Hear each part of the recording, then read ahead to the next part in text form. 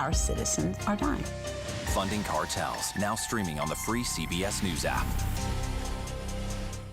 The Eye Opener is so good, people tune in just for that. Let's go to today's Eye Opener. It's your world in 90 seconds. We're going to uplift you. That was just a little taste. We still have 2 more hours. There is still so much to come. CBS Mornings, your morning routine.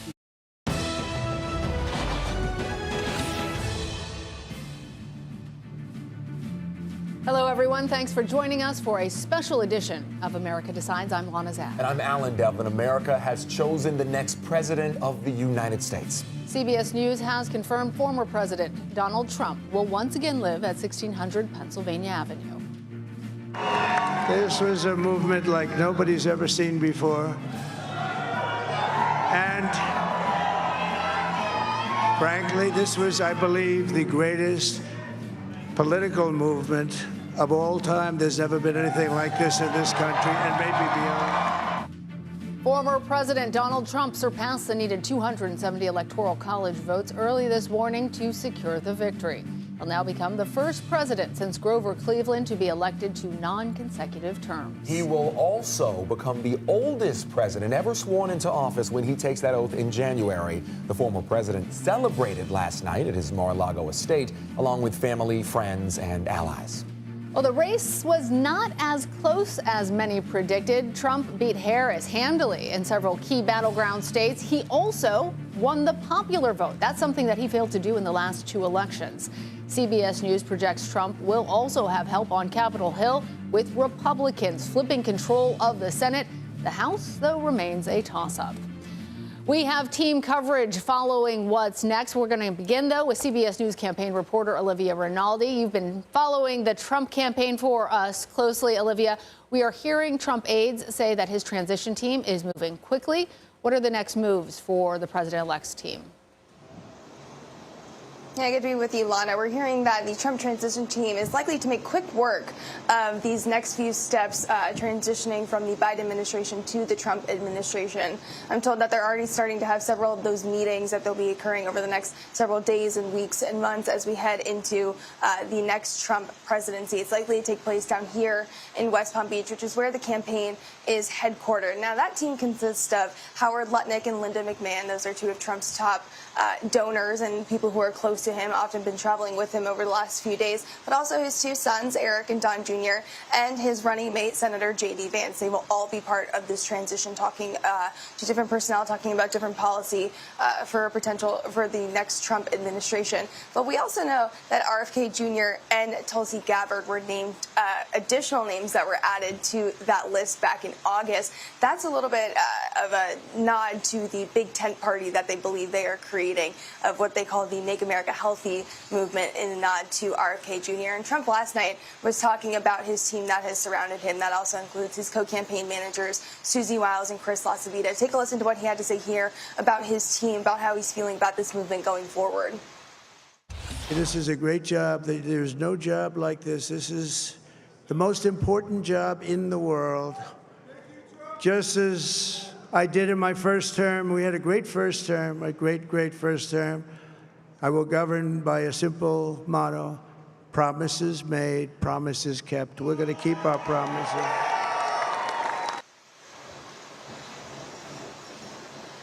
Yeah, I'm told this is as members of the Trump camp, people all up and down the list, from the junior staffers and the senior staffers, are talking about what is next for them now that they have this decisive win that was declared earlier this morning. A lot of steps to be taken, a lot of things to be done now. So, Olivia, he talked last night a lot about this historic realignment of America and American politics under what's going to be another 4 years of the Trump administration. What exactly did he mean by that? Can you walk our voters through a little bit of what the next 4 years might end up looking like? Well, it's a little bit of a twofold thing, a historic realignment of really the Republican Party. If you look at some of the people that broke towards the former president, they include a record number of Black Americans, record number of Latino Americans, particularly Latino men, suburban women still voting for Trump, Arab Americans in Michigan. So that's a little bit of the historic realignment there that he was talking about. But also his policies are going to be the starkest departure from the Biden administration. He's talking about strictly mass deportations for migrants that create crimes, and then later moving on to different migrants who are here in the country illegally. Also talking about excessive drilling and energy prices in the country. So that's a little bit what the historic realignment is, what Trump's administration could look like in the coming weeks and months. All right, Olivia Rinaldi there for us in West Palm Beach, Florida. Thanks. Well, we are still waiting to hear from Vice President Harris since the race was called. Earlier this morning, a dwindling crowd at what was supposed to be a Harris Wall celebration at Howard University in Washington learned they would not be hearing from their candidate at all as results were still coming in. We will continue overnight to fight to make sure that every vote is counted, that every voice has spoken. So you won't hear from the Vice President tonight, but you will hear from her tomorrow. Let's bring in CBS News campaign reporter Aaron Navarro from Washington. Aaron, thanks for being here with us. When exactly are we expecting Vice President Harris to speak today? And are there any early indications of what her remarks might actually end up sounding like? According to the Vice President's official schedule, we will see her speak at 4 p.m. this afternoon at Howard University behind me. We know that the second gentleman, Doug Emhoff, will be with her. Unknown yet if her running mate, Tim Walz, who we know is in D.C., will join her and speak as well. In terms of what she is going to say, we are waiting to see. This will be her first public remarks since the election was called. The campaign itself on this, what seems like a tense and touchy day for them, has also been quiet. But we expect her to acknowledge the results, and we also expect her to call former President Trump at some point this afternoon to officially concede. So, Aaron, as you say, it's quite quiet over in the Harris campaign. But I'm wondering if you've been talking to your sources, if they're telling you anything about surprises, about whether they thought this election, are they surprised today, I guess, is what it all comes down to, because it was decided faster than everyone predicted in the Harris-Walz campaign, and those battleground states were really tough for the Democrats. Now, the posture of the campaign going into Tuesday is that it would be close. They expected it to take a couple days. Even just talking to some staffers last night as the election results started trickling in, they had hotels here in D.C. for multiple nights, expecting to have a space at Howard to potentially declare victory. If it ended up that way, it did not. In part because Democrats I've been talking to say that the economy, immigration, they're grappling with how the party overall is talking to working class voters of any race and of any gender. And Aaron, this is eerily similar to 2016 when the Democrats thought they were going to win, did not. And then we saw Hillary Clinton end up not giving a concession speech the night of the election. Why do you think the campaign this time around decided to not have Harris deliver any kind of speech last night? She didn't even take the stage, was not seen on campus. Around midnight, when the crowd was still here, that's when you started to see North Carolina and Georgia either be cold or trending towards Trump. The posture of the campaign going in was that we think the battleground states could split. You could see some sections of those states vote for us and some vote for Trump. They were not expecting all of it to shift towards Trump. But as Cedric Richmond, the senior advisor, the only person to speak on stage here at Howard, said, he expected and said that there were more results left to be counted in big Democratic cities, in Detroit and Atlanta and Milwaukee. It just ended up being not as much turnout as they expected. All right, Aaron Navarro, thank you. So for more on the election results, I want to bring in our reporter panel now. Shelby Talcott is a politics reporter for Semaphore, and Braxton Booker is a national political correspondent for Politico. Shelby, let's start with you. The polls were showing that this race was going to be close. You just heard from Aaron about what the Harris campaign thought about that. But really, people were bracing for the potential of days without an answer on who the next president would be. So how do we end up here with these results coming in so quickly and definitively? Yeah, listen, when I've talked to Donald Trump's campaign aides over the past few weeks, they certainly, most of them believed that it was probably going to be an extremely tight race, just like Kamala Harris's team thought. Now, there were some people who thought if everything goes right for them, it could be this blowout scenario that we ended up having, but that was not the primary opinion within Donald Trump's campaign. And when I spoke to campaign aides last night, they sort of argued that one of the fatal flaws of Kamala Harris's campaign was that she focused too much on what they described as intangible issues, like democracy, like the January 6th riot at the U.S. Capitol, when so many Americans were more focused on tangible issues like the economy, like the cost of gas and the cost of groceries. Now, Braxton, over to you here. In 2020, Biden won 6 of the battleground states, but that was also an election where we saw a surge of mail-in voting due to the global pandemic.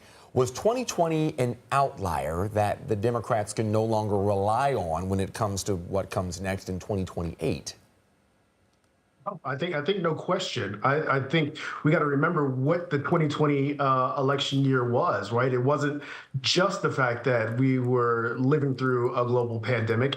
It was also the George Floyd year, where a lot of folks were up in arms with how Black men and certainly Latino men were treated, certainly with interactions with the police. So that created this groundswell of what is this new administration going to do if they were able to defeat Donald Trump?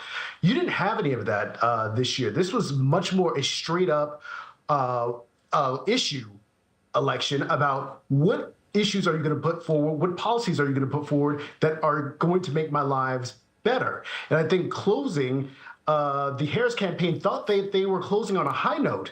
Certainly that last campaign event that she had in Philadelphia felt like she landed and stuck the landing. I think Democrats are waking up now realizing that they ran a pretty flawless race. It just turned out they didn't have the right message to connect with where American voters were. So they ran the race that they intended to run.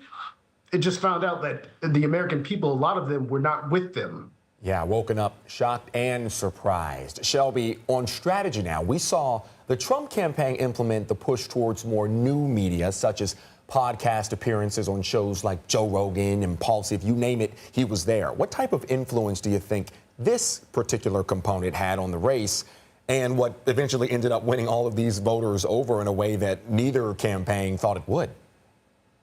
I talked to Donald Trump's campaign about this really unique media strategy just a few weeks before the presidential election last night. And the big thing that they thought that was beneficial in bypassing sort of the mainstream media and going to these independent podcasters was, A, it allowed for a longer forum for Donald Trump to be asked questions in a manner that they felt was sort of less adversarial, and B, it humanized him. And I think that second part is really particularly true because you had him, for example, sitting on Joe Rogan for 3 hours talking about UFOs and quite frankly everything under the sun, and it was reaching just an immense amount of voters, a lot of whom were male, and so a lot of whom were low propensity voters, and they were able to use that new media strategy and successfully get some of these folks out to vote for him that may not have voted for him if he had stuck to the traditional old school media strategy. Shelby, I want to follow up with you on the point that you're making right now about a lot of the voters he was courting in the Trump campaign being male. What role do you think gender played in these election results? Well, listen, I think it was a little bit less than we maybe anticipated. Now, certainly there was a gender divide, but it wasn't as stark as I think we thought, because the big thinking was Kamala Harris's big base is going to come from younger women who are more reliable voters. And what ended up happening, of course, was, Donald Trump swept. And I think that is more a referendum on maybe her messaging not working for people overall, more so than it might be, a huge swath of male voters turning out just for Donald Trump and dominating. So more about the issues rather than the demographics, because we also saw, of course, a surge in support from Latino and Hispanic voters for the former president. Braxton, let's look ahead a little bit. because there's a conservative majority on the Supreme Court. Democrats lost the presidency and the Senate, and now they may fail to win back the House. So where do they go from here? Look, the reckoning is already happening. A lot of Democrats that I've spoken to or reached via text, they're having a moment right now, right? To say the least. They're casting a lot of the blame on voters voting against their interests, but when pushed back and asked, well, was it the message that didn't connect? What happened there? And some people say, look, we're fighting through a time where white supremacy is leading all, but that can't explain why large numbers of Latino men and large numbers of black men broke for the Republican Party. I really think that going forward, Democrats are going to have to really reevaluate how they are messaging to working class voters. That's come up certainly in the closing weeks, but the folks who are doing the messaging for the majority of Black and Latinos within the party, they all come, for the most part, from the D9s, from HBCUs. We don't have a lot of folks who are working within the Democratic Party who come from the working class, who can actually speak to the real hardships, the real fears, the real anxieties that a lot of these voters are feeling that Donald Trump was able to tap into and kind of break some of these folks away from the Democratic Party. So I think moving forward, they're really going to have to look at how they message and who their messengers are. And last question I've got for you here, Braxton. What do you project a Trump White House will actually end up looking like? And how might it differ from his first term in office back in 2016? Well, certainly Democrats are fearing that there will be no guardrails and he won't leave, which I'm not sure about that one because he left the White House once. So it does seem like he's going to lay the foundation of certainly leaning really heavily into immigration and making sure that there is no amnesty for a lot of folks coming over. But I think he really is going to lean into these more pocketbook issues. Really lean into manufacturing, really try to bring back some of these blue collar jobs in some of these areas, which Democrats point out he didn't have a great track record on in his first term. But if he wants to keep the base and keep his base happy and keep these new voters that he was able to attract, he's really going to have to lean into the economic issues to make sure that incomes and wages are growing in order to continue this new growth for the Republican Party when it comes to Black and Latino and other voters of color. And we're definitely going to dig more into those economic issues later today. A lot of work to do on both sides of the campaign, honestly. Shelby Talcott and Braxton Booker, thank you both. Abortion access was also on the ballot on Election Day. Coming up, how measures to protect reproductive rights fared in several states. This is a special edition of America Decides. Stay right here with us.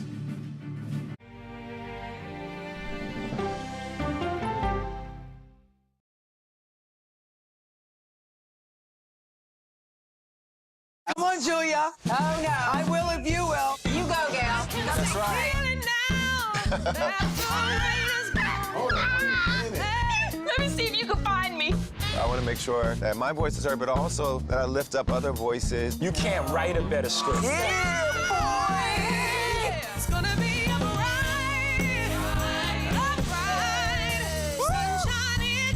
We'll see you 7 o'clock sharp.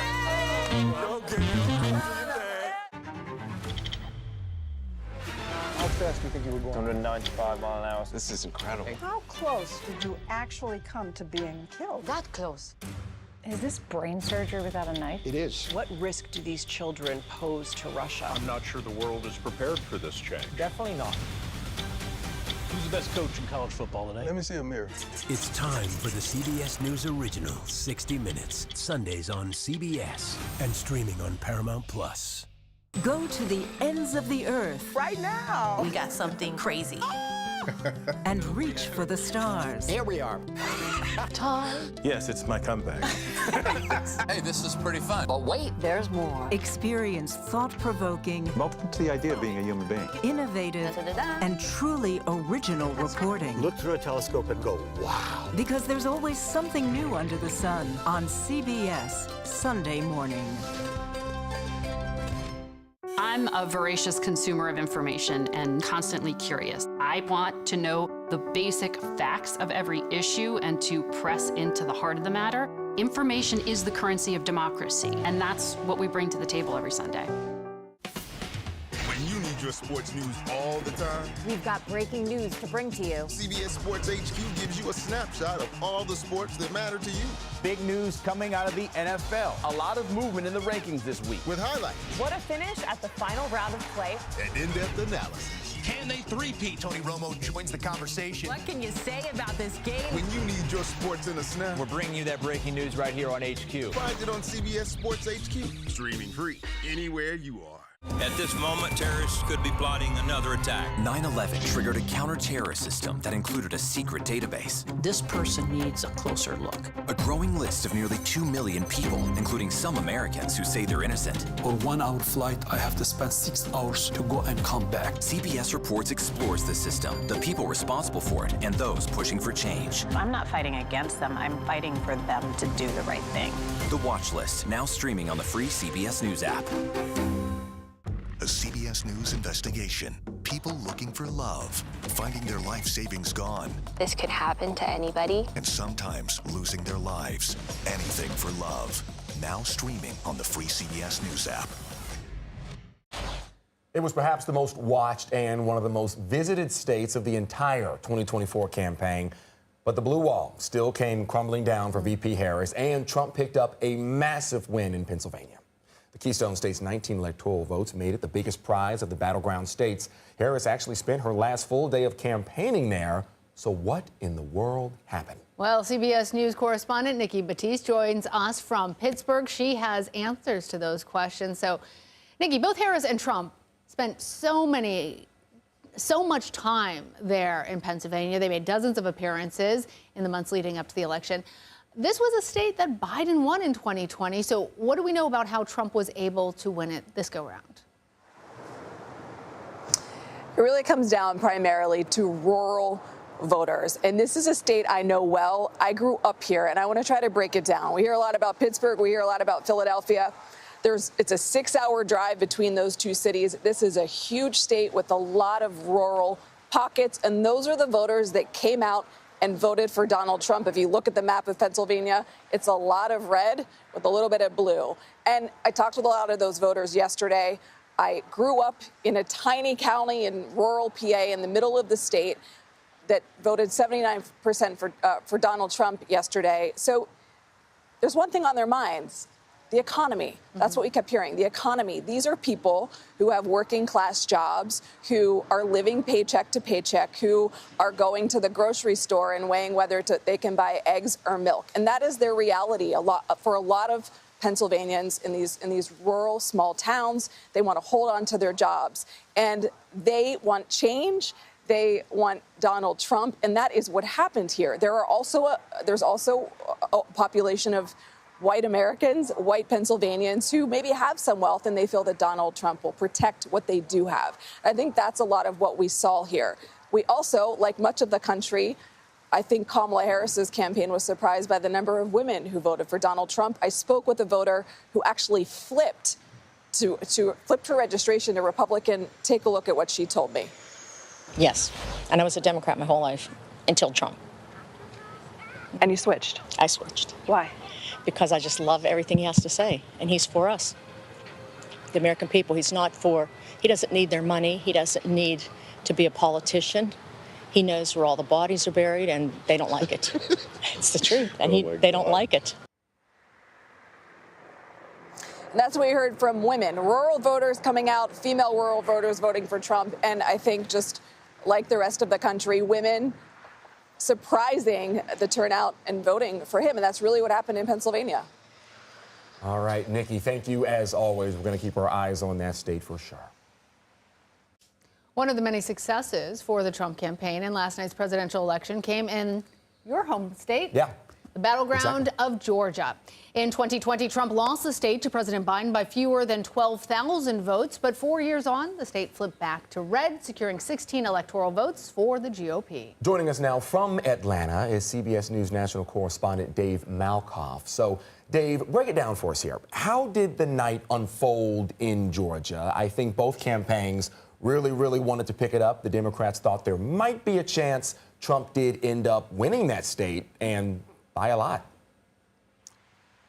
That's exactly right, Alan and Lana. Good to be with you. Now, what we have learned by staying with the Secretary of State all night in the secure area where they were tabulating the ballots was they have completely overhauled the election system here in the state of Georgia, and they are just starting to put that system into place. And last night was the test of that, and the test worked like this. They actually got a record number of votes, both early voting and day of votes, and they tabulated those in a record amount of time.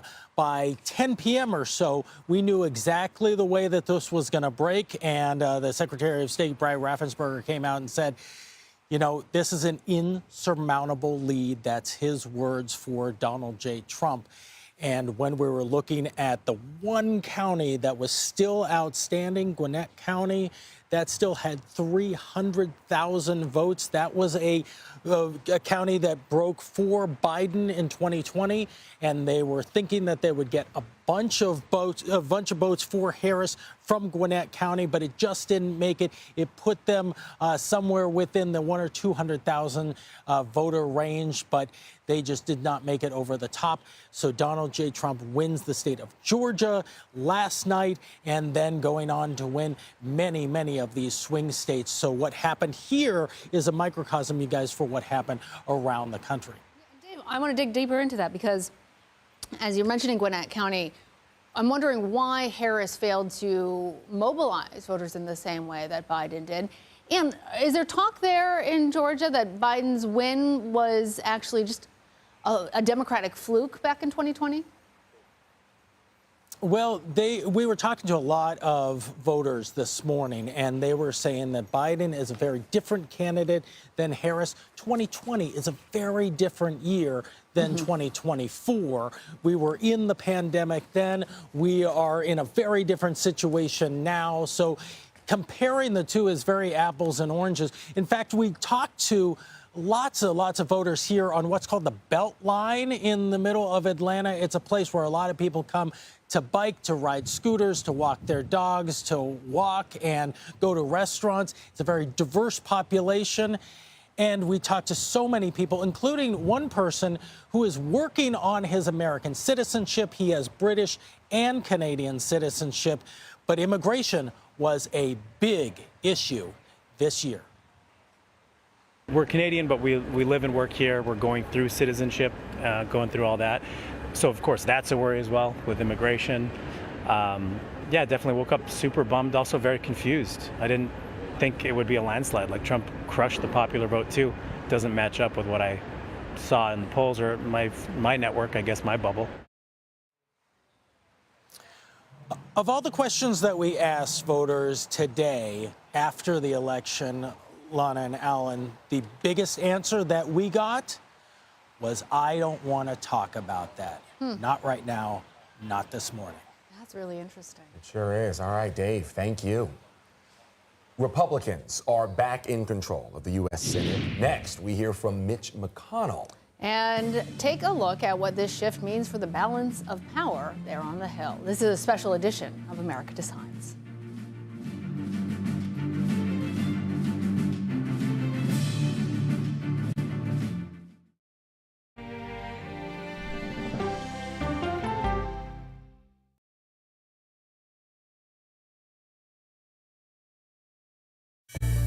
An original documentary from CBS reports. It was genocide, a deliberate effort by the United States government to eliminate the food source that was relied upon by Native American tribes.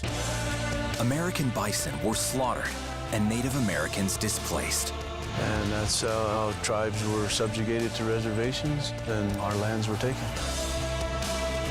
But now, through conservation efforts at Yellowstone, Buffalo provided everything that we needed. Now they need help. a herd grows We need to step up and help them. and a culture is reborn. When the buffalo return and come back, that's when our tribe will begin to heal.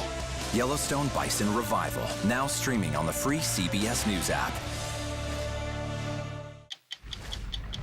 Oh, wow. Look at this. Let 60 Minutes take you on a private tour of the National Archives. So there may be treasures like this buried in boxes. Historical secrets from America's past. So this is original from 1778?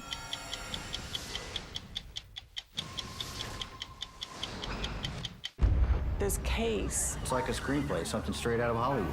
But it's not fiction. It's 48 hours. Human remains found this week. 4 families shattered. There's no physical evidence. The mystery would haunt investigators for years. There's some questions that have to be asked and need to be answered. Like a John Grisham novel. A gripping true crime original. 48 hours. Now streaming on the free CBS News app. When you wake up in the morning, we want to be your go-to team. On our places. Bright, shiny faces. Nate has one of the quickest minds I've ever seen. Put me in the game, coach. Tony has a way of making people feel comfortable. The best interviews feel like it's just a conversation with a neighbor. Hey. Gail has this unbelievable knack to ask a question that is the question that you're asking at home. I've been told I could talk to a tree, and that's pretty much true. I don't go to work in the morning. I go for coffee with my 2 good friends, and we talk about the world. Here we go. Your morning routine just got better. CBS Mornings, weekdays at 7. I'll see you in the morning. Listening to how someone explains themselves is so key to understanding their perspective. The grief of losing a child is immense. You can't breathe. After decades of the war on drugs, things have only gotten worse. Every shipment of fentanyl is a ticking time bomb. 50 times more powerful than heroin. CBS Reports goes deep into Mexico. What is your role in the Sinaloa cartel? To find out why the cartels keep getting stronger and wealthier. This is a war, but we're not fighting it. Our citizens are dying. Funding Cartels, now streaming on the free CBS News app. Welcome back. I'm Alan Devlin. And I'm Lana Zak. Former President Trump has won the presidency and defeated Vice President Harris to become the 47th president of the United States. Trump declared victory early this morning in West Palm Beach, Florida, alongside his family and running mate J.D. Vance. During his speech, he said he would fight for Americans with every breath in his body. At 78 years old, Trump will be the oldest president to ever assume office. He will have help in Congress as CBS News projects Republicans were actually able to flip the Senate in their favor. Trump secured crucial battleground states like Pennsylvania, Wisconsin, and Georgia. Take a look here to get him over that 270 electoral vote threshold. Early this morning, he outlined his vision for America under his next term. This will truly be the golden age of America. That's what we have to have. This is a magnificent victory for the American people that will allow us to make America great again. And his ability to control that agenda and get things passed is very much going to be dependent on which parties will control the 2 chambers of Congress. And for that, especially the House of Representatives, we still do not know the results. As of now, neither Republicans nor Democrats have secured a majority in the lower chamber. However, we can project that Republicans have gained control of the Senate after flipping several key seats. So for more on this, CBS News political reporter Hunter Woodall joins us here in Studio 57. So, Hunter, how significant is this Senate flip for the Republicans? And then on top of that, what do you think the agenda is going to be once they actually take office? Well, the number you see here, I mean, 52 seats projected, that's a nice majority for Republicans. And there's still more races, in play here. We still haven't seen. You talked about these battleground states. Pennsylvania, Michigan, there's still Nevada that's outstanding. Democrats, those are all Democratic seats. Republicans flip those. That's a nice, healthy majority. And we can't forget that Donald Trump didn't, he had a GOP Senate when he took over in early 2017. but it wasn't like a very MAGA Trump GOP. That's not what we're seeing now. This is a Trump-focused GOP in the Senate. This is a GOP that walks in lockstep with him, more or less, and that's something that he'll likely appreciate, come early 2025. That's a really good point. There is one person who has not been in lockstep with him, and that's Senate Minority Leader Mitch McConnell. He addressed the congressional results earlier, so I want to play for our viewers a little bit of what he had to say. Well, I think one of the most gratifying results of the Senate becoming Republican, the filibuster will stand. There won't be any new states admitted that give a partisan advantage to the other side. And we'll quit beating up the Supreme Court every time we don't like a decision they make.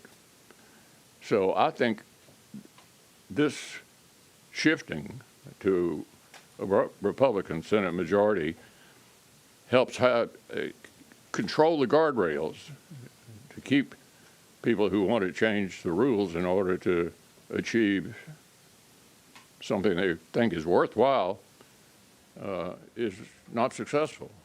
And so there is a lot to unpack there, Hunter. Not the least of which is that McConnell said he was going to step down from his leadership position after the election. Who might we see him replaced by, and what will that portend for Trump's agenda? Well, this is one of the most interesting races in Washington, in the coming weeks. So you have South Dakota Republican Senator John Thune. You have Texas Senator John Cornyn. Very much they've been in GOP leadership and other roles. They're well known. They're well liked by Republicans. Then you also have Florida Senator Rick Scott, somebody who challenged McConnell a few years back, much more aligned with Trump. But again, this is a GOP that really does work with Trump, seems to like Trump at this point, so you're likely to see more of that approach. And what I'm so struck by hearing McConnell's words, he's been the leader on the Republican Party in the Senate since 2007. This is a massive change for Senate Republicans. So at the same time, we're still awaiting the results in several House races at this time. That one was not as easy or discernible late last night or early this morning. I know you've been on the clock for quite a while now. I understand it could be a pretty long while before we actually know what that's going to look like. That's absolutely true. And, that's the thing, sometimes the House just does take a while because even going through the math last night, as I had my, legal notepad out there, it was interesting because Democrats, they would win a seat in New York and then they would lose a seat in a state like Michigan. There's close races in Pennsylvania. Democrats were playing more defense last night than they likely anticipated. That's a big challenge when Republicans are having some success. There have been redrawn seats where they're winning in North Carolina. And right now, Republicans, Democrats, it's easy to see path for both of them. And it really will come down, I believe, to the California seats. And those can take a while to decide. And you talked a little bit as well about how the Senate is looking a certain way. It's more favorable for a Trump presidency. Do you believe the same thing implies with the House as well? Is this a more GOP Trump-centric House as it stands right now? Well, there's a bedrock of that very Trump, focused GOP in the House. And I did an analysis a few weeks before the election. Over 100 Republicans who objected to the election results on Jan 6th and the early hours of Jan 7th, they were running for re-election to the House or running for another term in the House. That just tells you how much of Trump's allies are really in that chamber, and that's just the bare minimum. And it's an interesting point that you raised earlier, that in the last go of the Trump presidency, there were Republicans that did not support his agenda. In this case, we're looking at a very different makeup of those members of Congress. If the House is in fact red, does that make a major difference for Trump's ability? Or if it's a blue House, will that be enough to put some guardrails on a full Trump agenda being enacted? Well, that's the fascinating thing. The Senate is really the easiest way. If Democrats had held on there, that would have been a major way to sort of change what Trump could have done. And we did hear McConnell talk about how the filibuster will stand. So there is still some level of Democratic input, I guess, into the process. Exactly, and that's a great point. And the Senate always is more bipartisan, mostly because of that, threshold of, hey, you need likely 10 votes of the support from the other party to do that. But it's fascinating because, for the House, if Democrats don't win this, this is a unified control for Republicans in Washington. And, Trump has laid out an agenda that he clearly thinks he can execute this time because he thinks, I'm going to staff, he's going to staff his administration with allies, not, people that he feels like turned on him in the past. That can make for a very different and potentially more focused Trump presidency. Yeah, I took the words right out of my mouth there. I do believe this is going to look a lot different from his first term. Hunter, as always, thank you. Thanks, Hunter. Abortion access was on the ballot in 10 states this election, with voters deciding whether to enshrine reproductive rights into their states' constitutions. 7 states approved some kind of abortion rights amendments, including Arizona, Colorado, Maryland, and Montana. Voters in Nevada approved an amendment, but it will need to pass again in 2026 for it to take effect. Missouri voters cleared the path to undo its restrictive ban. You see all those who voted in favor there in yellow on your screen. Those in red, though, those are where the abortion measures failed. In Florida, Nebraska, and South Dakota, they all became the first states since Roe v. Wade was overturned where abortion rights opponents prevailed on a ballot measure. In Florida, the majority of voters actually supported abortion rights, but it fell 3 points short of the required 60% needed to pass a constitutional amendment in that state. And on the ballot in 4 states legalizing the recreational use and sale of marijuana.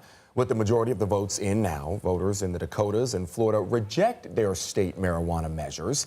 Nearly 53% of voters say no to Measure 5 in North Dakota, more than 56% voting against Measure 29 in South Dakota. Florida needs at least 60% of voters to say yes to Amendment 3, and votes for it sit at nearly 56%.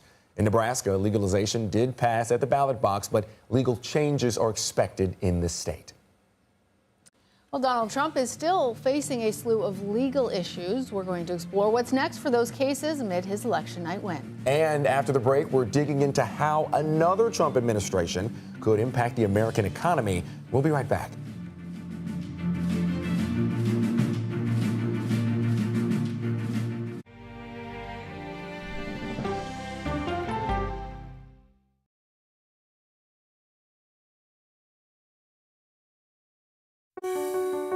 Washington is the seat of power. National security, foreign policy, global economics, every story comes through Washington in some way. We bring some of the most powerful voices in America to the table. We don't just ask the questions, you have to go deeper. We try to understand what's at the heart of the issue we're talking about, to then come forward with solutions. Face the Nation on CBS. The justices ruled that Harvard and the University of North Carolina violated the Constitution. In the aftermath of the Supreme Court decision to end affirmative action in college admissions, uncertainty sets in for some students of color. Affirmative action really gave us an equal opportunity. CBS Reports explores the historic decision and what it means for those chasing an opportunity to change their lives. I knew that college was the ticket to break this cycle. The end of affirmative action, now streaming on the free CBS News app. America Decides is your place for fact-based, unbiased reporting. At the White House, at the Capitol, on the campaign trail. What do you say to those in your party? Any cracks in the Republican Party? Our reporters and our anchors travel the country talking to voters like you about the issues that matter most. Immigration is really a factor right now that are going to be driving your decisions.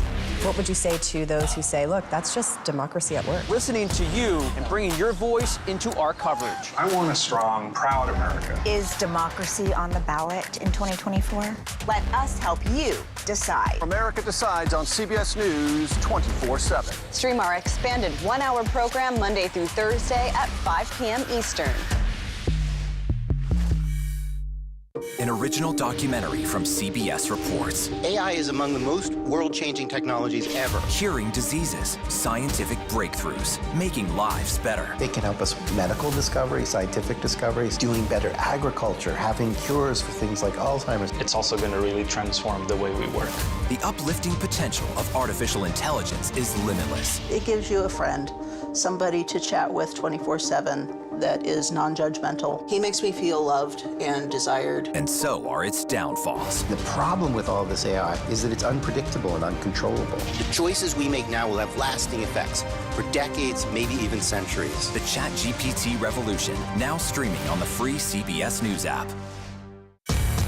We are about to see American weapons in the hands of Mexican cartels. A gun pipeline to Mexico. We are arming the cartels. 100%, no doubt about it. Happening right under our noses. Who's doing something about this? Nobody. A CBS Reports exclusive. Most Americans have no idea that we are effectively arming the enemy next door. This is the story the American people need to know. Arming cartels, now streaming on the free CBS News app. The markets are open this morning, and the Dow surged to a record high amid news of another Trump presidency. The economy was top of mind for voters in this election. Trump ran on the promise of tax cuts and imposing new tariffs, which could end up raising prices for American consumers. I want to bring in CBS News business analyst Jill Schlesinger for more here. Jill, thank you for joining us. Give us a breakdown of some of the tariffs Trump is proposing and the impact it could end up having on our U.S. economy. Well, I mean, they had been talking about across-the-board tariffs almost on every country. And obviously, China has always been a focus. A lot of those Trump tariffs that were put on China were extended by the Biden administration. But to be clear, the tariff picture really complicates the story of economic growth, because if you look back in time, even just back to the Trump first administration, tariffs actually slowed down economic growth and caused prices to rise. And so it's going to be tricky. If these tariffs do come to fruition, they could actually increase the cost of some of the goods that we import from overseas. And you might say, well, okay, great, then I'll just buy the U.S.-made competitor. But in a lot of categories, there isn't a U.S.-made competitor. We kind of learned this with washing machines and dishwashers last time around. So we'll have to see. Generally speaking, tariffs are said to increase prices, which would also complicate the Federal Reserve's issue around trying to bring down the inflation rate. So, you know, we'll have to wait and see the details. Jill, I want to ask you more about what we can expect from the Fed. But as you were giving that answer, our viewers were seeing the New York Stock Exchange and a lot of green. So I want to start with that because we know that the stock market loves it when there's an answer, when there's certainty. So at some level, the fact that we have a decision today meant that there was going to be a boost. But talk to us about how investors view a Trump presidency in particular, and how the Fed is going to take all of this in and how that might affect their decision on interest rates tomorrow. Well, okay, so the first thing to remember is that from the Trump administration part one, now we have version 2.0, right? We know like kind of what the pathway is. And the pathway is lower taxes, right? And also an easier regulatory regime. And I think that there's something that a lot of people may have missed in that those tax cuts that came in 2017, at the end of the first year of President Trump's first administration, there were two components. There was corporate taxes, they had a permanent reduction, but the individual tax rates that were all changed and taxes did go down across the board, those were set to sunset at the end of next year, meaning we were supposed to go back to the January 2017, and with the re-election of President-elect Trump, what we now know is that those tax cuts are going to be enshrined at least for another 4 years. And I think that's part of the rally today. But the other aspect of a lower, a less invasive regulatory regime can mean very good news for companies like banks. Big banks have been complaining that, you know, the Fed and the enforcement of the SEC has been very hard on banks. And so the lightened touch of regulators does kind of build a pathway for some companies that benefit from that type of regime. Look, altogether, as you said, it's sort of a burst of energy, a 3% increase. It's really good news for investors. I will point out on the other side, for diversified investors, your bond positions are getting killed today. And the reason is that there is a sense among bond investors that we are going to see higher inflation. The Fed is going to have to keep rates higher for longer. And even if they cut, which they're expected to do tomorrow, that it will be a longer path to bring interest rates down for the Federal Reserve amid a Trump administration. All right, Jill Schlesinger, thank you. Sure. So the next Trump presidency will have an impact in countries around the world. Coming up, how global leaders are responding. This is a special edition of America Decides. Stay with us.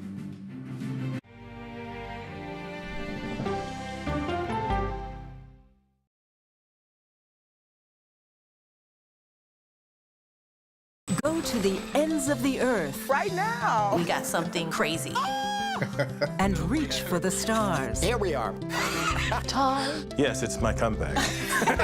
Hey, this is pretty fun. But wait, there's more. Experience thought-provoking, Welcome to the idea of being a human being. innovative, and truly original reporting. Look through a telescope and go, wow. Because there's always something new under the sun on CBS Sunday morning.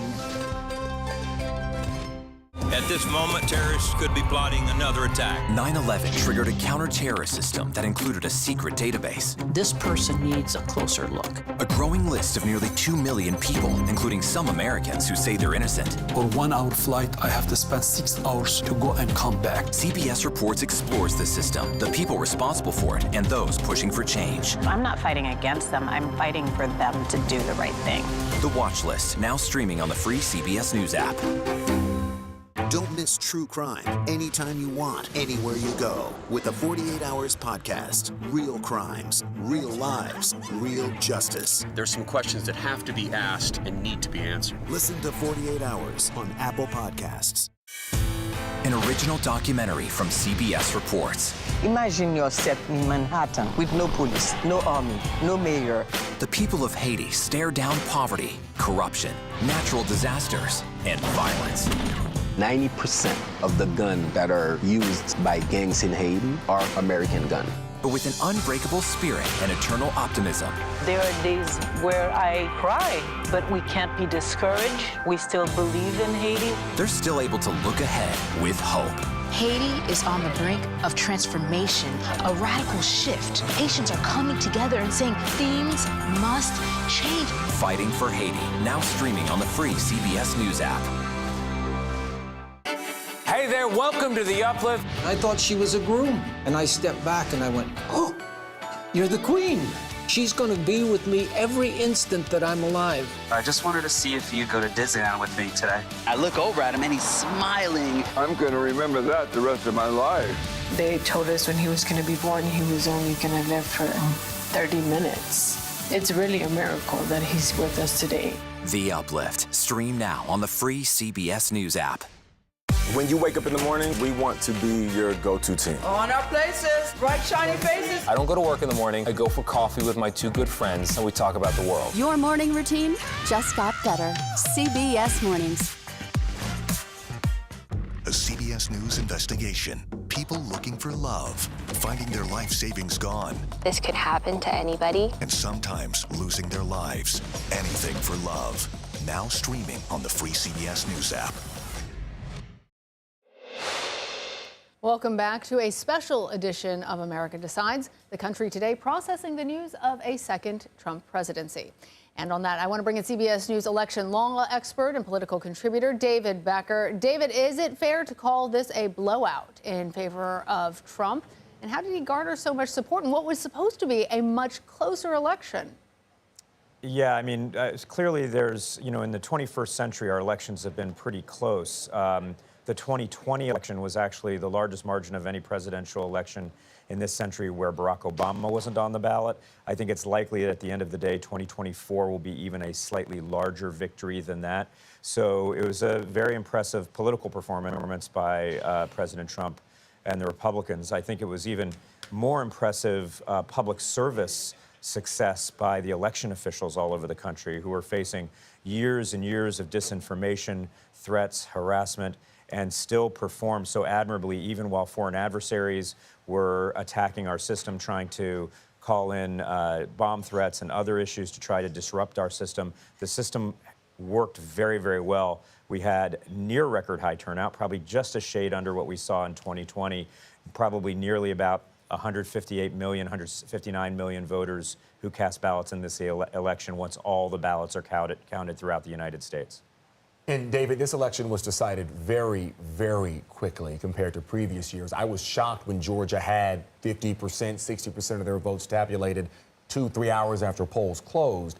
CISA Director Jen Easterly says they saw no evidence of any malicious activity that had a material impact on election security. What does this say about the state of the electorate and security of our elections? Well, our elections right now are as secure, transparent, and verifiable as they've ever been. I think Jen Easterly is quite right, based on what I saw as well. This election was likely the most secure ever. The 2020 election was previously the most secure ever. We run very secure elections in this country. We have almost all paper ballots. Well over 95% of all voters vote on paper ballots, which can be verified, recounted, audited to confirm that the machines counted correctly. Our voter lists are as accurate as they've ever been. Our infrastructure of our election technology is secure as it's ever been. And we've seen a lot of disinformation around that since 2020. But I think 2024 proved that our system works. Sometimes the voters choose different candidates. If your candidate loses, that doesn't mean the system didn't work and it wasn't secure. It just means the voters preferred a different candidate. All right, David Becker, thank you. Thanks. Reaction has been pouring in from around the world to Donald Trump's Election Day victory, with U.S. allies congratulating the 47th president. British Prime Minister Keir Starmer congratulated Trump on his election victory, calling it, quote, historic, and said he looked forward to the years ahead. French President Emmanuel Macron also congratulating the president-elect on his return to the White House, saying he's ready to work with him again. While Canadian Prime Minister Justin Trudeau called the friendship between his country and the U.S. the envy of the world, while congratulating Trump. Our Holly Williams is following global reaction to the U.S. election for us from Israel. So, Holly, thanks for being here with us, first up. And what more reaction have you been seeing coming in? Hey there, Lana and Zach. Well, look, many leaders of U.S. allies have sent fairly standard messages of congratulations to President-elect Trump. You just read some of them out now. But here in Israel, Prime Minister Benjamin Netanyahu is notably enthusiastic, calling Trump's victory history's greatest comeback and saying, quote, this is a huge victory. His office says the two spoke for 20 minutes tonight discussing Israel's security. The warmth of Netanyahu's reaction is perhaps not surprising, given apparent strains in the relationship between Netanyahu and the Biden administration over the war in Gaza. Meanwhile, in Russia, a presidential spokesman said that he was not aware of any plans by Vladimir Putin to congratulate Trump and describe relations with the U.S. as at a historic low. That presumably is a reference to American support for Ukraine following Russia's invasion. As for what this means for Ukraine, we don't know for sure, but Trump has frequently claimed that he would end the war in Ukraine quickly. And for that reason, many people in Ukraine and in Europe more broadly fear that once Trump is in office, he may seek to cut off the supply of U.S. weapons to Ukraine and even pressure the Ukrainians to negotiate a surrender of territory to Moscow. I was in Ukraine just last month, and there was a lot of anxiety on that front. Lana and Zach. All right, Holly, thank you. Our election 2024 coverage continues next on this special edition of America Decides. Stay with us for more on what to expect from the next Trump presidency and how the Harris campaign is responding to his Election Day win.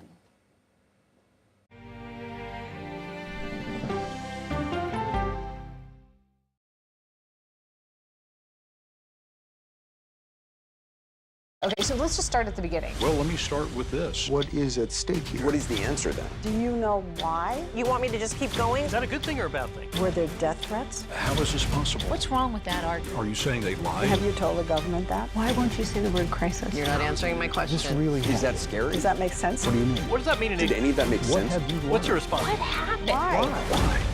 It's time for the CBS News Original 60 Minutes, Sunday on CBS and streaming on Paramount Plus. There is no more room in our city. New York City is receiving record numbers of migrants. Today, we're going to have more than 500 adults and children come through that door. Tensions rise as shelters reach max capacity. We don't have to take care of them. CBS Reports goes inside a crisis cities and families are facing as they fight to survive. The United States still has that glimmer of hope for people to come here. Fighting for a future. Now streaming on the free CBS News app.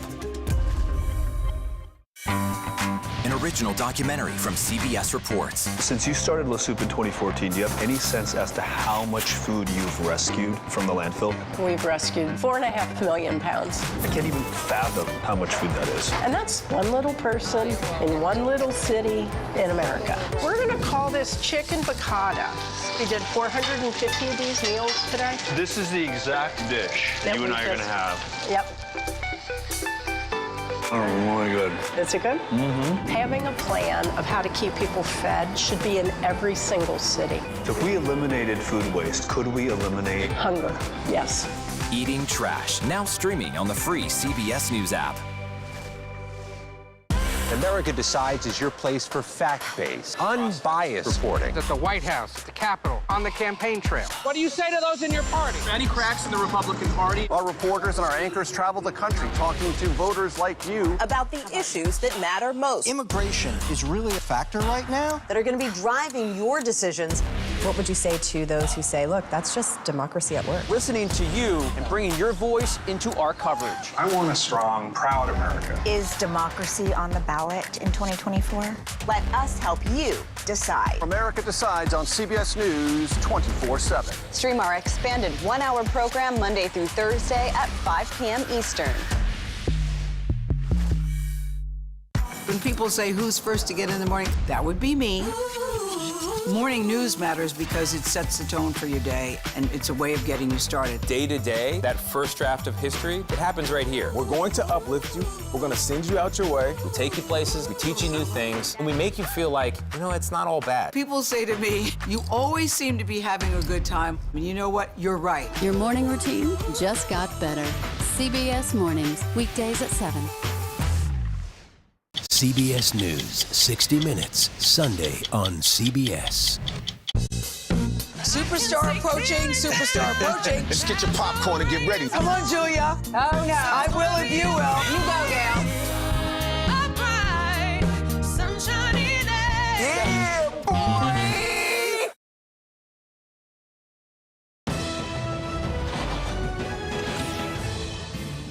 Hello, everyone, and thanks for joining us for a special edition of America Decides. I'm Alan Devlin. And I'm Lana Zach. America has chosen the next president, former President Donald Trump, making history in this century to become the 45th and 47th president of these United States. He addressed supporters early this morning in West Palm Beach, Florida. Take a listen. This was a movement like nobody's ever seen before. And frankly, this was, I believe, the greatest political movement of all time. There's never been anything like this in this country, and maybe beyond. The blue wall Democrats had been hoping for did not materialize. Trump took every battleground state that was called and leads in the remaining states. Trump also did something that he had not been able to accomplish in the past 2 elections. He won the popular vote. CBS News campaign reporter Torian Small is in West Palm Beach, Florida for us, following the Trump team. Torian, thanks for being here with us. We're hearing Trump aides say his transition team moving quickly. What are the next moves for the president-elect's team here on pretty much day one? Yeah, Trump officials tell CBS News that these meetings around Trump's transition will happen over the next couple of weeks, and it will also take place here in West Palm Beach. Who that looks like, who will be advising that, is still yet to be seen, but J.D. Vance and Donald Trump has previously stated that they're looking to include some of their late-game surrogates in these conversations, including RFK Jr., Tulsi Gabbard, and other prominent figures who came out like Elon Musk to endorse the president and take him across the finish line. Hey, Torian, you mentioned J.D. Vance, and there hasn't been a lot of conversation about him. It's been mostly focused on Trump today. But given the relationship that Trump had with his last vice president, I'm wondering if you can give us some insight into how Trump and Vance work together. Yeah, they are clearly on the same page. J.D. Vance has had to defend his previous stances against Trump, saying that he's turned the page after seeing his first term in office. J.D. Vance now is looking to push ahead this idea that another Trump term means prosperity for everyone. This is J.D. Vance, what he said last night after they declared victory at the convention center here in West Palm Beach. And under President Trump's leadership, we're never going to stop fighting for you, for your dreams, for the future of your children. And after the greatest political comeback in American history, we're going to lead the greatest economic comeback in American history under Donald Trump's leadership. On the trail, J.D. Vance served as the chief messenger for the Trump campaign. And again, his closing arguments in these final days were inflation and immigration, and once again underscoring that a Trump economy would fare much better than a Biden economy. And so, Torian, which demographics pulled through for Trump here in this election? The short answer, all of them, pretty much. You've got African-American men and women. You've got Latino men and women, both showing up for Trump more this time around than they did for Biden and the Democrats back in 2020. What else was on the table there? Yeah, it's by design. This was a strategy that was seen as unconventional. The Trump campaign put a large emphasis on targeting low propensity voters, and that happened to be black men, Hispanic men, and white young males. How they did that was by going to places where they were. So we saw Trump, Vance, and their surrogates go to black media outlets, go to digital outlets and podcasts. It's something that Republicans haven't done before, but Vance told me, as I asked him about it a couple of weeks before the race ended, that's the strategy here, to meet these voters where they are, to reach out to these voters where they are, and extend the Republican Party's tent. Yeah, it's really interesting. Even if he didn't win that demographic, he made inroads in ways that hadn't been done before. We also heard Trump celebrating late last night. Talk to us about the tone of his speech, because you have followed him during this whole campaign. It differed, it seemed to me. Yeah, Trump is known for his personality at his rallies. These usually go anywhere from an hour to 2-hour events, and a lot of it is him going off teleprompter and just connecting with the crowd with his personality, which a lot of his staffers say is what draws his supporters to him. Last night, though, we saw a more disciplined Trump talk about his political comeback, talk about his decisive victory here is a mandate by voters that they're looking to take a page out of, or a phrase out of the Harris Walls book, to turn the page on the Biden administration. And ultimately, he ended with words of unity as he's looking to move forward to another term. And turn the page they sure did. Torian Small, thank you. Let's bring in CBS News campaign reporter now, Shauna Mizell, who's following the Harris Walls campaign. So, Shauna, the vice president's post-election remarks, they've been pushed a number of times now. Supporters were waiting to hear from her last night. Then it was pushed to this afternoon. Now we're hearing it might be later this evening. What can you tell us about what's actually happening behind the scenes in the Harris campaign?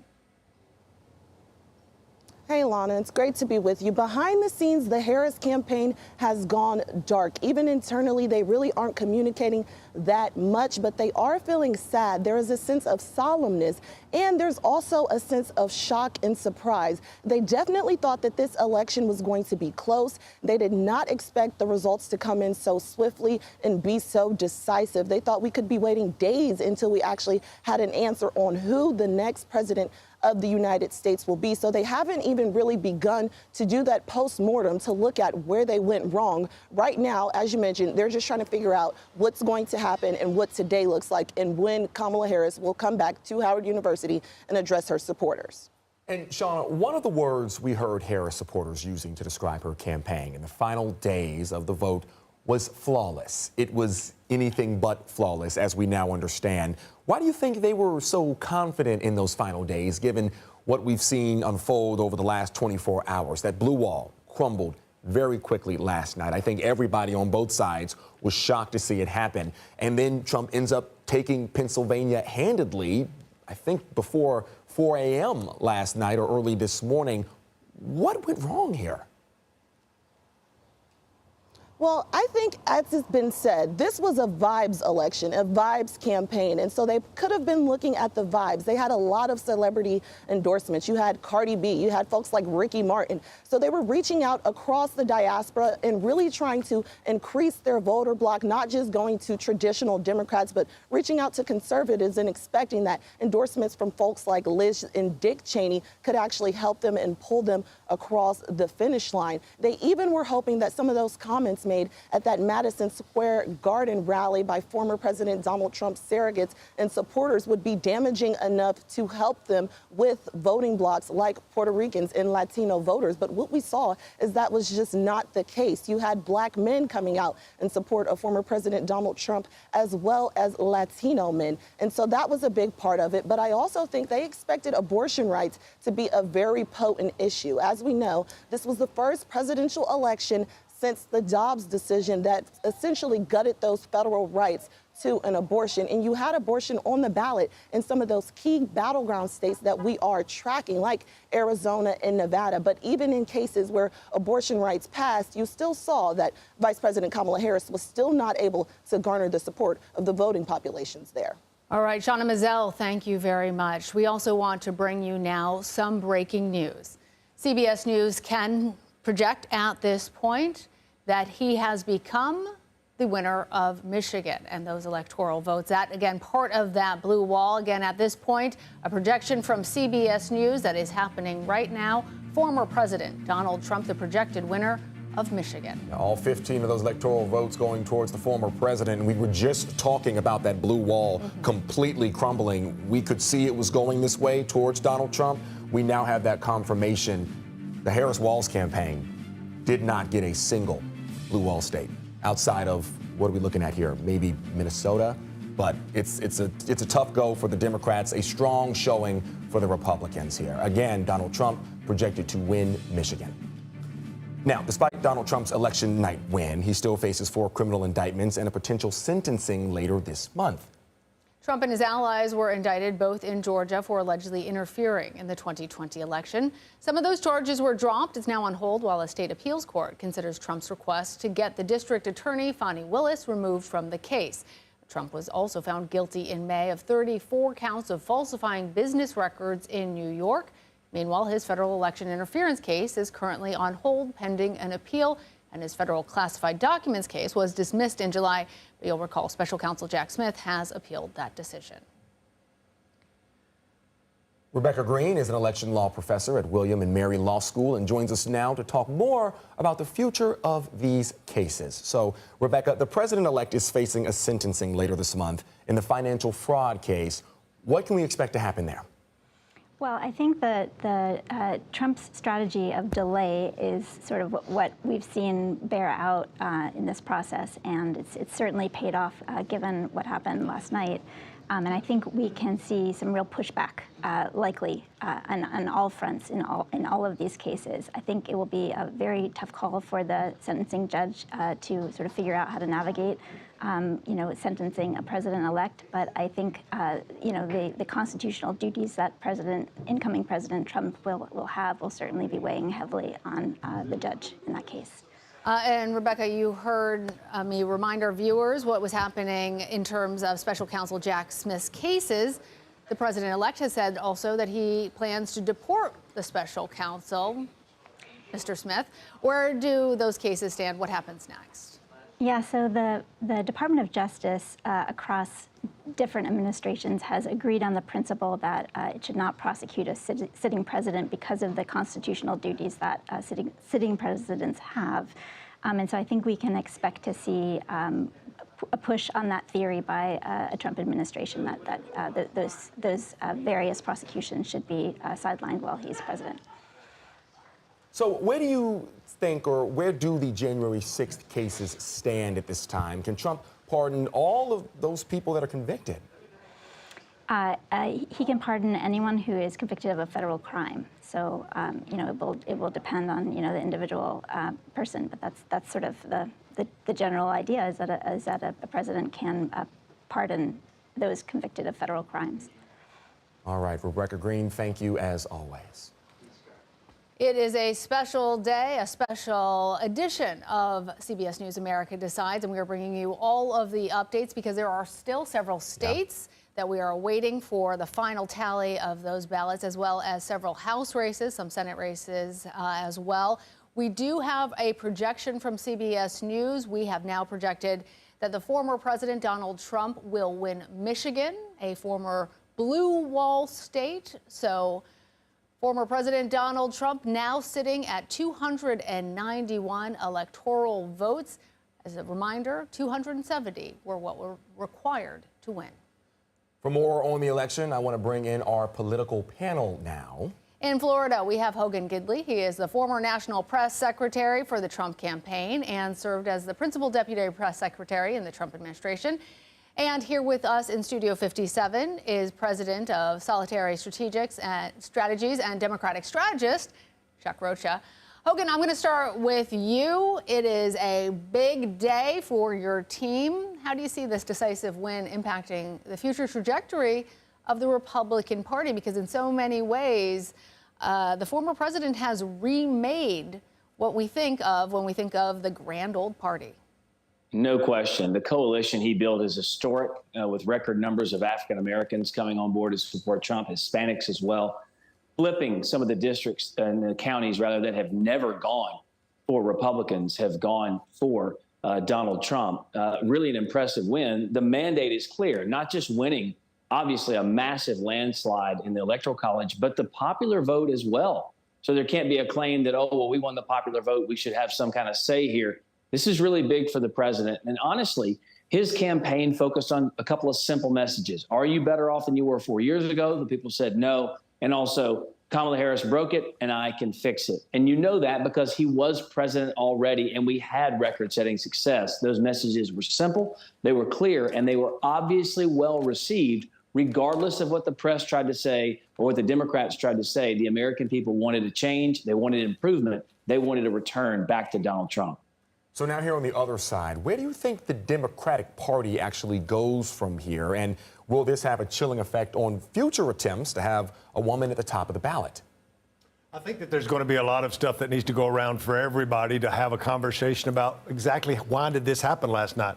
Working in the Latino space for over 30 years, the battleground states weren't that shocking for me because we've watched an erosion of that vote as it's come of age over many, many cycles. What was shocking to me was New York, New Jersey, California, and other races like that that really over-indexed that folks did not see coming. I think that we have to return the party back to the values of why I joined the party in 1990, which was to protect my factory job, to make sure that we fought back against NAFTA, to drain the swamp and stop giving all of the benefits to the millionaires and the billionaires, and to quit giving all of our money to foreign wars. Who does that sound like? I was going to say, Chuck, it sounds like you and Hogan are reading from the same book of gospel. This is the slickness of Donald Trump. The slickness of that is we've allowed them to steal our messaging, and last night you got to see the repercussions of that. Well, let me press you harder on one point that a lot of people are talking about today. We saw the Democrats put up a female candidate. Last time the Democrats put up a female candidate against Donald Trump, she did not win. Former Secretary of State Hillary Clinton. When we saw the Republicans considering between Governor Nikki Haley, a female, and former President Donald Trump, she also didn't prevail. How much did gender play a role in this? I think if you say it didn't play a role, you're an idiot. I think that it definitely played a role, but I do not think it means that women aren't qualified to be president or that we can't elect one. I think it's just been the wrong time for both of them. Last night, Donald Trump made himself the change agent, and they hung Joe Biden around the neck. So that's why. All right, Hogan, let's get you back into this conversation because I know you are eager to do so. Let's talk about how you think Trump's going to approach the presidency this time around. How is this going to differ from the last time you and I were hanging out in the West Wing and asking you questions when you were representing the press office and I was a political reporter there? Yeah, you know, I think anybody who comes to an experience having done it before is going to have a whole lot more wisdom, a lot more discernment, a lot more knowledge of the actual office itself. And so Donald Trump gets Washington, D.C. in a way that he didn't get it before because he wasn't a mayor, he wasn't a governor, he wasn't a senator. He didn't understand the ebb and flow in that town. Now he does. And with a unified government, both having the House and the Senate, he can do a lot more things a lot more quickly for the American people because he's going to have a 100-day sprint here. You and I both know everything he does is probably going to be challenged from now until then. But for the most part, the American people stood up and said they wanted change. They wanted a return to those America First policies and America First principles. He gave them that before. And so now with his understanding of the minutia, if you will, or the inner workings of Washington, D.C., you're coming to this a second time around with a fresh set of eyes, and you've got that hindsight that is always 20/20 to help you along the way to avoid the pitfalls, the stumbles, and also keep your head down and move forward for the American people. I think he's going to do that really quickly. Are we to expect Elon Musk, RFK Jr. are going to be members of the administration? Well, it depends. I mean, obviously, there are a lot for them to consider, too. You have to be asked first, and it's always nice to be asked to dance, even if you don't want to. But regardless, they've got to figure out what they're going to do with their own finances. So they're going to put those on hold. They're going to divest all the things, all the questions you have. But Donald Trump was pretty clear. He wants to cut government waste, of which there are billions and billions every single year. Elon can help do that. And obviously, he wants to make America healthy again. And with some of the policies and some of the positions that RFK Jr. has, he'd be perfectly suited for that, too. A long way off for a decision there with Donald Trump and who he's going to ask. But, these things are the questions that will get answered sooner rather than later. I said a long way off, but I guess in Trump world, a long way off, maybe a couple of hours. But nonetheless, I think those decisions are going to be made quickly, and they're going to be made in connection with what the American people wanted and what they got with these votes. All right, and Chuck, I want to bring you back in here. Did Harris make a mistake trying to win over moderate conservatives instead of focusing on the left, rallying the left, especially in places like Michigan, where not only did we just see Donald Trump take the state, but there were protests there against the Harris-Walz campaign? There were 47,000 people in Wisconsin that voted for Nikki Haley. It's not a bad strategy to go try to get them, 158,000 of them in Pennsylvania. You should be able to do both at the same time. Campaigns have become very, very modernized, where strategy and targeting becomes a thing. You've got to be able to go to swing voters, but also confirm your base. Be in black neighborhoods talking to black men, talking to Latinos in Reading and Allentown, which we've covered a lot here on this network. You've got to be able to do all of that. What we proved last night and was proven to us is that that wasn't resonating and something wasn't landing. I don't know if it's the day of new media where you have to be in certain devices or in certain areas, but there are highlights for Democrats out there that show paths forward, like Ruben Gallego in Arizona, who is probably going to win that Senate race and overperform with Latino men, so there is a path back. I want to ask you both really quickly a similar question. Chuck, does he have a mandate? I do not think so. All right, Hogan, I imagine you're going to disagree with that, but given what you think is probably a very strong mandate, might we hear more about Project 2025, which at one point the Trump campaign was shying away from, but now if it feels like you have a mandate, are you going to go for it? Yes, he has a mandate, and no, you're not going to hear about Project 2025 because, as Trump said, he didn't have anything to do with that. This is kind of a misread, I think, by the media, and quite frankly, my good friend Chuck may be a little off here. It's simple. Were you better off? Are you better off today than you were 4 years ago? You weren't. You can't afford gas and groceries. Donald Trump talked about that. The border is wide open. Donald Trump talked about that. He doesn't like wars breaking out all over the world. Donald Trump had prescriptions for that, too. He had solutions to the problems the American people face. And the problem with Kamala Harris is you can't sell a bad product. She's inauthentic. She's less likable than Joe Biden. She's more radical than Joe Biden. The American people saw that. And it turns out, regardless of race, religion, color, creed, gender, you want to be able to have a better way of life, a lower cost of living. Kamala Harris and Joe Biden did not make that happen. Donald Trump did, and he's going to do it again. Very informative back and forth there. Hogan Gidley and Chuck Rocha, thank you both so much for joining us. Thanks much. Donald Trump is the president-elect, so what does this mean for the economy moving forward? We'll discuss next. Stay right here with us.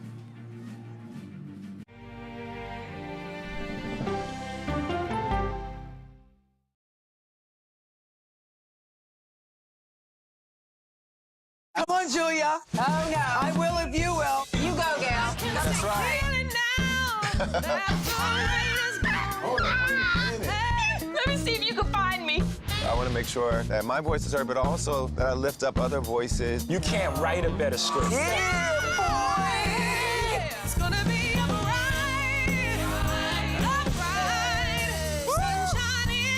We'll see you 7 o'clock sharp.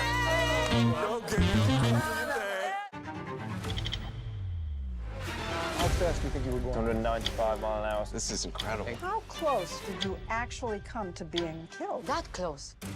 Is this brain surgery without a knife? It is. What risk do these children pose to Russia? I'm not sure the world is prepared for this change. Definitely not. Who's the best coach in college football today? Let me see a mirror. It's time for the CBS News original 60 Minutes, Sundays on CBS and streaming on Paramount Plus. Go to the ends of the earth. Right now. We got something crazy. And reach for the stars. Here we are. Todd? Yes, it's my comeback. Hey, this is pretty fun. But wait, there's more. Experience thought-provoking, Welcome to the idea of being a human being. innovative, and truly original reporting. Look through a telescope and go, wow. Because there's always something new under the sun on CBS Sunday morning. I'm a voracious consumer of information and constantly curious. I want to know the basic facts of every issue and to press into the heart of the matter. Information is the currency of democracy, and that's what we bring to the table every Sunday. When you need your sports news all the time, We've got breaking news to bring to you. CBS Sports HQ gives you a snapshot of all the sports that matter to you. Big news coming out of the NFL. A lot of movement in the rankings this week. With highlights What a finish at the final round of play. and in-depth analysis. Can they three-peat? Tony Romo joins the conversation. What can you say about this game? When you need your sports in a snap, We're bringing you that breaking news right here on HQ. find it on CBS Sports HQ. Streaming free anywhere you are. At this moment, terrorists could be plotting another attack. 9/11 triggered a counter-terrorist system that included a secret database. This person needs a closer look. A growing list of nearly 2 million people, including some Americans who say they're innocent. For 1 hour flight, I have to spend 6 hours to go and come back. CBS Reports explores the system, the people responsible for it, and those pushing for change. I'm not fighting against them. I'm fighting for them to do the right thing. The Watch List, now streaming on the free CBS News app.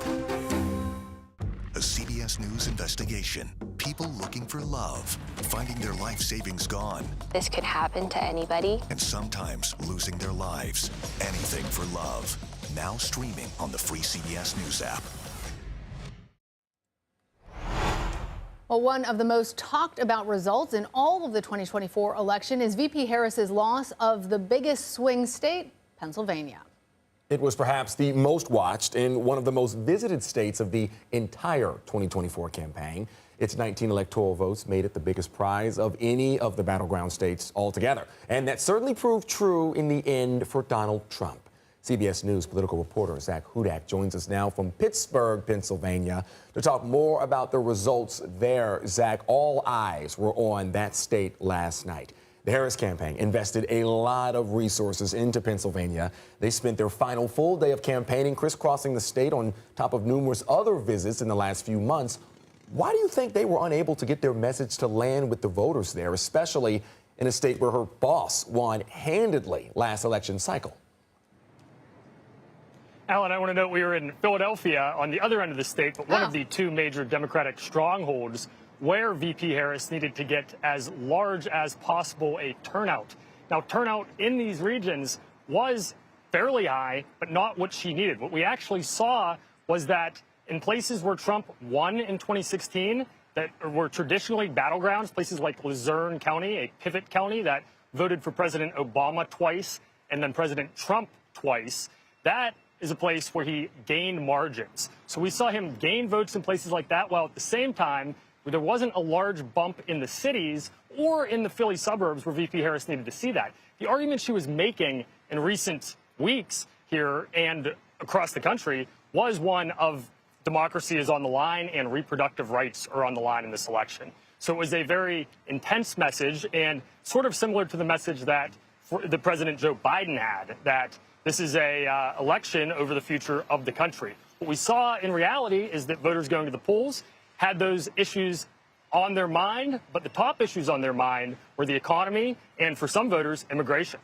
And as you were talking to us, Zach, we put up the poll results from Pennsylvania voters and the strong unfavorability rating that the vice president has or had among those voters. There are some folks wondering today if President Biden should have done a better job of helping Harris, setting her up for success, a better succession plan, waiting until the last moment to decide not to run, to turn things over to his vice president. How is Joe Biden a factor in Harris's loss in Pennsylvania? Alana, the short answer is that he was a drag on Harris in Pennsylvania. And if he had been here more for her, it probably would have hurt her more. We have heard from voters repeatedly that they are unhappy with the status quo and with the current administration.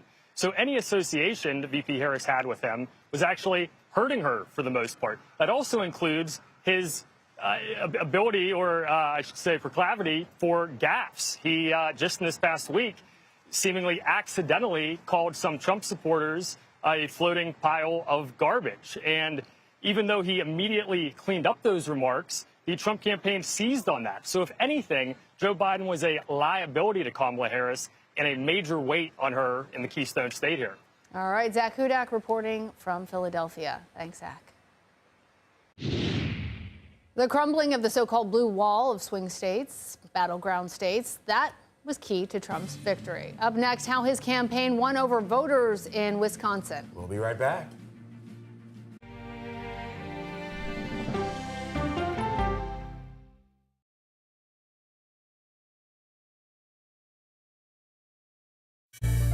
An original documentary from CBS reports. It was genocide, a deliberate effort by the United States government to eliminate the food source that was relied upon by Native American tribes. American bison were slaughtered and Native Americans displaced. And that's how tribes were subjugated to reservations and our lands were taken. But now, through conservation efforts at Yellowstone, Buffalo provided everything that we needed. Now they need help. a herd grows. We need to step up and help them. And a culture is reborn. When the buffalo return and come back, that's when our tribe will begin to heal. Yellowstone Bison Revival, now streaming on the free CBS News app. Oh, wow. Look at this. Let 60 Minutes take you on a private tour of the National Archives. So there may be treasures like this buried in boxes. Historical secrets from America's past. So this is original from 1778?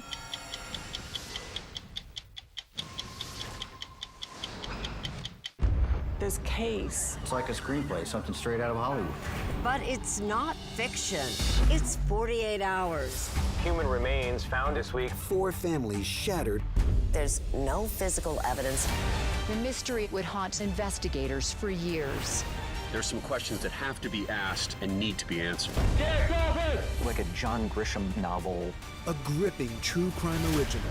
48 hours. Now streaming on the free CBS News app. When you wake up in the morning, we want to be your go-to team. On our places. Bright, shiny faces. Nate has one of the quickest minds I've ever seen. Put me in the game, coach. Tony has a way of making people feel comfortable. The best interviews feel like it's just a conversation with a neighbor. Hey. Gail has this unbelievable knack to ask a question that is the question that you're asking at home. I've been told I could talk to a tree, and that's pretty much true. I don't go to work in the morning. I go for coffee with my 2 good friends, and we talk about the world. Your morning routine just got better. CBS Mornings, weekdays at 7. I'll see you in the morning. Listening to how someone explains themselves is so key to understanding their perspective. The grief of losing a child is immense. You can't breathe. After decades of the war on drugs, things have only gotten worse. Every shipment of fentanyl is a ticking time bomb. 50 times more powerful than heroin. CBS Reports goes deep into Mexico. What is your role in the Sinaloa cartel? To find out why the cartels keep getting stronger and wealthier. This is a war, but we're not fighting it. Our citizens are dying. Funding Cartels, now streaming on the free CBS News app. Right now, the stock market is rallying around the news that former President Trump will be named the 47th president of the United States. The Dow actually hit a new record high early in trading this morning. Concerns over inflation were top of mind this election cycle for voters. 22% of voters polled by CBS News called it a severe hardship, while you can see here 53% called it a moderate hardship. CBS News Money Watch correspondent Kelly O'Grady is in Washington for us. Kelly, it was a much different economic landscape last time with Trump as president. There was a global pandemic that was weighing on economic growth. People were sheltering at home. Businesses were closing their doors. Is there more promise for the U.S. economy this time around? You know, Lana, I think there definitely is. And you also have to think about pre-pandemic where the economy was. You know, we were humming along under former President Trump. And I think voters remembered that. And a lot of the folks that voted for him said, well, you know what, I want to go back to that. I want to go back to what my pocketbook felt like then. In terms of what his term would mean for the economy, it's really hard to parse out. He suggested a lot of policies with very few specifics. So tariffs is a really good example. He's suggested imposing a 10% tariff on all goods imported into the United States. That could absolutely spike inflation, but he's also said, well, that's actually a negotiating tactic. So you could see increased revenue into our coffers and better economic conditions. Another great one is tax cuts, right? Americans could get some relief there, but that could also increase our debt.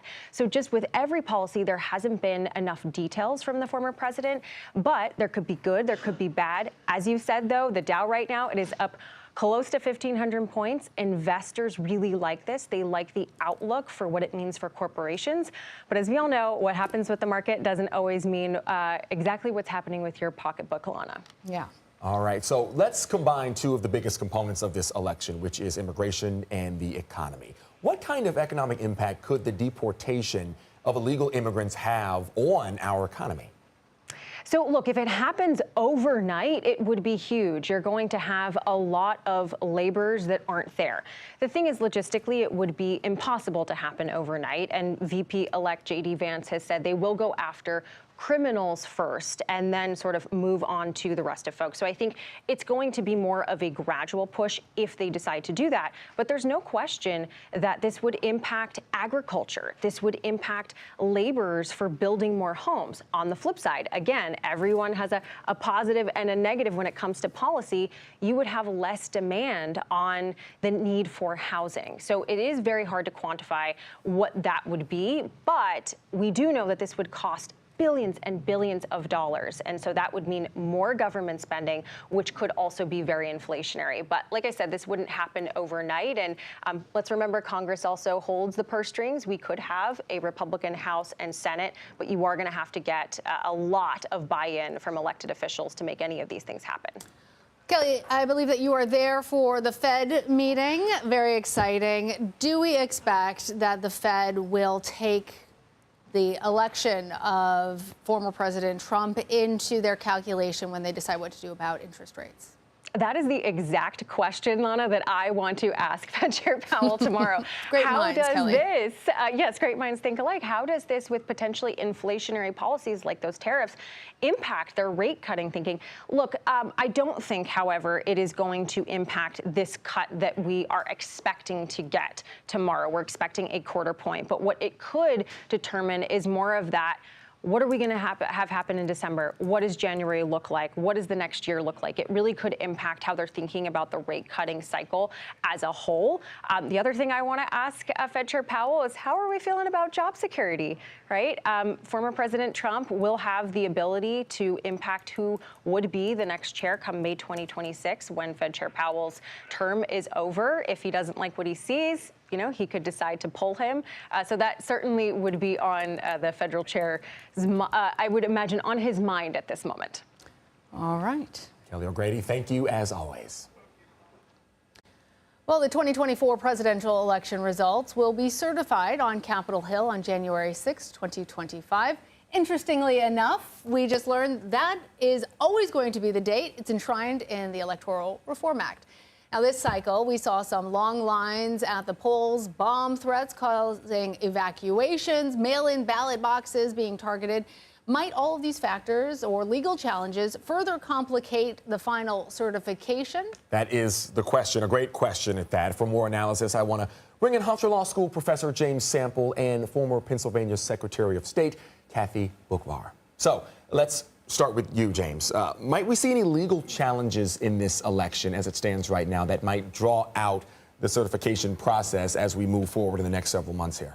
I don't think we will. I think we've already seen numerous lawsuits and election-related challenges. In fact, amazingly, because the timeline for challenging the results of an election has moved up so far that we're now challenging results even before they happen, 2024 has already witnessed more election-related lawsuits than 2020 did, which is going to go down, of course, as the historic moment for lawsuit election challenges, short of Bush v. Gore, but certainly in terms of volume.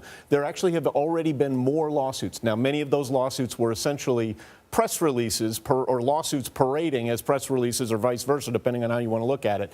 But they were moving up the game. They were moving up the timeline. They sort of professionalized the operation that was kind of amateur hour in 2020, and then they didn't need them. Kathy, let's talk about your state of Pennsylvania. There were some challenges that arose, particularly, obviously, that challenge to the voters' mail-in ballot applications at kind of the last moment there. How do you see any of these challenges playing out in the future? As James says, now that it seems like we have a decisive victory, do you expect that that will all go away? Yeah, it's a great question. It's one of those million-dollar questions, right?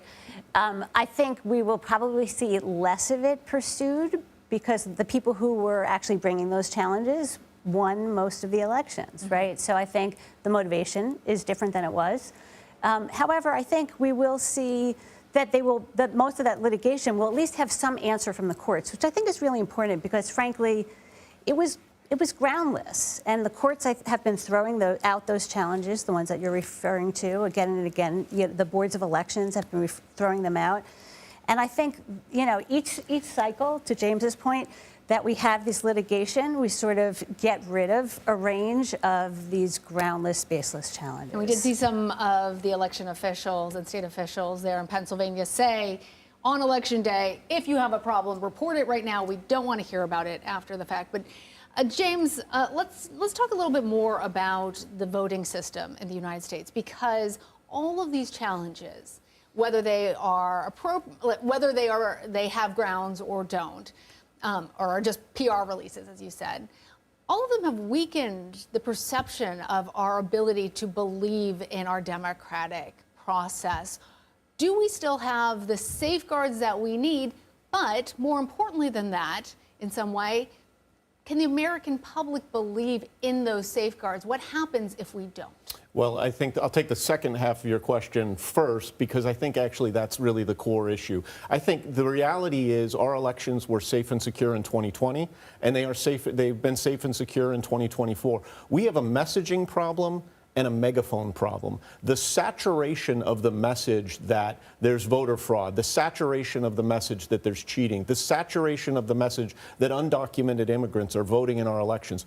And all of those lies perpetuated by, in many cases, foreign actors working through misinformation on social media. Absolutely, and domestic actors too. I mean, there's definitely an entity within the United States, or entities, with a message that wants to dissuade people from voting, that wants to suppress voters, and that wants there not to be faith in the system. We have kind of a heads I win, tails you lose dynamic. If elections are only deemed reliable by the winner, we have a real problem. The scoreboard operators, like the secretary here, are individuals of integrity and intelligence who do their jobs and who have done their jobs historically well. That was true in 2020. It's true this time. And that's true regardless of who wins.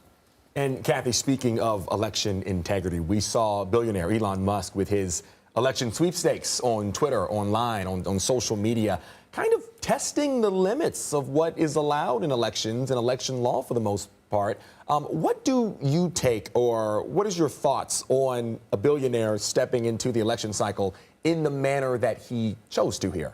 Yeah, well, I think James hit it on the head, honestly, because there's been a very intentional effort to tear down faith in our country. And Elon Musk used his megaphone to do that, right? There's been a very deliberate attempt to spread conspiracy theories and disinformation. And this has now been going on for 4 straight years. And it's caused lasting damage. And I want to say, though, before we move on to anything else, I want to say what really happened yesterday is a demonstration of the heroes of our democracy, our election officials, because they were hit again and again and again. We dealt with disinformation, conspiracy theories, bomb threats, record challenges, record litigation.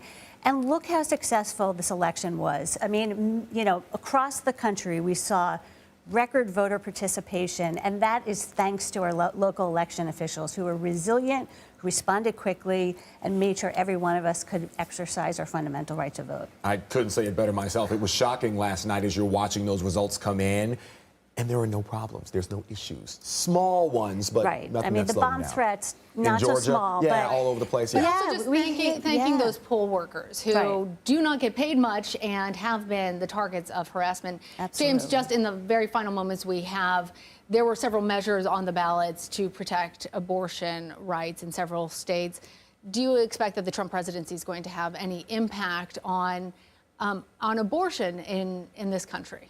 I think the Trump administration version 1 has already had a massive impact. I mean, the reality is that it's likely that Clarence Thomas and Samuel Alito will step down during the Trump administration 2.0. And what that likely means is that the Dobbs ruling, among many other very conservative, in many respects beyond the pale rulings, including the presidential immunity ruling, are going to be enshrined for a generation. Because when you replace two of the arch conservatives with their 40-year-old analogs, you're going to be locking in some very, very extreme jurisprudence for a very long time. And there were several Supreme Court appointments, lower court appointments during the last Trump presidency, and more to come. James Sample, Kathy Bookvar, thank you both. Thanks for having us. We have some additional breaking news for you at this moment. Vice President Kamala Harris, we can now report, has called former President Donald Trump to congratulate him and to discuss the peaceful transfer of power. And that is the first half of what you would expect would be a concession speech coming up here later this afternoon. That peaceful transition of power, something the Democrats have made very clear they wanted to do no matter what the election would end up being this year around. Again, as we just said, Harris has called and congratulated former President Trump on his decisive victory last night and early this morning. Moving on here, leaders from around the world are weighing in on Donald Trump's election victory. Many are wondering how his return to the White House will impact the war in Ukraine in particular. We'll discuss those details ahead.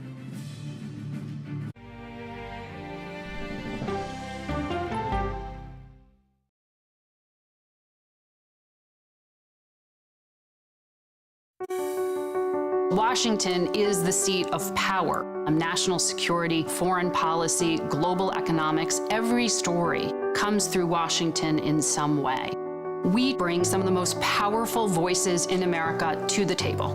We don't just ask the questions, you have to go deeper. We try to understand what's at the heart of the issue we're talking about, to then come forward with solutions. Face the Nation on CBS. The justices ruled that Harvard and the University of North Carolina violated the Constitution. In the aftermath of the Supreme Court decision to end affirmative action in college admissions, uncertainty sets in for some students of color. Affirmative action really gave us an equal opportunity. CBS Reports explores the historic decision and what it means for those chasing an opportunity to change their lives. I knew that college was the ticket to break this cycle. The end of affirmative action, now streaming on the free CBS News app. America Decides is your place for fact-based, unbiased reporting. At the White House, at the Capitol, on the campaign trail. What do you say to those in your party? Any cracks in the Republican Party? Our reporters and our anchors travel the country talking to voters like you about the issues that matter most. Immigration is really a factor right now that are going to be driving your decisions. What would you say to those who say, look, that's just democracy at work? Listening to you and bringing your voice into our coverage. I want a strong, proud America. Is democracy on the ballot in 2024? Let us help you decide. America Decides on CBS News 24/7. Stream our expanded one-hour program Monday through Thursday at 5 p.m. Eastern. An original documentary from CBS Reports. AI is among the most world-changing technologies ever. Curing diseases, scientific breakthroughs, making lives better. They can help us with medical discoveries, scientific discoveries, doing better agriculture, having cures for things like Alzheimer's. It's also going to really transform the way we work. The uplifting potential of artificial intelligence is limitless. It gives you a friend, somebody to chat with 24/7 that is non-judgmental. He makes me feel loved and desired. And so are its downfalls. The problem with all this AI is that it's unpredictable and uncontrollable. The choices we make now will have lasting effects for decades, maybe even centuries. The ChatGPT revolution, now streaming on the free CBS News app. We are about to see American weapons in the hands of Mexican cartels. A gun pipeline to Mexico. We are arming the cartels. 100%, no doubt about it. Happening right under our noses. Who's doing something about this? Nobody. A CBS Reports exclusive. Most Americans have no idea that we are effectively arming the enemy next door. This is the story the American people need to know. Arming cartels. Now streaming on the free CBS News app. And welcome back. We're going to take a look at another battleground here. Trump has won the state of Wisconsin by just 1 percentage point over Vice President Harris. Trump ended Democrats' decades-long winning streak in the state when he was elected in 2016, but President Biden took it over in 2020, defeating Trump by less than a percentage point there. It remains razor-thin. Trump has now retaken the state. As you can see, CBS News is projecting the former president the winner of Wisconsin. Voters there said the economy and inflation were major factors in their vote for president. CBS News campaign reporter Katrina Kaufman is spending her time there in Milwaukee. So, Katrina, I want to get your take on this very close race. What put Trump over the edge there? Lana, I was talking to a source from the campaign this morning, and he said that part of it, he thinks, was really the number of times that both Trump and J.D. Vance came to this state. He thinks that it's underestimated what an impact that had here in Wisconsin. He also said that they had a very strong ground game that they also think people underestimated. Just last night, for example, I was at a GOP campaign watch party, and I met 2 volunteers who just in the last 2 months alone had knocked on over 20,000 doors each here in the state. But Trump really outperformed across the state. For example, there are these counties outside of Milwaukee that have typically gone red, but over the years they've been becoming more purple. It's a place where Democrats go to pick up votes. Trump still did very well in those counties. Also, the black vote in Milwaukee was up for Trump, as well as the Hispanic vote. We're really still assessing the data because it's so disparate in Wisconsin, the way the elections are done by municipality, that we're analyzing these demographics. Another thing is that yesterday, when I was talking to campaign sources, they were feeling very optimistic, hearing about lines in the rural areas here. There were long lines to vote, and they felt like that showed a really good sign for Trump, which ultimately played out at the end of the night here. And Kelly, the state had a constitutional referendum that passed related to non-citizen voting. Walk us through what that means for the people of the state now. So it doesn't actually change anything here. Only citizens of the U.S. can vote in Wisconsin, but this referendum basically changed one word. It had said that every U.S. citizen who is a resident of Wisconsin could vote in elections. They made it only instead of every, and they just felt like the people who supported this closed a potential loophole, because there are some places, not in Wisconsin, where non-citizens have been allowed to vote in local elections, school board elections, and they don't want there to be any ambiguity here. And this really also feels like a response to the rhetoric from Trump and Republicans this year about the potential for non-citizen voting in elections. Yeah, though, just to be crystal clear, only citizens can vote in the presidential election in Wisconsin or any other state. Katrina, thank you. Absolutely. Thank you. Abortion access was on the ballot on Election Day. Coming up, how measures to protect reproductive rights fared in several states. This is a special edition of America Decides. Stay right here with us.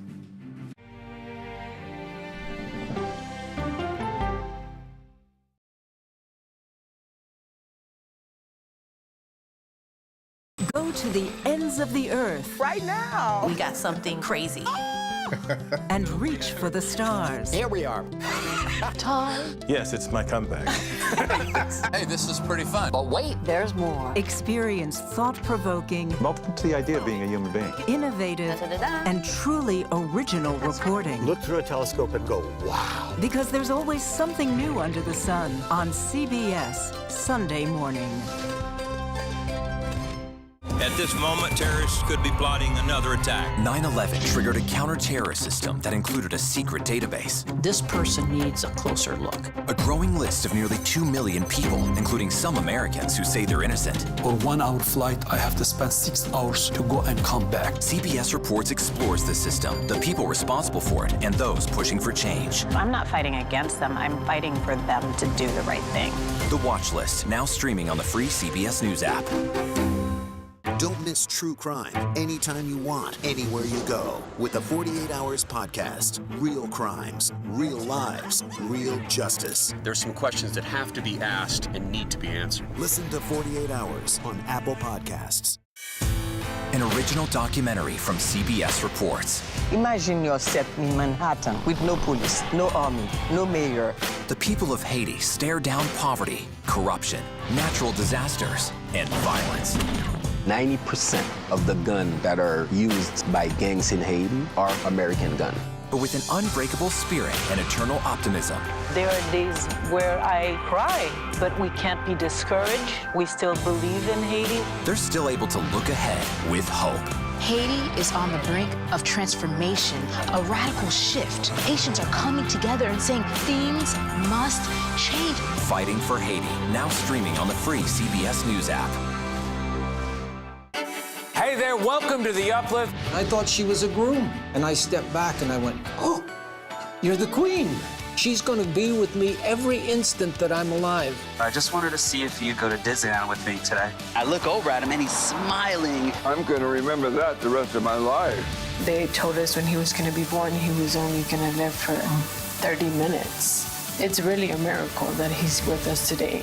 The Uplift, stream now on the free CBS News app. When you wake up in the morning, we want to be your go-to team. On our places, bright, shiny faces. I don't go to work in the morning. I go for coffee with my two good friends, and we talk about the world. Your morning routine just got better. CBS Mornings. A CBS News investigation. People looking for love, finding their life savings gone. This could happen to anybody. And sometimes losing their lives. Anything for love. Now streaming on the free CBS News app. We have some additional breaking news for you now. CBS News projects that Senator Tammy Baldwin will hold on to her seat. She is a projected winner of Wisconsin. It is not enough for Democrats to retain control of the Senate, but it is one less seat that they lose. Again, Wisconsin Senator Tammy Baldwin now the projected winner. And now that we know former President Donald Trump will be returning to the White House in January, questions remain around what a new Trump administration will mean for U.S. foreign policy. James Waterhouse with our partners at BBC News has more from Ukraine. Here in Kyiv, I think President Zelensky, all the way down to his soldiers fighting on the front line, I think they're processing different shades of the unknown. Now, it is true, Donald Trump has said he would end this war in 24 hours. But what does that mean? Will he visit Kyiv? Will he visit Moscow? Will he withdraw support and force Ukraine to negotiate? I think Kyiv is very fearful of that because they need America to keep mounting its defense, and they have little to no faith in Russia honoring any kind of deal. And then there's the Russian side. If Donald Trump presents some kind of peace plan and Vladimir Putin rejects that, then there is a faint hope here that he might step up support for Ukraine. I think the Biden administration, while it's been a staunch supporter of Ukraine, it's been criticized for occasionally being indecisive. Perhaps a Donald Trump presidency might change that. But President Zelensky, he's a political operator. He will be looking to engage with Donald Trump. He has to. So he's already, if you look at his note of congratulations this morning online, he's talking about the political and economic opportunities of his country, as well as the merits of continuing to support Ukraine in this war. But let's be under no illusion. These are incredibly uncertain, anxious times for Ukraine, because future support that the country needs to defend itself against Russia, that's up in the air. That is far from assured. So you can be sure that Kyiv is going to be working very hard to try and get what assurances it can, but what isn't helping is progress, Ukrainian progress, on the battlefield with Russia making continued advances. Back to you. James Waterhouse, thank you. We have more election coverage ahead. I'm Lana Zach. I'm Alan Devlin. Don't go anywhere. CBS News 24/7 is right back.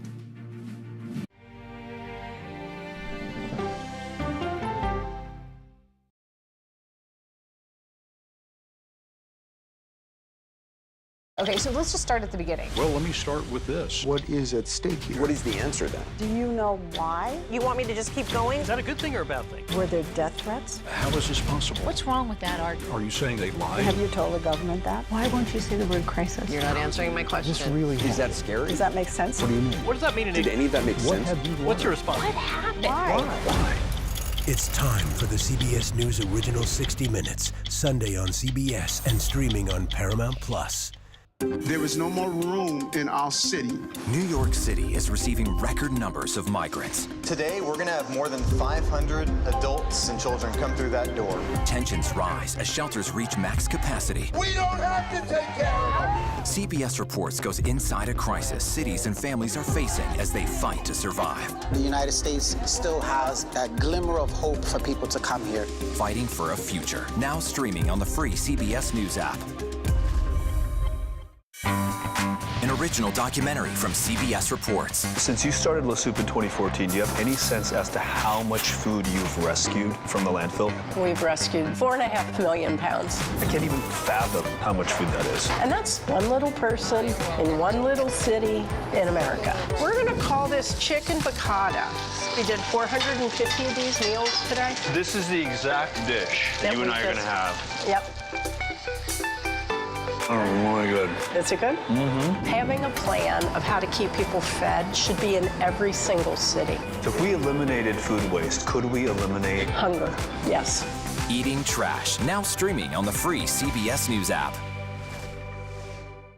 America Decides is your place for fact-based, unbiased reporting. At the White House, at the Capitol, on the campaign trail. What do you say to those in your party? Any cracks in the Republican Party? Our reporters and our anchors travel the country talking to voters like you about the issues that matter most. Immigration is really a factor right now that are going to be driving your decisions. What would you say to those who say, look, that's just democracy at work? Listening to you and bringing your voice into our coverage. I want a strong, proud America. Is democracy on the ballot in 2024? Let us help you decide. America Decides on CBS News 24/7. Stream our expanded one-hour program Monday through Thursday at 5 p.m. Eastern. When people say who's first to get in the morning, that would be me. Morning news matters because it sets the tone for your day, and it's a way of getting you started. Day to day, that first draft of history, it happens right here. We're going to uplift you. We're going to send you out your way. We take you places, we teach you new things, and we make you feel like, you know, it's not all bad. People say to me, you always seem to be having a good time. And you know what? You're right. Your morning routine just got better. CBS Mornings, weekdays at 7.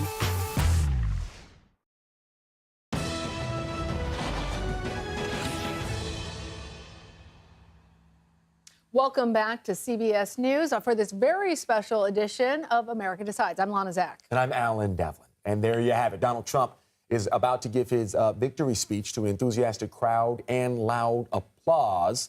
The former president is, of course, now the president-elect. That is right. He will return to the White House in January. It is, of course, a busy news day for all of us. Here we are following all of the very latest, including the projections that we have coming in from state by state by state. We will continue to bring you all of the latest details as we have them for you, because we are looking at a lot of House races, Senate races. But when it comes to the presidency, we do have a projection for that. Donald Trump expected to be the next president of these United States. And Donald Trump did a very, very good job. Great performance last night when it comes to a lot of those battleground states were once swing states no longer. Donald Trump was able to make it happen in most of the states he was expected to win, even picking up some from what Biden won back in 2020. If you take a look here, you can see first came North Carolina, then Georgia, and then Pennsylvania. But it was his win in Wisconsin that put Trump over the top and pretty much sealed the deal for the former president. As for the vice president, we've learned that she spoke to Trump earlier today, as we reported a little under an hour ago, and we're expecting to hear from her at 4 p.m. Eastern. She's scheduled to speak at Howard University, a historically black university, her alma mater, and the site of her election night party. We'll bring you her concession speech live when it starts. And it really wasn't just one state that put him over the top. A lot of wins for the Republicans. We have team coverage on the results as well as what's next. Jake Rosen following the Trump team. Nidia Cavazos covering Vice President Harris. Political strategist Maura Gillespie and Chuck Rocha here with us to provide additional analysis. Jake, we're going to start with you. Tell us what worked so well for the Trump campaign this time around. Well, speaking with the senior Trump campaign advisor and political director last night, they felt really, really good about two things. A, their early voting numbers. And in a way, this was a big shift for the Trump campaign. Taking someone, a candidate, Donald Trump, who casted doubt on the electoral system for years, and having him embrace something that his campaign and the RNC felt that they could take advantage of. And they did. Those early numbers and early voting registration shifting in all these battleground states in their favor worked. Another thing, shifting low propensity voters, specifically white men and men in Latino and black communities, back into their direction. They felt really, really good about that operation. Going into yesterday, they felt that nothing had changed. Their confidence over the last couple of weeks had pretty much been steadfast, that they had been doing the right thing in all these metrics. And then when the results came in at 7 o'clock last night, they felt like they were validated across all of these communities and all these concerns and results. So clearly, the blue wall crumbled. How was the Trump campaign able to have such a success in the Midwestern battleground states? Well, again, they went back to two things, the economy and immigration. Bringing down prices, that promise from Donald Trump, part of that change message. When you look at our CBS News exit polling, people still felt, regardless of political party, that they wanted something to be a little different. And specifically in this case, Donald Trump pitched himself on voters outside of all the noise and the things that Donald Trump said off script. It came down to change. I'm going to lower prices. I'm going to stop illegal immigration. And I'm going to make sure that you have more money in your bank account. At the end of the day, that message just worked for the Trump campaign, especially in some of these communities that Donald Trump went repeatedly to and promised both union workers, non-union workers in steel factories, car factories, that he was going to make them richer and support their industries. All right, Jake, thank you. Thanks, Jake. And now let's bring in CBS News campaign reporter Nydia Cavaros for more on the movements of the Harris team this afternoon. Nydia, what are we hearing from the Harris team? I understand it's not much at this hour, and we can expect, however, to hear from the vice president sometime later this afternoon. We are expecting Vice President Harris to speak at 4 p.m. this afternoon at Howard University, but we've recently learned that Harris has officially conceded this race to Trump. She did speak on the phone with him, called him to congratulate him for winning this general presidential election for 2024. And according to a senior Harris aide, Harris also discussed the peaceful transfer of power and the importance of being a president for all Americans. This is based off of what we're hearing from the campaign. And in terms of what we're expecting tonight or later this afternoon, Harris will be conceding this race, and she will be addressing her supporters at her alma mater. This was a very important place for Harris. This symbolizes a place where she can officially come home. Of course, last night, this was the plan that Harris was initially scheduled to speak here. But of course, given the results, that no longer happened. Nydia, obviously, the Harris campaign, the Democrats have a lot of soul searching right now about what didn't work for them during this election. We also heard that the vice president has reached out to Trump, congratulating him. Do we know anything more about any of the conversations that are taking place behind closed doors? The campaign has been pretty quiet as of last night when there wasn't necessarily a positive outlook for them. But CBS News has obtained a letter from the campaign chair, Jen O'Malley-Dillon, that she sent to her campaign staff. And in it, she addresses that the country moved to the right, but the least amount of movement to the right was seen in battleground states. And this was because of the work that the staff put in. She congratulates her staff for putting together what was a historical race in 90 days. Mobilizing a lot of voters, and she says that the work here for them is only beginning to address the impacts of what a Trump presidency is going to bring to American voters. And this is the latest that we're hearing from the campaign. And of course, we expect as the days progress to learn more about what was going on behind the scenes, their take on the situation. But it's also important to recognize that the people working behind the scenes and with Harris's campaign, a lot of this is very, very personal to them. They've dedicated months, if not years, to building an infrastructure, to building a ground operation that was very extensive and large. We saw that many of staffers from the campaign side, official side, and for Vice President Harris, they were out knocking doors themselves, trying to mobilize every single vote because they were well aware that this was going to come down to the margin of errors. And though they were not necessarily oblivious to the fact that this was going to be a very difficult and tight race, this is still personal for a lot of the campaign staffers involved in this. It always is. Nydia Cavazos, thank you.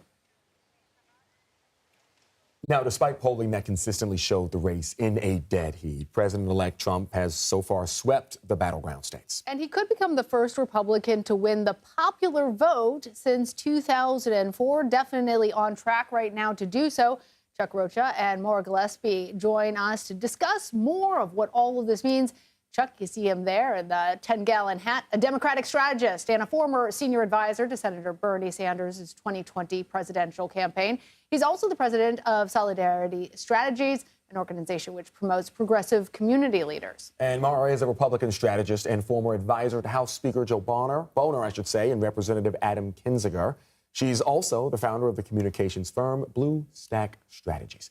So I want to start over here with you, of course. Let's talk about something Vice President-elect Vance said last night. I want to play it for you here. Well, Mr. President, I appreciate you allowing me to join you on this incredible journey. I thank you for the trust that you placed in me. And I think that we just witnessed the greatest political comeback in the history of the United States of America. The greatest political comeback in the history of the United States of America. Is he right? It's pretty astounding when you think about what happened on January 6th of 2021 to then go from that to this moment we're facing right now. And I don't think that this is so much as a referendum on Harris specifically. I do think it, though, says that any Republican essentially in this position would have won pretty handily because of the American people's dissatisfaction with how their lives are at the current moment. And that was a really hard battle to kind of overcome, being part of the current administration and then trying to run a separate ticket. So I do think that Republicans have been largely viewed as better equipped to handle the economy and better equipped to handle issues like immigration or safety and security. And so at the end of the day, that's where voters went, was change, but also what's going to be best for my bottom dollar. And we saw that play out in ways that people probably didn't expect to happen, but that's where people voted.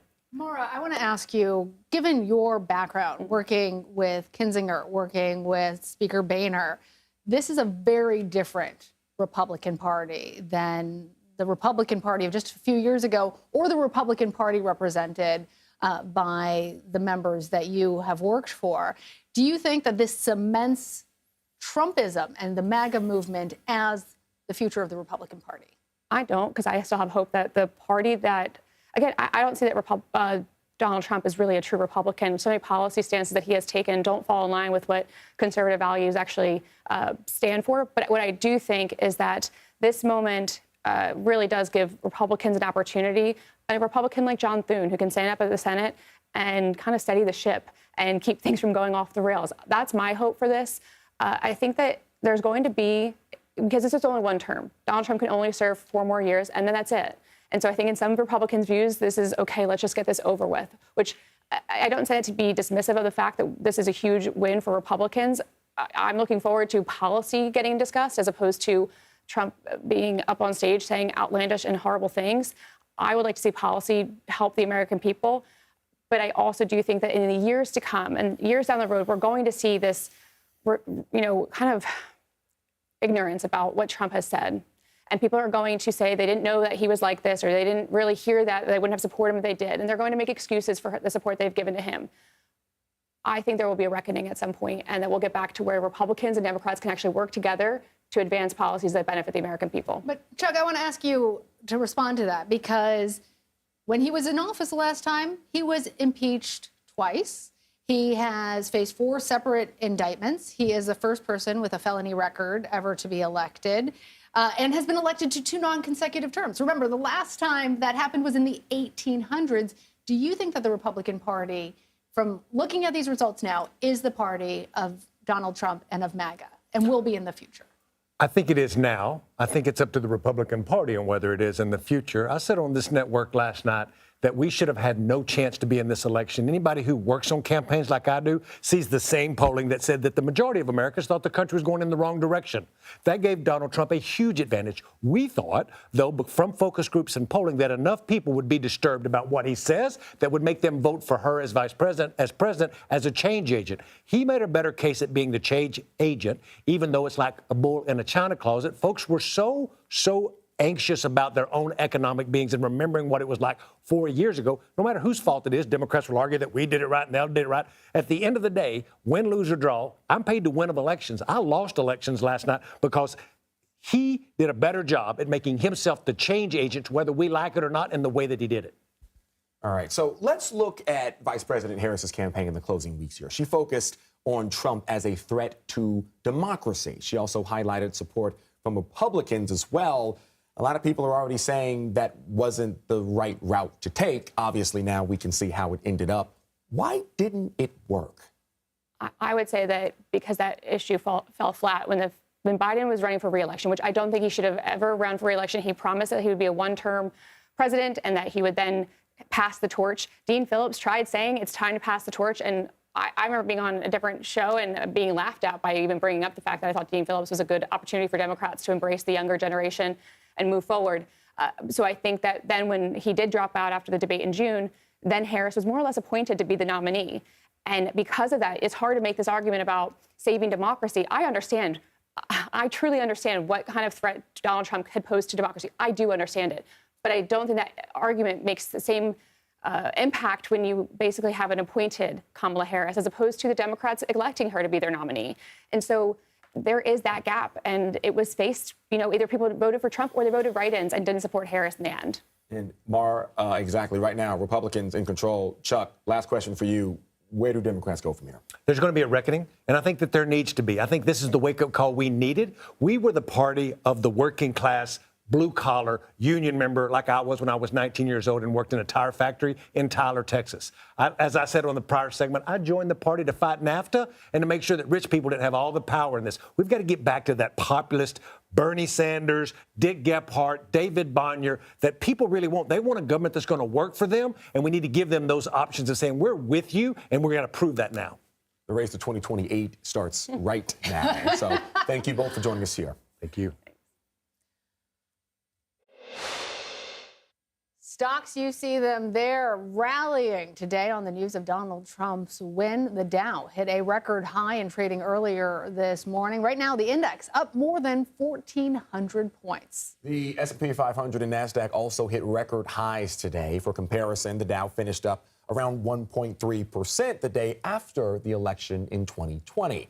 I want to bring in right now CBS News business analyst Jill Schlesinger for more on today's market rally. So, Jill, what sectors are surging the most to drive this market rally post-election day? It started off out the gate, rockets up. Yeah, I mean, you really is an across-the-board kind of movement here. So this is a bit of a momentum play. But I think because there is this notion that a second Trump presidency will mean a lighter regulatory environment, you see the highly regulated industries starting to really lead the way. So, for example, the banking sector. Look at all the biggest investment banks. So you look at the JP Morgan Chase and Bank of America, Morgan Stanley, Goldman Sachs. They're up 10, 11, 12%. Why? Because maybe under a Trump administration, those banks will have to keep less money on hand, that they could invest more, that they can be a little bit riskier. And the same thing you see, say, with the energy sector. You're also seeing a lot of chatter, at least I'm hearing, about many companies saying, hey, this is going to be an easier antitrust regime. So there will be more deals that we could see. And of course, cryptocurrency seeing a big bounce because, again, that lighter regulatory regime could really pave the way for, Bitcoin going towards 100,000 for all intents and purposes. Jill, I hear you that all stocks are up, particularly those that are excited about having lesser regulations. But I want to ask you about one in particular.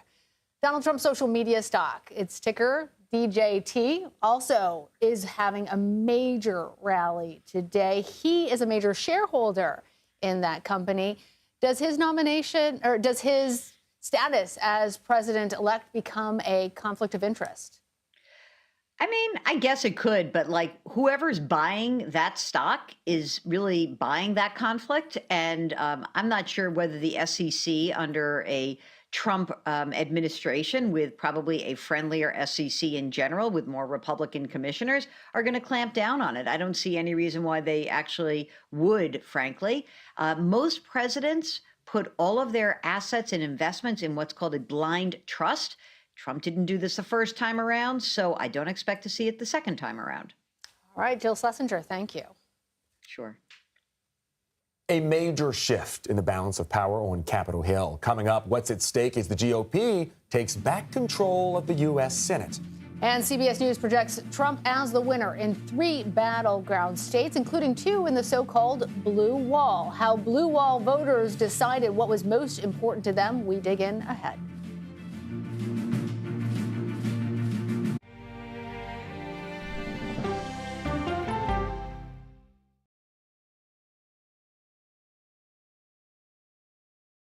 Come on, Julia. Oh, no. I will if you will. You go, gal. That's right. Let me see if you can find me. I want to make sure that my voice is heard, but also that I lift up other voices. You can't write a better script. Yeah, boy! It's gonna be a ride. Sunshine down. We'll see you 7 o'clock sharp.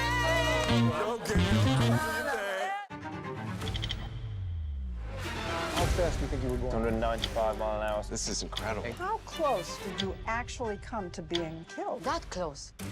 Is this brain surgery without a knife? It is. What risk do these children pose to Russia? I'm not sure the world is prepared for this change. Definitely not. Who's the best coach in college football today? Let me see a mirror. It's time for the CBS News original, 60 Minutes, Sundays on CBS and streaming on Paramount Plus. Go to the ends of the earth. Right now. We got something crazy. And reach for the stars. Here we are. Time. Yes, it's my comeback. Hey, this is pretty fun. But wait, there's more. Experience thought-provoking. Welcome to the idea of being a human being. Innovative and truly original reporting. Look through a telescope and go, wow. Because there's always something new under the sun on CBS Sunday morning. I'm a voracious consumer of information and constantly curious. I want to know the basic facts of every issue and to press into the heart of the matter. Information is the currency of democracy, and that's what we bring to the table every Sunday. When you need your sports news all the time, we've got breaking news to bring to you. CBS Sports HQ gives you a snapshot of all the sports that matter to you. Big news coming out of the NFL. A lot of movement in the rankings this week. With highlights. What a finish at the final round of play. And in-depth analysis. Can they three-peat? Tony Romo joins the conversation. What can you say about this game? When you need your sports in a snap, we're bringing you that breaking news right here on HQ. Find it on CBS Sports HQ. Streaming free anywhere you are. At this moment, terrorists could be plotting another attack. 9/11 triggered a counter-terrorist system that included a secret database. This person needs a closer look. A growing list of nearly 2 million people, including some Americans who say they're innocent. On 1 hour flight, I have to spend 6 hours to go and come back. CBS Reports explores the system, the people responsible for it, and those pushing for change. I'm not fighting against them. I'm fighting for them to do the right thing. The Watch List, now streaming on the free CBS News app. A CBS News investigation. People looking for love, finding their life savings gone. This could happen to anybody. And sometimes losing their lives. Anything for love. Now streaming on the free CBS News app.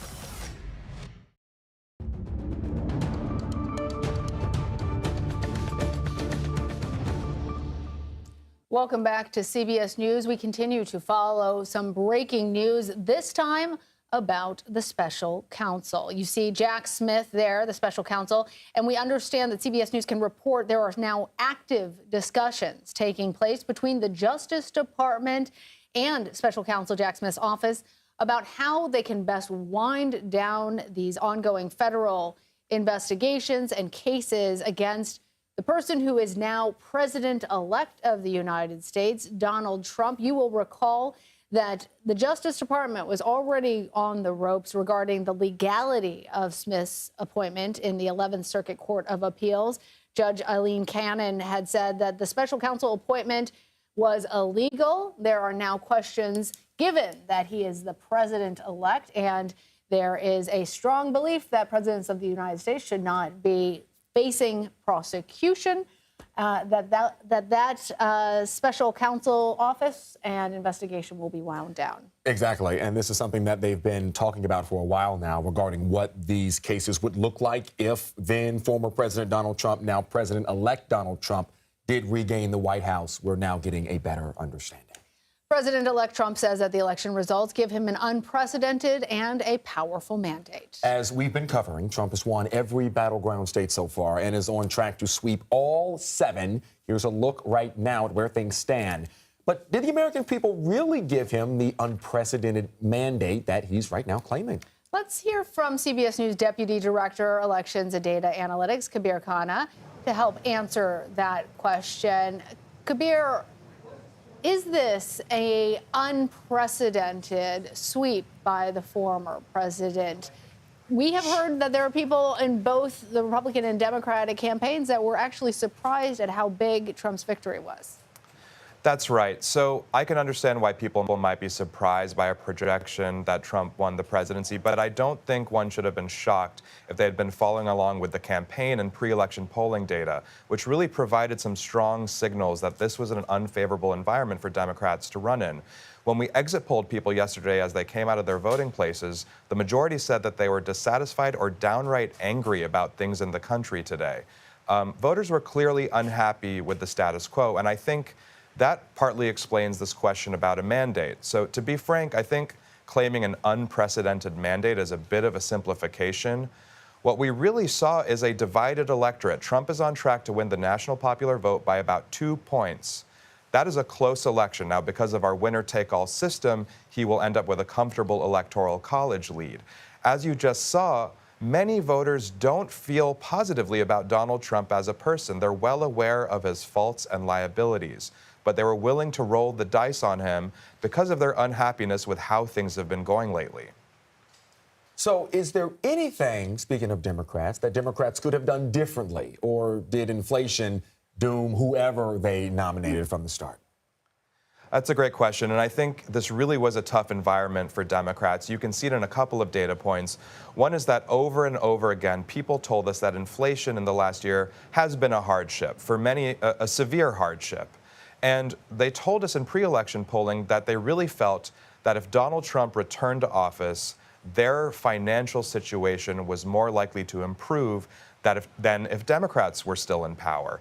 And you can even see this in Joe Biden's approval rating. Only about 4 in 10 voters approve of the job Joe Biden was doing. Now, that doesn't reflect directly on Kamala Harris, but it does say that people were not thrilled with the job the incumbent administration was doing.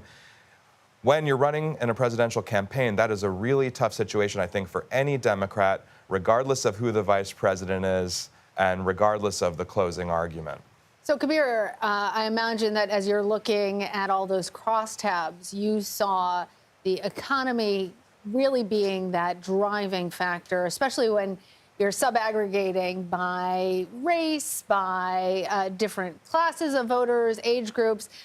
One of the things I want to ask you about is in the final moments of the campaign, there was a comedian at a Trump rally who called Puerto Rico garbage. It didn't seem to matter. Trump improved his standing with Latino voters over the last time he ran. Is this because of the economy? I really think that was a huge factor. So the economy was one of the top issues for everyone.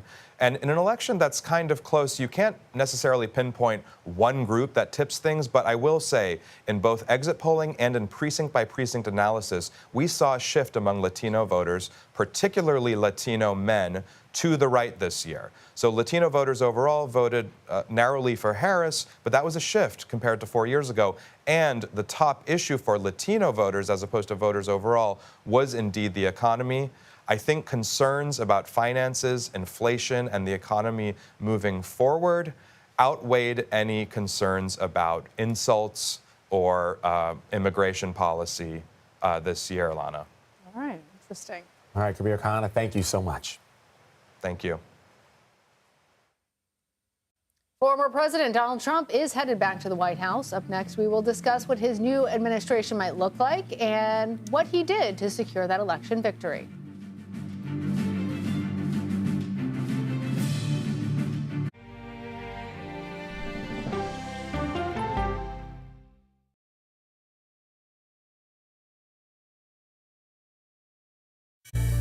An original documentary from CBS reports. It was genocide, a deliberate effort by the United States government to eliminate the food source that was relied upon by Native American tribes.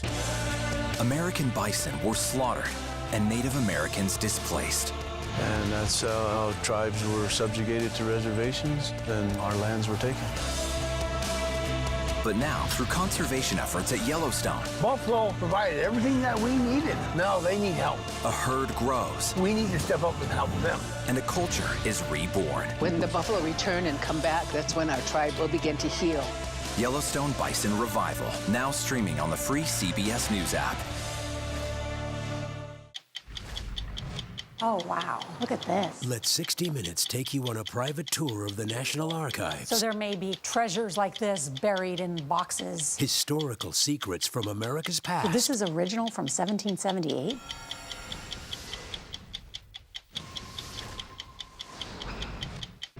This case. It's like a screenplay, something straight out of Hollywood. But it's not fiction. It's 48 hours. Human remains found this week. 4 families shattered. There's no physical evidence. The mystery would haunt investigators for years. There's some questions that have to be asked and need to be answered. Like a John Grisham novel. A gripping true crime original. 48 hours. Now streaming on the free CBS News app. When you wake up in the morning, we want to be your go-to team. On our places. Bright, shiny faces. Nate has one of the quickest minds I've ever seen. Put me in the game, coach. Tony has a way of making people feel comfortable. The best interviews feel like it's just a conversation with a neighbor. Hey. Gail has this unbelievable knack to ask a question that is the question that you're asking at home. I've been told I could talk to a tree, and that's pretty much true. I don't go to work in the morning. I go for coffee with my 2 good friends, and we talk about the world. Your morning routine just got better. CBS Mornings, weekdays at 7. I'll see you in the morning. Listening to how someone explains themselves is so key to understanding their perspective. The grief of losing a child is immense. You can't breathe. After decades of the war on drugs, things have only gotten worse. Every shipment of fentanyl is a ticking time bomb. 50 times more powerful than heroin. CBS Reports goes deep into Mexico. What is your role in the Sinaloa cartel? To find out why the cartels keep getting stronger and wealthier. This is a war, but we're not fighting it. Our citizens are dying. Funding Cartels, now streaming on the free CBS News app.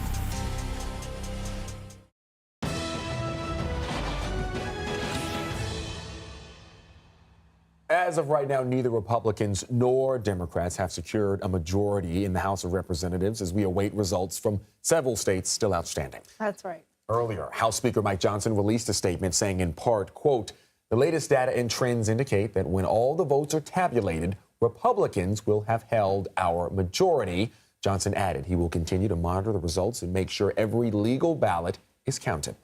However, we can project that Republicans have gained control of the Senate after flipping several key seats. Current Senate Minority Leader Mitch McConnell spoke earlier about the big wins in the chamber.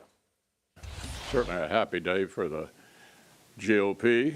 And let me start by congratulating President Trump. I had really hoped I'd be able to hand over to my successor the majority. I've been the majority leader. I've been the minority leader. Majority is a lot better. Well, for more now, I want to bring back in CBS News political reporter Hunter Woodall. He joins us here in Studio 57. Hunter, Republicans knew that there were going to be some pickups in the Senate. They thought that they were going to get control over that chamber, especially given that Democrats had a razor-thin majority previously. But Was it still surprising that they picked up as many seats as they did? And when you look at this map, I mean, this is a map that favored Republicans. You know, they had Democrats had defended so many more seats. There had been that thought, okay, you know, Republicans are well primed to win the West Virginia Senate race. The Montana Senate race, beating John Tester there, they were hopeful. When they started, you know, winning Ohio, knocking out Senator Sherrod Brown, then things started looking really good. So it's interesting that right now we're talking, you know, 52 projected seats. That's the floor. And there's still those outstanding races in the battlegrounds like Pennsylvania, Michigan, Nevada. Republicans are feeling pretty good right now about where the Senate stands. Absolutely. And also, Hunter, for the first time, we've got 2 black women and a Korean American are going to be elected this time around. We've got Angela also Brooks, who is the Democrat out of Maryland. And then we've got, she won against, Republican former Governor Larry Hogan. I apologize. And then in Delaware, Democratic Congressman Lisa Blunt Rochester won. Talk to us a little bit about, I guess you'd call it the diversification of our political government as it stands this election around. There's so much getting focused and lost in the Republicans' sweeping victories as we're seeing it so far, but there were a few wins in there. And that's the striking thing when you look at what happened last night. Obviously, you know, there was that thought of, you know, Vice President Harris, she would have become the, you know, first black woman to become president. And, you know, obviously a lot of folks. And she didn't have to choose. Absolutely. No, it's a great point. And, you know, she would have represented so many firsts. When you look at these election results last night, there's still a lot the Democrats could be excited about, given that, I mean, this is now, they've doubled the amount of women that, you know, have served in the, been elected to the chamber, black women in the chamber. And this is a historic first. And they're both very, you know, dedicated public officials. They've served in different offices before. They'll bring a very, you know, interesting perspective at a time when Democrats are going to look for energy during this, you know, second Trump administration. Very interesting how it paints a tapestry of the United States. Hunter Woodall, thank you. President-elect Trump will head into the White House with a Republican Senate, the House of Representatives. Still too early to call, but he may need both chambers to enact the wide-ranging legislation that he's already proposing. Well, Trump has promised that if elected, a mass deportation of undocumented immigrants would take place right away. He also promised economic moves like tax cuts and tariffs on imported goods. Mario Parker and Sophia Kai join us now from our Washington bureau. Mario is the managing editor at Bloomberg. Sophia is a national politics reporter at Axios. Good to have both of you with us. Sophia, I'm going to start with you. What do you think the biggest thing was in terms of Trump's campaign strategy that caused such a decisive win for him? I think 2 things. One of them is the Republican early vote. This is, you know, the one thing that Trump actually personally dislikes, but the campaign infrastructure was able to overcome it. And the second thing I should say is that Trump, at the end of the day, he's really good at boiling down his policy issues in ways that the American people understand. Immigration, the economy. You know, in May, Axios charted his favorite words that he liked to use when describing policy. You know, and they were things like mass deportation, get men out of women's sports. Those words landed over the course of Trump's campaign cycle. And now, Mario, over to you. Let's start to look at what a second Trump administration will look like. Elon Musk played a massive role in his campaign in its final weeks. What part could the tech billionaire actually play in the Trump administration come his inauguration? Well, one thing about Trump is he rewards loyalty, particularly political loyalty. So that's A. Second of all, what he said is he would essentially hand the keys of the government over to Elon Musk in order to cut wasteful spending, right? Elon Musk has said that he thinks that he can maybe cut about a quarter of the deficit or upwards of that, trillions of dollars, if you will. So we can expect him to have that type of role in the administration. We won't expect him to have a cabinet position, right? Because there's no way that we could see that billionaire divesting from some of his most valuable companies. But again, he will have the president's ear. Mario, let's talk a little bit about what's happening in America, because whether we're talking about Elon Musk or Robert F. Kennedy Jr. having a role in the new Trump administration, in many ways, those are not the people that you traditionally think of as members of the GOP. Are we seeing a turn towards a more conservative American electorate? What you're seeing is a turn toward a more populist American electorate, right? You're seeing an extension of this movement that Trump kind of ignited back in 2016, campaigning as an outsider, someone who would come to Washington, D.C., essentially shake up the institution, the way business has been done. You've seen over the last 4 years, President Joe Biden and Vice President Kamala Harris, who assumed the top of the ticket, try to return back to a more normal doctrine of governing, right? But what you saw last night was essentially Americans saying that they haven't had enough of the Trump show, that they haven't had enough of the disruption that they probably gave him a chance on back in 2016, and they're signing up for more. Some of that is the angst toward the economy, inflation, et cetera. One thing to point out is just the fact that Trump bet on attracting minority voters, and he was able to get 1 out of 3, which is unheard of for a Republican presidential candidate. I want to bring this to our viewers right now. We have just received a Trump campaign statement from the Trump campaign communications director, in which he writes, President Donald J. Trump and Vice President Kamala Harris spoke by phone earlier today. She congratulated him on his historic victory. President Trump acknowledged Vice President Harris on her strength, professionalism, and tenacity throughout the campaign, and both leaders agreed on the importance of unifying the country. Sophia, does our country become more unified now? Look, I think what everyone can agree on is, who the president-elect is. And something that's striking from, phoning into swing states yesterday was that election officials across the board told me that it was a fairly calm and, dare I say, boring day. And I think that is a good thing for democracy. And, the quickness of the election and how quickly votes were counted also tells us something, that the system is indeed working. And Sophia, Project 2025, it has been a talking point of both campaigns pretty much for the most part for the last several months. Can you refresh our memory on what exactly is in Project 2025 and how it may or may not guide policy in the second Trump administration? We know he's done his absolute best to distance himself from anything to do with it.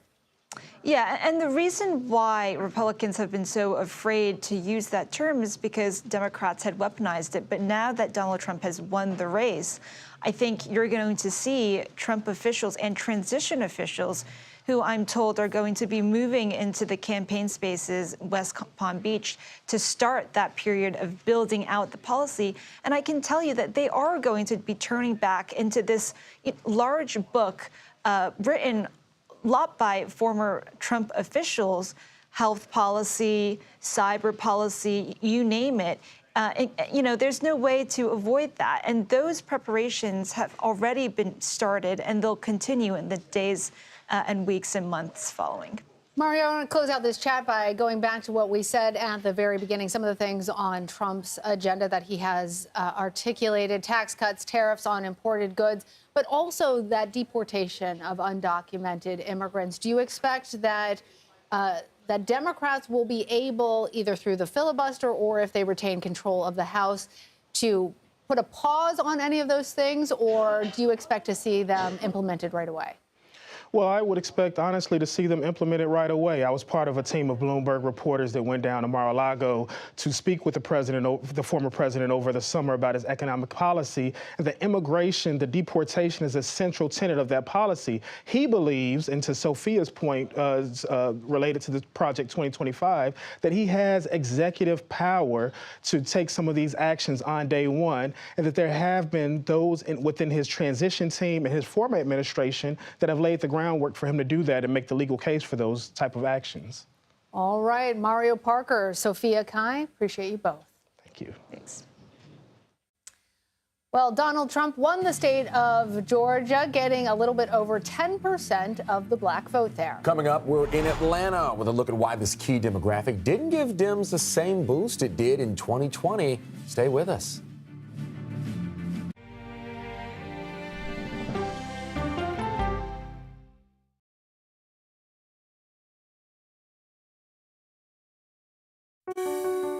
Washington is the seat of power. National security, foreign policy, global economics, every story comes through Washington in some way.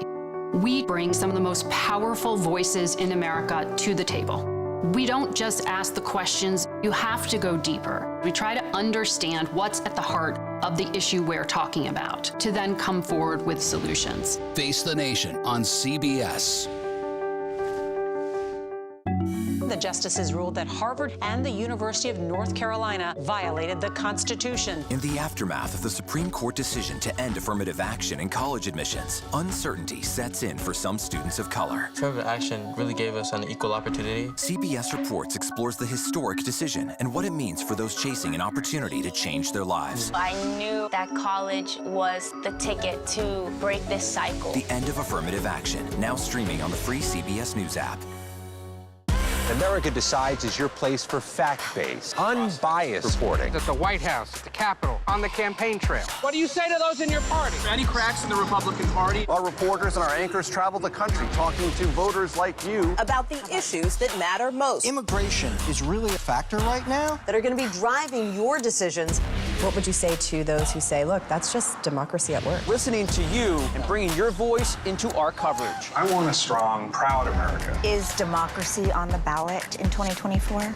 Let us help you decide. America Decides on CBS News 24/7. Stream our expanded one-hour program Monday through Thursday at 5 p.m. Eastern. An original documentary from CBS Reports. AI is among the most world-changing technologies ever. Curing diseases, scientific breakthroughs, making lives better. They can help us with medical discoveries, scientific discoveries, doing better agriculture, having cures for things like Alzheimer's. It's also going to really transform the way we work.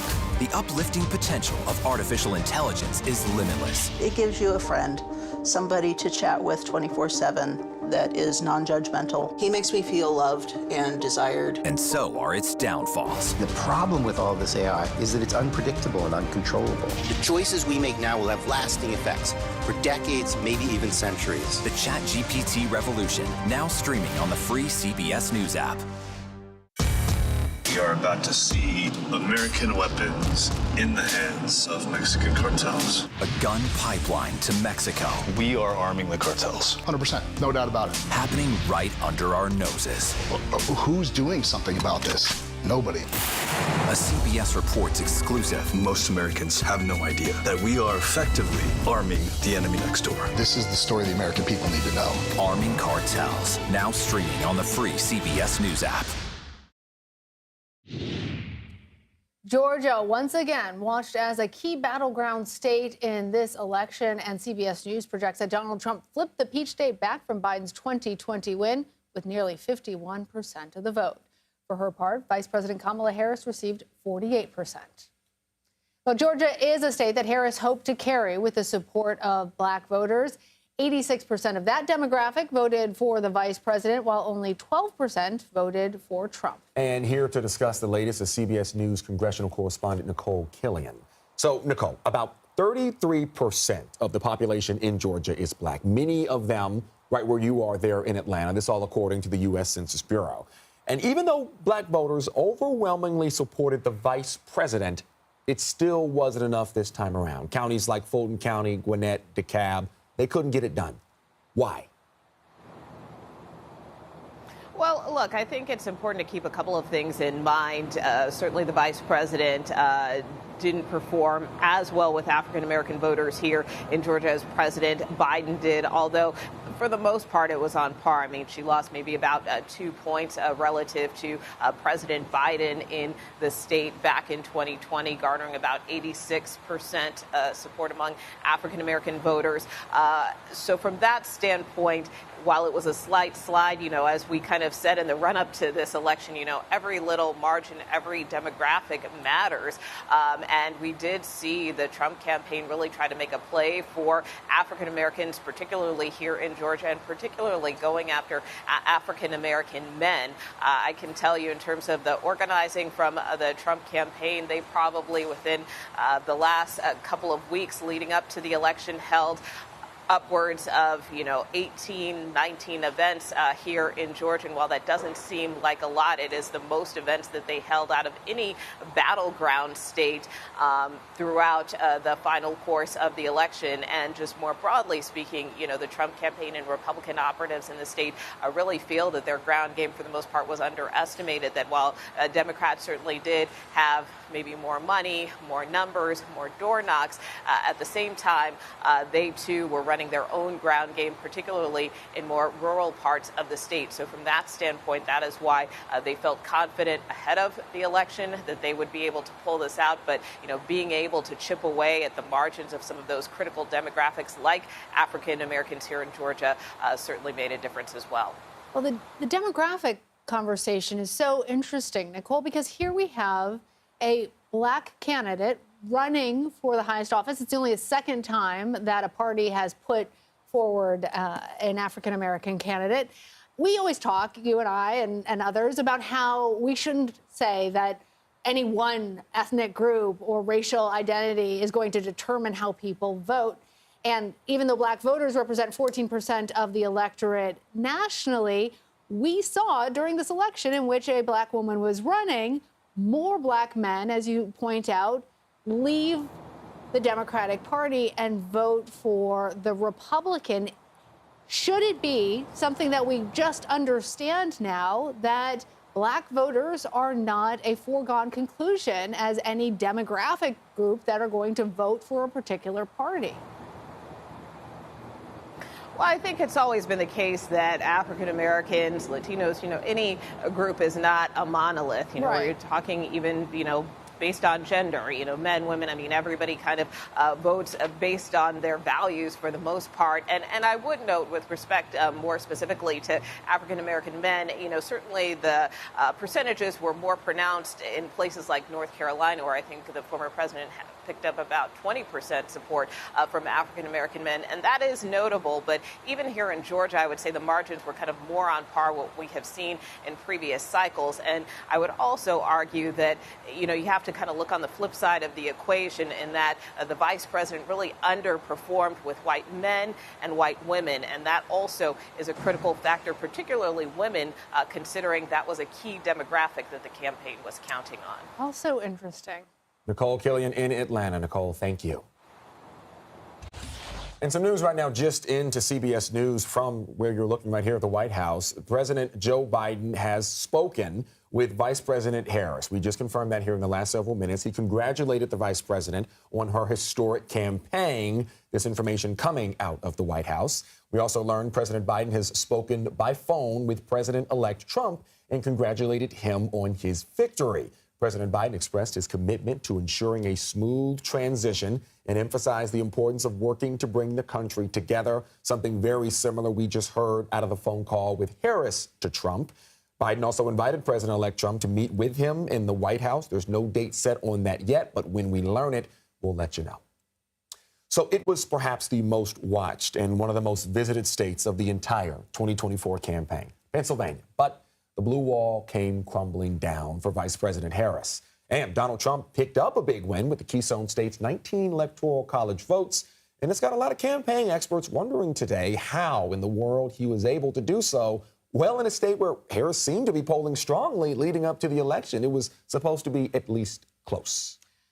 Though it was not particularly close, and we want to hear more from CBS News national correspondent Nikki Batiste. She is live there for us in Pennsylvania, the Keystone State. Nikki, you've been speaking with voters on the ground in the last 24 hours. You know Pennsylvania. You are a child of Pennsylvania. Why did this state break so definitively for Donald Trump? I think there are two big groups. Number one, rural voters. Everyone expected rural voters to come out and vote for Trump, but not in the numbers that they did. Look, as you said, I'm from rural central Pennsylvania. This is a huge state. People talk about Pittsburgh on one side, Philadelphia on the other. They're 6 hours apart. But there's a huge population that live in different rural communities across the country. If you look at the map, it's red.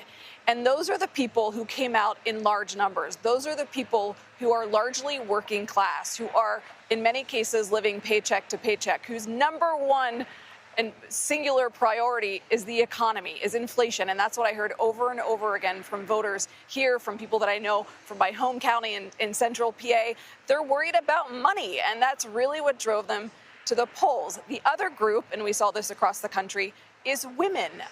Most of the women I spoke with are supporting Trump, and one woman I want you to hear from actually flipped parties. Yes, and I was a Democrat my whole life until Trump. And you switched? I switched. Why? Because I just love everything he has to say, and he's for us, the American people. He doesn't need their money. He doesn't need to be a politician. He knows where all the bodies are buried, and they don't like it. It's the truth, and they don't like it.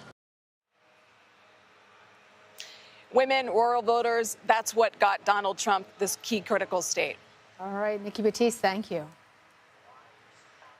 So with Donald Trump's victory, what does this mean for immigration policy and for people here from all different stripes once he takes office? We're going to take you right to Arizona along the U.S.-Mexico border for what changes we could see. You're streaming CBS News 24/7.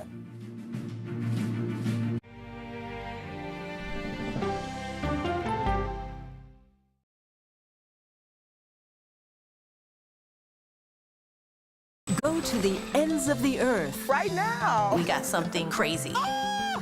And reach for the stars. Here we are. Todd. Yes, it's my comeback. Hey, this is pretty fun. But wait, there's more. Experience thought-provoking. Welcome to the idea of being a human being. Innovative and truly original reporting. Look through a telescope and go, wow. Because there's always something new under the sun on CBS Sunday morning. At this moment, terrorists could be plotting another attack. 9/11 triggered a counter-terrorist system that included a secret database. This person needs a closer look. A growing list of nearly 2 million people, including some Americans who say they're innocent. For 1 hour flight, I have to spend 6 hours to go and come back. CBS Reports explores the system, the people responsible for it, and those pushing for change. I'm not fighting against them. I'm fighting for them to do the right thing. The Watch List, now streaming on the free CBS News app. Don't miss true crime anytime you want, anywhere you go. With the 48 Hours podcast. Real crimes, real lives, real justice. There's some questions that have to be asked and need to be answered. Listen to 48 Hours on Apple Podcasts. An original documentary from CBS Reports. Imagine yourself in Manhattan with no police, no army, no mayor. The people of Haiti stare down poverty, corruption, natural disasters, and violence.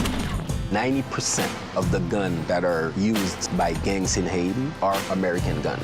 But with an unbreakable spirit and eternal optimism. There are days where I cry, but we can't be discouraged. We still believe in Haiti. They're still able to look ahead with hope. Haiti is on the brink of transformation, a radical shift. Nations are coming together and saying things must change. Fighting for Haiti, now streaming on the free CBS News app. Hey there, welcome to The Uplift. I thought she was a groom, and I stepped back and I went, oh, you're the queen. She's going to be with me every instant that I'm alive. I just wanted to see if you'd go to Disneyland with me today. I look over at him and he's smiling. I'm going to remember that the rest of my life. They told us when he was going to be born, he was only going to live for 30 minutes. It's really a miracle that he's with us today. The Uplift, stream now on the free CBS News app. When you wake up in the morning, we want to be your go-to team. On our places, bright shiny faces. I don't go to work in the morning. I go for coffee with my 2 good friends, and we talk about the world. Your morning routine just got better. CBS Mornings. A CBS News investigation. People looking for love, finding their life savings gone. This could happen to anybody. And sometimes losing their lives. Anything for love. Now streaming on the free CBS News app. Immigration was one of the main topics Trump focused on while campaigning. He has vowed to conduct mass deportations and take action against policies in so-called sanctuary cities. CBS News immigration and politics reporter Camilo Montoya Galvez is in Nogales, Arizona, near the U.S.-Mexico border. Camilo, what changes is Trump saying he's going to enact as president as it pertains to border policy? How likely is this going to happen, and how soon might we expect them to take effect? Hi, Lana, that is completely right. President-elect Trump has promised to undertake a radical and seismic shift in policy here at the U.S.-Mexico border. He has made this issue into a defining theme of this presidential campaign, and he has done so arguably successfully yet again, just like in 2016. He is obviously promising to oversee the largest deportation operation in American history, to deploy the National Guard here at the border to stop and arrest migrants who are crossing into the country illegally, to reinstate policies like the Remain in Mexico rule that requires migrants to wait on the other side of this border for their asylum cases to be adjudicated. He has also talked about the idea of ending birthright citizenship for the children of undocumented and unauthorized immigrants.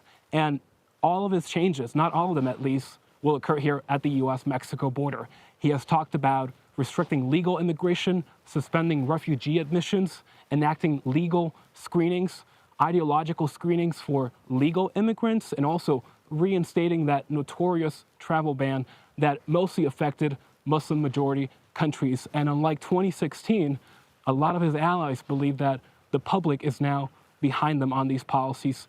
After all, poll after poll is showing that more Americans are supporting and embracing tougher immigration policies, including that mass deportation operation.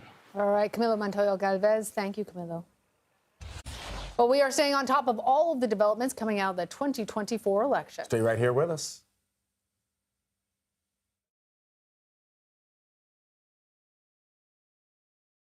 Okay, so let's just start at the beginning. Well, let me start with this. What is at stake here? What is the answer then? Do you know why? You want me to just keep going? Is that a good thing or a bad thing? Were there death threats? How is this possible? What's wrong with that argument? Are you saying they lied? Have you told the government that? Why won't you say the word crisis? You're not answering my question. This really Is that scary? Does that make sense? What do you mean? What does that mean in Did any of that make sense?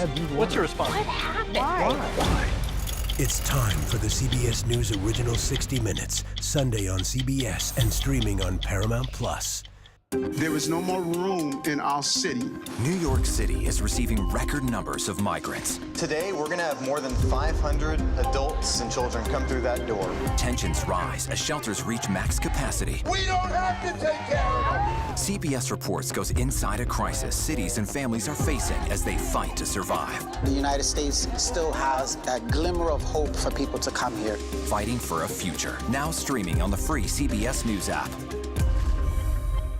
An original documentary from CBS Reports. Since you started La Soup in 2014, do you have any sense as to how much food you've rescued from the landfill? We've rescued 4.5 million pounds. I can't even fathom how much food that is. And that's one little person in one little city in America. We're going to call this chicken piccata. We did 450 of these meals today. This is the exact dish that you and I are going to have. Yep. Oh my God. Is it good? Mm-hmm. Having a plan of how to keep people fed should be in every single city. So if we eliminated food waste, could we eliminate hunger? Yes. Eating Trash, now streaming on the free CBS News app. America Decides is your place for fact-based, unbiased reporting. At the White House, at the Capitol, on the campaign trail. What do you say to those in your party? Any cracks in the Republican Party? Our reporters and our anchors travel the country talking to voters like you about the issues that matter most. Immigration is really a factor right now that are going to be driving your decisions. What would you say to those who say, look, that's just democracy at work? Listening to you and bringing your voice into our coverage. I want a strong, proud America. Is democracy on the ballot in 2024? Let us help you decide. America Decides on CBS News 24/7. Stream our expanded one-hour program Monday through Thursday at 5 p.m. Eastern. When people say who's first to get in the morning, that would be me. Morning news matters because it sets the tone for your day, and it's a way of getting you started. Day to day, that first draft of history, it happens right here. We're going to uplift you. We're going to send you out your way. We take you places, we teach you new things, and we make you feel like, you know, it's not all bad. People say to me, you always seem to be having a good time. And you know what? You're right. Your morning routine just got better. CBS Mornings, weekdays at 7.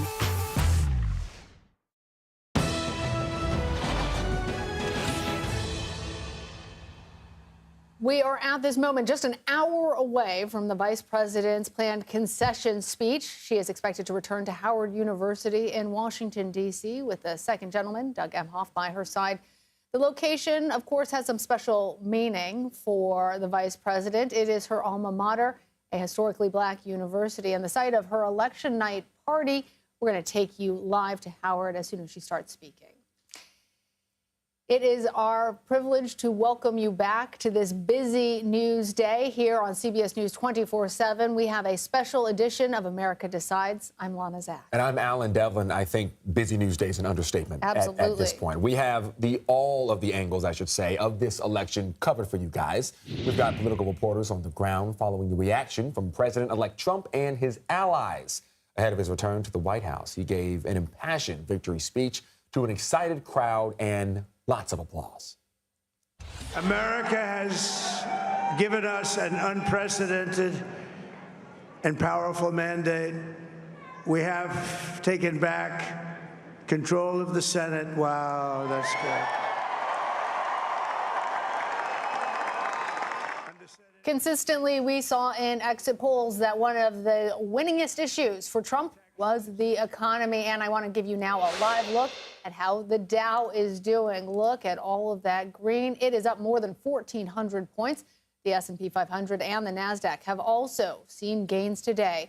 We're going to talk about the economic impact of the election in just a few minutes. But let's start with our political team. CBS News campaign reporter Aaron Navarro is in Washington following the vice president. But we're going to begin with Jake Rosen covering the president-elect in West Palm Beach, Florida. So let's start with you. Let's also talk about J.D. Vance, describing this victory as the greatest political comeback in U.S. history. For his part, the former president has said that he didn't lose the last election, so-called big lie, but is the Trump campaign surprised by any measure of the success that they enjoyed over the course of last night into today?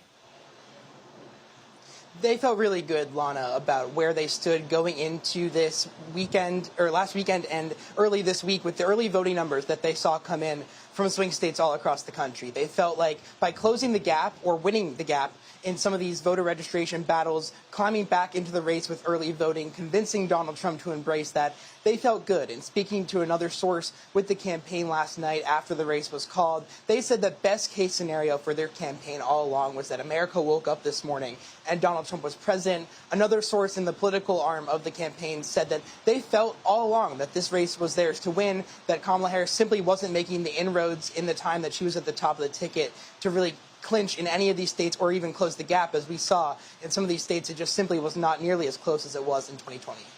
And so despite the recent racist rhetoric from Trump's Madison Square Garden rally, the president-elect had great success with Latino voters. He outperformed what he was doing in 2020 this year around, even with everything that happened as a factor. How was he able to make that happen and snatch away some of those voters from the Democratic Party and specifically from Kamala Harris? Well, I think we have to remember, too, the timeline of this, right? That comment and the comments throughout that day at Madison Square Garden, which were rather inflammatory from not just that comedian, but other speakers, was so close to the election that many Americans had already decided. Some had already cast their ballots and felt confident in their vote for Donald Trump. And this goes back to the campaign's push for winning back the mail vote. And speaking with a source last night, they felt really confident that the key to this election, to win back the White House for Donald Trump, was to win back the mail vote, specifically the white mail vote. And along with that, their messaging all along on immigration, the economy, trans issues, leaning into those podcasts that Donald Trump did for months going into the election across Joe Rogan and other popular podcasts and YouTube hosts. They felt that by winning back that vote, that they would have a shot at this. It obviously worked. And as a part of that, the black male vote and the Latino male vote swung in historic ways towards Donald Trump, something that they had talked about for a long time, but we saw its fruition last night. You know, I want to ask you a question, Jake, because we don't usually see somebody who is elected after not being in office who's previously been in office, right? It was the 1800s the last time that's happened. He has the benefit of experience. What are the next steps for President-elect Trump before he actually is sworn back into office? Well, the big thing right now down here in West Palm Beach is the transition effort. The campaign had been pretty coy going into last night until the race was called to discuss it publicly or privately with reporters. Those meetings are starting now. The campaign has to submit a list of names to be vetted so that Donald Trump has appointments to make, and he has tens and thousands of them across all of the federal government in terms of what the bureaucracy, and he also has to figure out administration officials, cabinet officials. That's the direct work that they're doing right now. But we saw from the White House put out a statement saying that President Biden had called Donald Trump and invited him to come to the White House to meet, to kind of do a photo op and share their plan for at least a conversation about what uniting America looks like. Those are some of the things that we'll see when Donald Trump starts to begin to return to Washington, a place that he has not been too often since he left the Oval Office on January 20th, 2021. Not too often at all. Jake Rosen, thank you. Now let's go to Washington now, where CBS News campaign reporter Aaron Navarro is following the Harris team for us. So, Aaron, we know inflation was a key issue for American voters.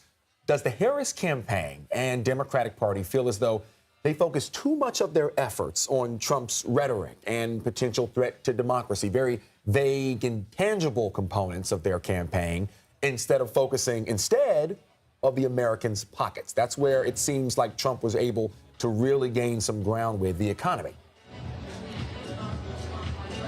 Hey, good to be with you here at Howard University, where in about an hour we'll see Vice President Harris give her concession speech. The economy itself was a hole that Harris campaign had to dig themselves out of. And it was tricky because they couldn't match Biden's electorate, but they also couldn't separate themselves enough from the Biden administration, which in the months and even the year leading up to this election was unable to convince voters, even though, yes, some inflation numbers were down, they were unable to convince voters that they had a grip on how to handle the economy. Now, in the closing weeks of the race, you would hear Harris talk about her economic plan, and her last couple of rallies, she didn't even mention Trump by name. Regardless, it was baked in. Voters that had the economy top of mind had their mind up that they wanted to change. Aaron, what does the Harris campaign feel like they got wrong in this? What do they think that they should have done differently? Oh. Did we lose him? Hopefully, Aaron, you're still there out at Howard University. Yes. All right. Can you hear me? Yes. Go ahead, Aaron. Sorry about that. This campaign themselves have been pretty tight-lipped. Obviously, a touchy day for them going into this loss. But from talking to Democratic officials, they do believe that inflation was a devastating issue that they were unable to really combat and draw even on. They also think that maybe the tack to the right from talking to some progressives, having appearances with Liz Cheney was not the right move, maybe alienated some younger voters, progressives, but definitely a lot of hand-wringing to see where they went wrong, what they misread in such a big way about the electorate. So, Aaron, now the results are in. The Democratic Party still trying to figure out what in the world happened this election cycle. You've got Joe Biden, who's leaving office here in a couple of months, honestly. Kamala Harris will remain as probably the most well-known active Democrat in the party. What happens now? What comes next? Where do we see Harris going in the next couple of months and years as a Democratic frontrunner? As is the duty of the vice president, she will actually have to certify former President Trump's win in Congress next January. So in terms of official tasks, that is one that is notable. In a letter sent by the Harris campaign chair to their staff, she said broadly that Harris will, quote, remain in this fight politically as they look to buck the Trump administration and what they're looking to do. But certainly this opens the floodgate, and I know we just ended, this opens the floodgate to 2028. There are a lot of Democrats on the bench who, when Biden stepped out, they were in the conversation to potentially get in. That did not happen. Harris got the majority of the support. Look for those governors in those swing states to be active, maybe go to Iowa or New Hampshire in the next couple of years. All right, Aaron Navarro, thank you. So right now, stocks on Wall Street may as a whole be surging on news of former President Trump's win, but renewable energy stocks took a hit in the S&P 500 today. Oil stocks, however, are up on the news. Shares of Chevron and ExxonMobil are in positive territory. I want to bring back CBS News business analyst Jill Schlesinger for more market analysis. Jill, As we are drilling down into the energy sector in particular, how do you think that the president-elect's policies might influence the global oil market? I mean, I think this is just nutty. We're talking about one day. So can we just all calm down? I have to be clear about this. It's one day. We don't know what these policies are. In general, we know that highly regulated industries like the oil and gas sector, like banking, like those kinds of industries that are looking to consolidate, they could see some benefit under a Trump administration. But you know what, gang? This is a long game. You're an individual investor. And so I feel like we need to just emphasize once again that this is a day, this is a week, this could be 4 years. Most people who are watching this, you're an individual investor. You are putting your money to work for decades in the future. Please don't try to go cherry pick which is the best sector to buy now versus in 5 years. This is a fool's errand. Stick to your game plan. Keep that diversified portfolio, keep saving, and I promise that that is where you are going to see the greatest benefit, just being diligent and sticking to your game plan. Really, really good advice there, Jill. Trump, he ran on the promise of making housing more affordable for Americans, so we can take a small sidestep here from the economy. How does he plan to do that, and could an interest rate cut that's coming tomorrow aid that plan? Well, I mean, I think that what's interesting is that both candidates talked about housing as a big problem, but housing from a federal perspective is a tough nut to crack. I think that on the local level, you can make some of the hoops through which you make builders and new construction, you can make those a little bit easier to go through. I think without some sort of major housing tax credit for people who want to buy a home, it's very hard to do. Look, right now, the big concern in the housing market is we just don't have enough inventory. We do not have enough homes for people who want to buy them. And along with that, we have high interest rates. Now, the Federal Reserve is likely to cut interest rates tomorrow by 1/4 percentage point. That's not going to move the mortgage market. The mortgage market is now really based on supply and demand. And given where we are in the economic cycle, given the policies that we expect under a Trump administration, if this is a growth economy, I think it is highly unlikely that you ever see mortgage interest rates get down to that 2.5% or 3% fixed rate that we saw during the COVID era. So abandon that if that's what's holding you back. If you can afford to buy a home, if you're lucky enough to find one, I'd go ahead and do it. I'd finance it. I'd look to refinance in the future. But right now, I don't think there is anything in the near term that the federal government is likely to do that is going to actually ease the housing market shortage that we have right now. True. All right, Jill Schlesinger, thank you. Sure. And right now, Donald Trump is still facing a slew of legal issues. After the break, we explore what's next for those 4 cases now that he's headed back to the White House. And abortion access also on the ballot coming up. How measures to protect reproductive rights fared in several states. I'm Lana Zach. I'm Alan Devlin. And this is a special edition of America Decides.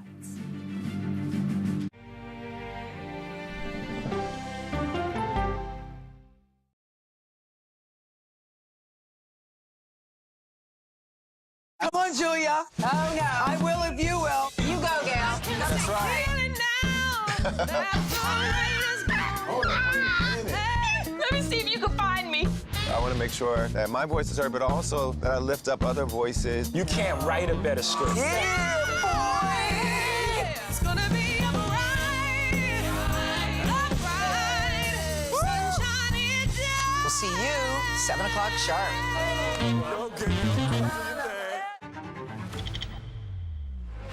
How fast do you think you were going? 195 miles an hour. This is incredible. How close did you actually come to being killed? That close. Is this brain surgery without a knife? It is. What risk do these children pose to Russia? I'm not sure the world is prepared for this change. Definitely not. Who's the best coach in college football today? Let me see a mirror. It's time for the CBS News original, 60 Minutes. Sundays on CBS and streaming on Paramount+. Go to the ends of the earth. Right now. We got something crazy. and reach for the stars. Here we are. Time. Yes, it's my comeback. Hey, this is pretty fun. But wait, there's more. Experience thought-provoking, I'm open to the idea of being a human being. innovative, and truly original reporting. Look through a telescope and go, wow. Because there's always something new under the sun on CBS Sunday morning. I'm a voracious consumer of information and constantly curious. I want to know the basic facts of every issue and to press into the heart of the matter. Information is the currency of democracy, and that's what we bring to the table every Sunday. When you need your sports news all the time, we've got breaking news to bring to you. CBS Sports HQ gives you a snapshot of all the sports that matter to you. Big news coming out of the NFL. A lot of movement in the rankings this week. With highlights. What a finish at the final round of play. And in-depth analysis. Can they three-peat? Tony Romo joins the conversation. What can you say about this game? When you need your sports in a snap, we're bringing you that breaking news right here on HQ. Find it on CBS Sports HQ. Streaming free anywhere you are. At this moment, terrorists could be plotting another attack. 9/11 triggered a counter-terrorist system that included a secret database. This person needs a closer look. A growing list of nearly 2 million people, including some Americans who say they're innocent. For 1 hour flight, I have to spend 6 hours to go and come back. CBS Reports explores the system, the people responsible for it, and those pushing for change. I'm not fighting against them. I'm fighting for them to do the right thing. The Watch List, now streaming on the free CBS News app. A CBS News investigation. People looking for love, finding their life savings gone. This could happen to anybody. And sometimes losing their lives. Anything for love. Now streaming on the free CBS News app. Despite Donald Trump's election night win, he still faces 4 criminal indictments and a potential sentencing later this month. Trump and his allies were indicted both in Georgia for allegedly interfering in the 2020 election. Some of those charges, you see them here, were dropped. It's now on hold while the state appeals court considers Trump's request to get the district attorney, Fani Willis, who just won re-election, removed from the case altogether. Trump was found guilty in May on 34 counts of falsifying business records in New York.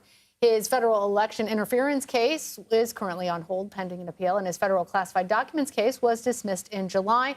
Special counsel Jack Smith earlier had appealed that decision. However, we know that he is now in conversation with the Justice Department about how to wind all of that down. We're going to bring in CBS News legal contributor Karen Polisi to talk about the legal fallout amid the impending transition of power. So we know that the Department of Justice and the special counsel's office is currently talking about winding down that investigation, those cases. But for his part, Trump promised not only to fire Jack Smith, but also potentially to deport them. I'm wondering where all of this goes from here. Does this all just go away given the situation of Trump being the president-elect, or is this put on pause? What happens now? Yeah, that's right. I think the exact quote what Trump said he would fire Jack Smith within 2 minutes of gaining office. These federal cases will go away one way or the other. He certainly could appoint a new attorney general who would then direct the special counsel to drop the case, the Justice Department to drop the case, to fire Jack Smith. I mean, all of those are on the table. The latest reporting indicates to me that Jack Smith may not want to go down that road, that the Justice Department may want a more elegant solution to this problem. And that is they are likely going to rely on this Office of Legal Counsel memorandum, which states that the Justice Department cannot prosecute a sitting president. Remember, we heard a lot about that memo under Robert Mueller in the Russia investigation. And that was the memo, the idea that Mueller relied on not to indict Trump that time. So the idea would be that the spirit of that memo would embody presidents-elect. And so Jack Smith may voluntarily, in conjunction with the Justice Department, wind down these cases with the knowledge that they would eventually be stopped anyway. So, well, will Trump be criminally sentenced in November, or will the immunity ruling we're talking about wipe away the convictions for falsifying the business records specifically? Yeah, big question. So currently the sentencing is still scheduled to move forward about 3 weeks' time. Prior to that, Judge Marchand has said that he will make a decision on that pending motion to dismiss, which Trump's attorneys lodged after that Supreme Court decision, noting that presidents have broad criminal immunity for conduct that took place while in office. Now, remember, this was the hush money case. A lot of that conduct did not take place in office. Nonetheless, Trump's team is arguing that the entirety of the prosecution's case was tainted because there were several pieces of evidence that did take place in office, and therefore they are covered by presidential immunity. We'll see what Judge Marchand does in terms of whether or not he kicks the sentencing down the road and how the ruling on the motion to dismiss plays into that, whether or not he does even sentence Trump at all. But the bottom line is Trump won't be serving any time prior to gaining office, after those 4 years. He serves those 4 years. He likely will sort of stay the entire issue pending his appeals. Remember, he is certainly going to appeal that conviction. That takes time in New York State. So, the bottom line, however it shakes out specifically on the technicalities, is he's really evading any accountability for any of his criminal wrongdoing because of his election to the presidency this time. And it is so interesting that, as you're talking about Judge Marchand, it's worth reminding our viewers that he's a judge on the New York State Supreme Court. When we're talking about federal pardons and things like that, the president-elect doesn't necessarily have the same jurisdiction or broad control. Exactly. Caroline Polisi, thank you. Thank you. Well, this election marks the first time that Americans voted for president since the Supreme Court overturned Roe v. Wade back in 2022. And 7 states approved some kind of abortion rights amendment, including Arizona, Colorado, Maryland, and Montana. You see them all there in yellow. Voters in Nevada, also in yellow, approved an amendment, but it will need to pass again in 2026 for it to take effect. And Missouri voters cleared the path to undo its restrictive ban. Meanwhile, in Florida, Nebraska, and South Dakota, all of them failed to pass measures that would protect access to the procedure. For more, I want to bring in Oriana Gonzalez. She's a reporter covering politics and abortion for Notice, a nonprofit, nonpartisan news outlet affiliated with the All-Britain Journalism Institute. So, Oriana, as we mentioned, this is the first presidential election since the Supreme Court overturned Roe versus Wade more than 2 years ago. At the time, everybody thought that moment would be pivotal in this election. People were in the streets. They were protesting. Democrats were hoping abortion rights would help deliver them the White House this time around. But CBS News exit polls show only 14% of voters actually ranked it as the most important issue, trailing things like democracy, trailing things like the economy. What happened here in the 2 years as we take a look at some of those most important issues and where they align with the voters of America? So what we're seeing here is that, we can't understate this. It is the first presidential election to take place since Roe v. Wade was overturned. And so to that end, it's kind of unprecedented territory that we're in, right? So I had talked to a couple of polling experts ahead of Election Day who had said that this idea that, that we have gotten used to of seeing Democrats really have this advantage, this post-Dobbs advantage, might not exactly be, it might not translate to the presidential election. So by that, I mean, in 2022, for example, we saw Whitmer, we saw in Michigan, Beshear in Kentucky, 2 governors' campaigns that ended up winning because they centered abortion in their messaging. And granted, this was only a couple of months after Dobbs. It was truly the top issue that a lot of voters were thinking about. And what's happening now, it's been over 2 years since Dobbs happened, since Roe v. Wade fell. And it's been a little bit of distance. And also, given that it's a presidential election, unlike a midterm election, there are a lot of other topics that voters were paying attention to that were kind of clouding this spotlight that abortion had been under in the midterms in 2022 and, of course, in special elections in 2023. So, again, this advantage that we had seen right after Dobbs moving for Democrats was not necessarily something that, we should have been prepared for or expected to see this time around. That being said, it did catch a lot of Democrats by surprise. I want to drill down a little bit on this because Missouri is an interesting case study. CBS News projects Donald Trump won there by about 16 points. Obviously, he's opposed abortion rights. He campaigned on that in the first go-round. But voters there in Missouri also opted to protect access to the procedure in the state. So on one hand, they're voting for the candidate that led to the overturning of Roe v. Wade. But then on the other hand, they're voting to enshrine a right to reproductive freedom in their state. What does this suggest about voters? So definitely Missouri stands out because, as you said, this is the one state that had a near total abortion ban, that has a near total abortion ban in place. And voters kind of are living under that law, are the ones that decided, okay, no, I'm going to vote for an amendment that is poised to overturn that law. Obviously, important to mention, too, Missouri is the first state that has passed an amendment like this one that is poised to get rid of a near total abortion ban. Ohio did it last year, but they had a 6-week ban. But it's very particular to see it. South Dakota, for example, it failed in South Dakota, so we really have to kind of see what happens with abortion from now on. All right, Oriana Gonzalez, thank you. Thank you for having me. Bomb threats were called into some Georgia polling sites yesterday. How those non-credible threats were traced back to Russia. We're going to dig into foreign election interference after the break.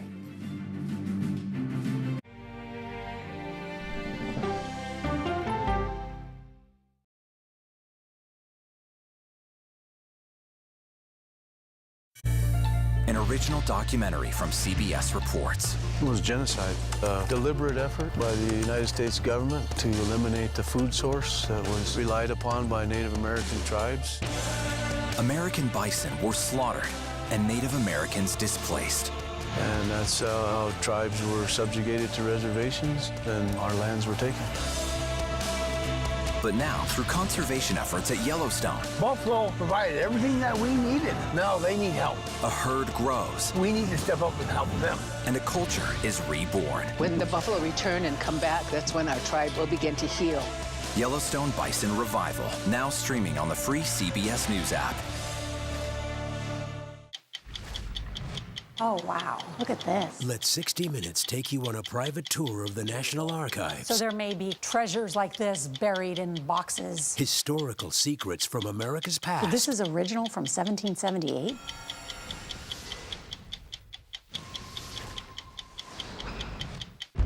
This case. It's like a screenplay, something straight out of Hollywood. But it's not fiction. It's 48 hours. Human remains found this week. 4 families shattered. There's no physical evidence. The mystery would haunt investigators for years. There's some questions that have to be asked and need to be answered. Like a John Grisham novel. A gripping true crime original. 48 hours. Now streaming on the free CBS News app. When you wake up in the morning, we want to be your go-to team. On our places, bright, shiny faces. Nate has one of the quickest minds I've ever seen. Put me in the game, coach. Tony has a way of making people feel comfortable. The best interviews feel like it's just a conversation with a neighbor. Hey. Gail has this unbelievable knack to ask a question that is the question that you're asking at home. I've been told I could talk to a tree, and that's pretty much true. I don't go to work in the morning. I go for coffee with my 2 good friends, and we talk about the world. Your morning routine just got better. CBS Mornings, weekdays at 7. I'll see you in the morning. Listening to how someone explains themselves is so key to understanding their perspective. The grief of losing a child is immense. You can't breathe. After decades of the war on drugs, things have only gotten worse. Every shipment of fentanyl is a ticking time bomb. 50 times more powerful than heroin. CBS Reports goes deep into Mexico. What is your role in the Sinaloa cartel? To find out why the cartels keep getting stronger and wealthier. This is a war, but we're not fighting it. Our citizens are dying. funding cartels. Now streaming on the free CBS News app. Reaction has been pouring in from around the world to Donald Trump becoming president-elect again, with the leaders of several countries, including France, the United Kingdom, Germany, Australia, Japan, all sending messages of congratulations. Joining us now for more on the international reaction to Trump's election win is CBS News foreign correspondent, Chris Livesay. Chris, thank you for being here. What more can you tell us about the reaction in Europe that's coming out of Trump's victory? Yeah, well, the president of France, for instance, he was among the world leaders to call the incoming president of the United States, Donald Trump, and wish him congratulations. They spoke for 25 minutes about global issues. That's on paper, very congratulatory, but behind the scenes, the look is a little concerned, shall we say. The leaders of France and Germany are now encouraging the rest of Europe to form a more united front throughout the European Union in reaction to the election of Donald Trump. They're afraid of things like tariffs on European goods, but the big one is really Ukraine, right in the backyard of the European Union. Donald Trump has talked about pulling out of NATO in the past. He's also been very critical of the billions and billions of U.S. dollars sent to Ukraine in its fight against Russia. In fact, the president of Ukraine was also very quick to congratulate Donald Trump in his victory, but also behind the scenes, he must be very concerned about things that Donald Trump has said, such as ending the war even before he comes into office in just one day, without providing any details on how he would do that. Of course, Ukraine is concerned that the only way you could end the war that quickly is by making concessions to Russia that Ukraine could never deal with. I also want to ask you about the other war that the United States has been very much involved in. Has there been any response from the Middle East with the war in the region between Israel and Hamas? Likely a conflict that the new Trump administration is going to have to tackle. You bet. The Prime Minister of Israel, Benjamin Netanyahu, was also very quick to congratulate Donald Trump, and you can understand why. In his previous mandate as president, Donald Trump did a lot of things for Israel and the Netanyahu government. He recognized the Golan Heights as sovereign Israeli territory. He moved the U.S. embassy to Jerusalem. He even killed an Iranian general, Qasem Soleimani. So a lot of things that Israel has to be grateful for. But also Benjamin Netanyahu has taken some serious heat from Donald Trump over the October 7th massacre by Hamas. Donald Trump was very critical that happened on his watch, that he even allowed it to happen to begin with. So there are reasons for friction there. In fact, earlier this summer, back in July, Benjamin Netanyahu was visiting Donald Trump. He was visiting the United States. And while he was in the United States, he took a visit down to Mar-a-Lago and spoke to Donald Trump. And Donald Trump told the prime minister there that he needed to wrap up his war in the Gaza Strip before Donald Trump came into office, and also to get the hostages home, 100 of whom still remain in Hamas captivity, and several of them are Americans, we should remember. And Chris, one last question here really quick. How has China been reacting to the president's win?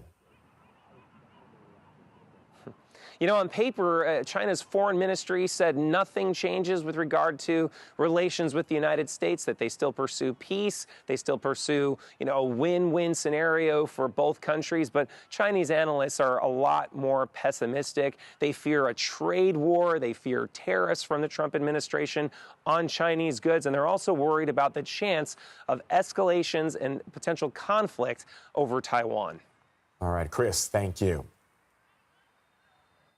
And we're learning more about bomb threats called into polling places in Georgia yesterday. And while these were determined to be non-credible hoax calls, the fact that they've been actually traced back to Russia is cause for alarm and potentially part of a bigger pattern, according to our next guest. Brett Schaefer is a senior fellow of media and digital disinformation for the Alliance for Securing Democracy.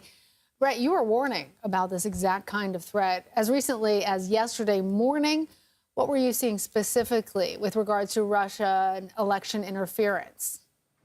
Yeah, when we look at the threat environment, we look at past elections to get a sense of what might be coming here. And in this case, we were a little bit fortunate in that Moldova held 2 elections last week. These are elections that Russia cared deeply about. And what we saw during those elections, according to both the German government and the Moldovan government is that Russia was phoning in bomb threats, both to polling places within Moldova, but also at embassies outside of Moldova to try to impede the vote. So we had a little bit of a warning that this may be coming here. And Brett, this is not the first time we've seen Russian influence campaigns in recent U.S. elections. Not by far. 2016, we all remember how significant of an interference they had at that time. Do you see President-elect Trump addressing this with his Kremlin counterpart, Vladimir Putin, in any way, if at all? He's made no secret of the fact that they do speak occasionally. That's likely going to happen more often now that he'll be retaking the White House. If this does indeed turn out to be the Russians who are behind this, and I would add that as a note of caution, we know that these threats originated from Russia. We don't yet have clear proof that the Russian government was involved. But if the Russian government were involved in this, there needs to be a clear, decisive, bipartisan response. This isn't meddling. This isn't Russian trolls spreading some divisive memes around social media. These were terroristic threats made to polling places in an attempt to suppress the vote. So that's egregious criminal behavior, regardless of who's behind it. And so we need to have a clear response to that. But I think one of the things that's important, we need to divorce the topic of Russian interference from Donald Trump's victory. Yeah. Donald Trump won this election. He didn't need Russia's help. So once we're clear about that, let's have an assessment of what happened, and let's have a clear response to it. And if it is a partisan issue, then it will only be a partisan response. And as you say correctly, Brett, we don't need that right now as a country. Brett Schaefer, thank you. Thank you. Well, Donald Trump has won the presidency. Votes are still being counted, still in Nevada. Up next, we look into what his campaign did right to win over voters in some key down ballot races in the state.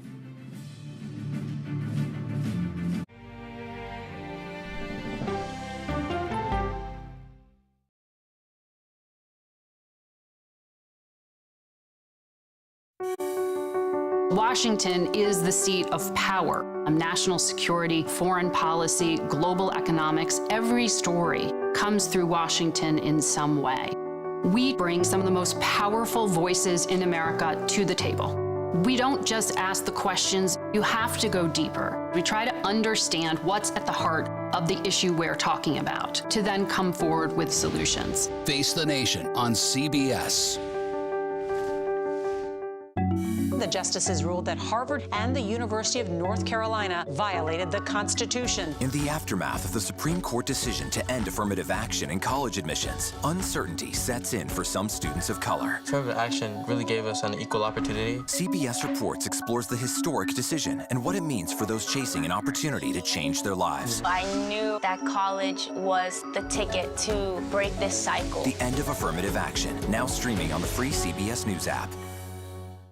America Decides is your place for fact-based, unbiased reporting. At the White House, at the Capitol, on the campaign trail. What do you say to those in your party? Any cracks in the Republican Party? Our reporters and our anchors travel the country talking to voters like you about the issues that matter most. Immigration is really a factor right now that are going to be driving your decisions. What would you say to those who say, look, that's just democracy at work? Listening to you and bringing your voice into our coverage. I want a strong, proud America. Is democracy on the ballot in 2024? Let us help you decide. America Decides on CBS News 24/7. Stream our expanded one-hour program Monday through Thursday at 5 p.m. Eastern. An original documentary from CBS Reports. AI is among the most world-changing technologies ever. Curing diseases, scientific breakthroughs, making lives better. They can help us with medical discoveries, scientific discoveries, doing better agriculture, having cures for things like Alzheimer's. It's also going to really transform the way we work. The uplifting potential of artificial intelligence is limitless. It gives you a friend, somebody to chat with 24/7 that is non-judgmental. He makes me feel loved and desired. And so are its downfalls. The problem with all this AI is that it's unpredictable and uncontrollable. The choices we make now will have lasting effects for decades, maybe even centuries. The ChatGPT revolution, now streaming on the free CBS News app. We are about to see American weapons in the hands of Mexican cartels. A gun pipeline to Mexico. We are arming the cartels. 100%, no doubt about it. Happening right under our noses. Who's doing something about this? Nobody. A CBS Reports exclusive. Most Americans have no idea that we are effectively arming the enemy next door. This is the story the American people need to know. Arming cartels. Now streaming on the free CBS News app. We're still waiting for some results to come in on House races to determine exactly which party will have control of the lower chamber. But we now know that Republicans will take control of the Senate. The GOP flipped states like West Virginia and Ohio, surpassing the 51 seats needed to lock in a majority and flip party control in their favor.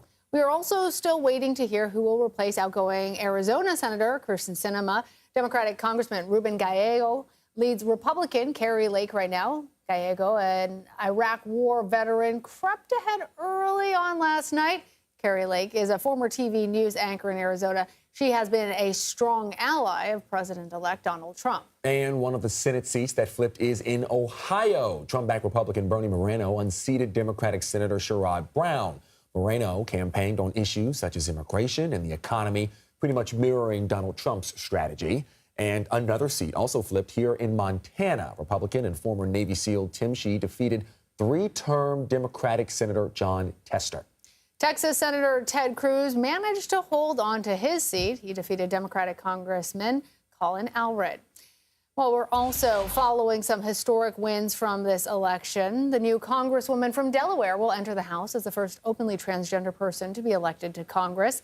Democratic State Senator Sarah McBride defeated Republican John Whalen. But that's not the only historic win out of Delaware. The state elected its first female senator. Democrat Lisa Blunt Rochester defeated her Republican challenger, Eric Hansen. She'll replace Democratic Senator Tom Carper. And the first Korean-American senator will head to Washington in the next term. Andy Kim, a Democrat, is replacing New Jersey Senator Bob Menendez, who resigned following his corruption conviction. And Alabama sending Shamari Figures to the House to represent a brand new district. You might remember the Supreme Court ruled last year that the state's old congressional districts discriminated against black voters, and new lines were drawn. Michigan was one of the big battleground state wins for Trump. It was just called a few hours ago here. Trump won overwhelmingly in Republican-leaning parts of the state and improved his margins enough in Detroit to win back the state that he lost to Biden in 2020. It's also been notable this election cycle for its large Muslim and Arab population, as some voters opted for a third-party choice in protest of the Biden administration's policies in Gaza. CBS News national correspondent Usher Qureshi is in Dearborn, Michigan for us. So, Usher, Green Party candidate Jill Stein actually received 18% of support there in Dearborn. But across the state, we see about 1.7% of voters opted for a third-party choice, straying away from Trump or Harris. Did this, I guess, turnout for Stein and third-party candidates, did that cost Harris the state? Well, probably not enough votes to cost her the state, but clearly a symbolic victory for a lot of folks here in the Dearborn area, where we have the largest concentration of Middle Easterners in the United States. There'd been a lot of discussion leading into the polls as to what they were going to do, given what was going on in Gaza, Lebanon, and Yemen. A lot of folks here, fractures happening, whether or not they were going to vote uncommitted in the primaries and whether or not they would support a third-party candidate like they did in this case. But this was unprecedented. If you look back to 2020, for example, where Dearborn clearly went for Biden 60%, Trump 40%, the third-party votes really made a difference here in Dearborn and set a message to the Democrats in terms of what was important to the people here who were going to the polls. Where else did we see Harris lose support in the state? And I'm also wondering, Usher, what lessons Democrats might take from these results. Yeah, I think, I was at a watch party last night and talking to voters here even today. You hear from them, and there were a couple of big issues, obviously, as we mentioned, the war in the Middle East, but also the economy, the cost of living, inflation.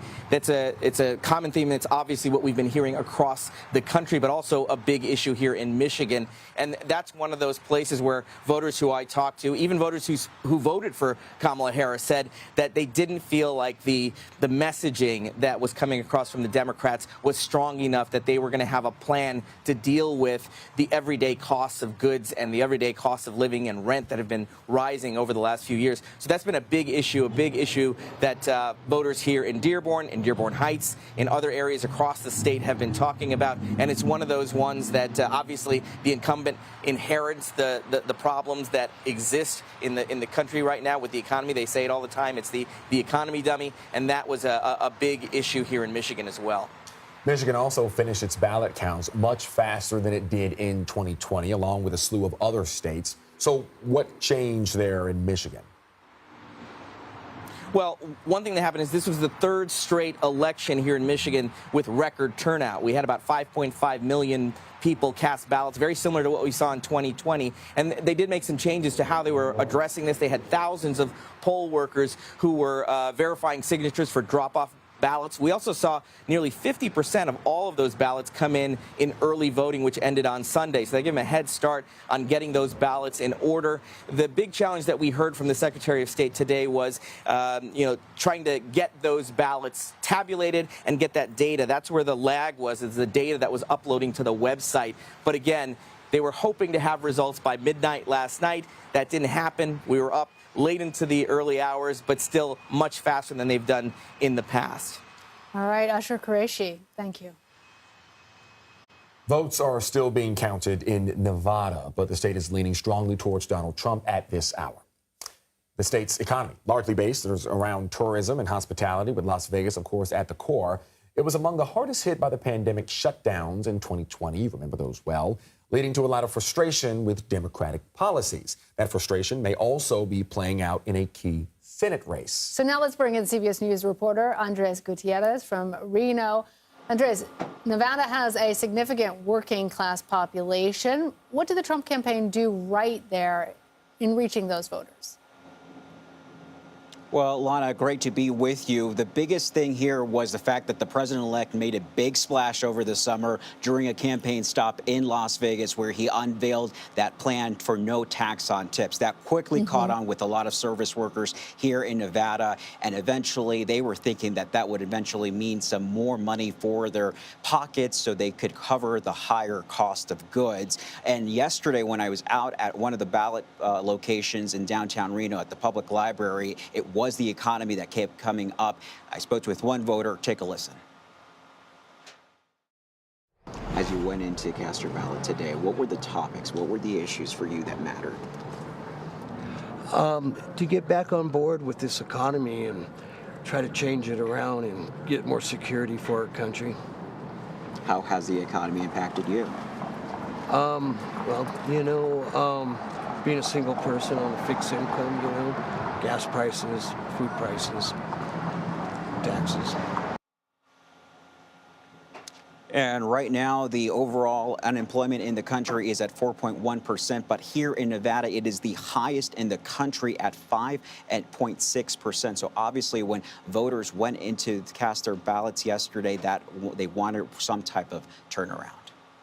So given that Senate Republican challenger Sam Brown is ahead of Democratic incumbent Jackie Rosen by less than 1,000 votes have it, how much could the remaining mail-in ballots shift the outcome in this incredibly tight Senate race? Yes. So Nevada allows mail-in ballots to be postmarked here by Election Day to be counted through November 9th through Saturday. And so that's what they're processing now. Right now, they have about 1,100 votes that separate those two candidates. The situation here currently mirrors the one from the 2022 race between Senator Catherine Ortiz Mosto and her Republican challenger, where the mail-in ballots eventually shifted the outcome in favor of her winning by 8,000 votes in that race. Although Republicans have already secured control of the Senate, it would be another pickup for Republicans here if they were able to get Sam Brown in office there. Andres, I'm still thinking it's so interesting that even after Harris said that she was going to unveil a similar policy to Trump in terms of taxing tips, that still was such a compelling reason for voters on the economy there. As we're winding up this segment, I'm just wondering, were there any problems that state election officials saw there in Nevada?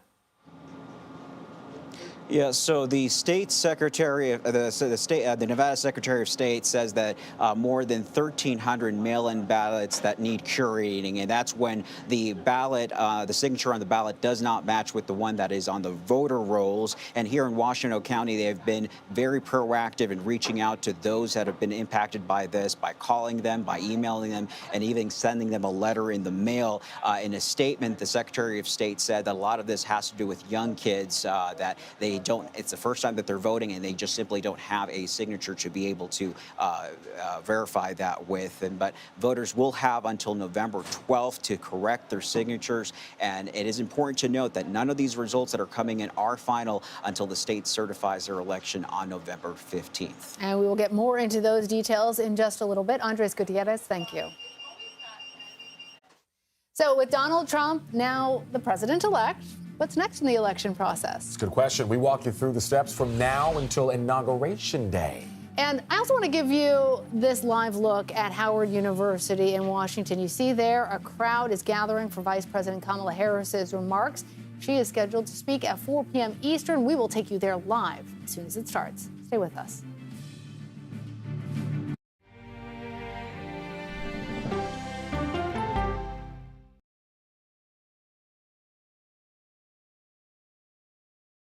Go to the ends of the earth. Right now. We got something crazy. And reach for the stars. Here we are. Time. Yes, it's my comeback. Hey, this is pretty fun. But wait, there's more. Experience thought-provoking. Welcome to the idea of being a human being. Innovative and truly original reporting. Look through a telescope and go, wow. Because there's always something new under the sun on CBS Sunday morning.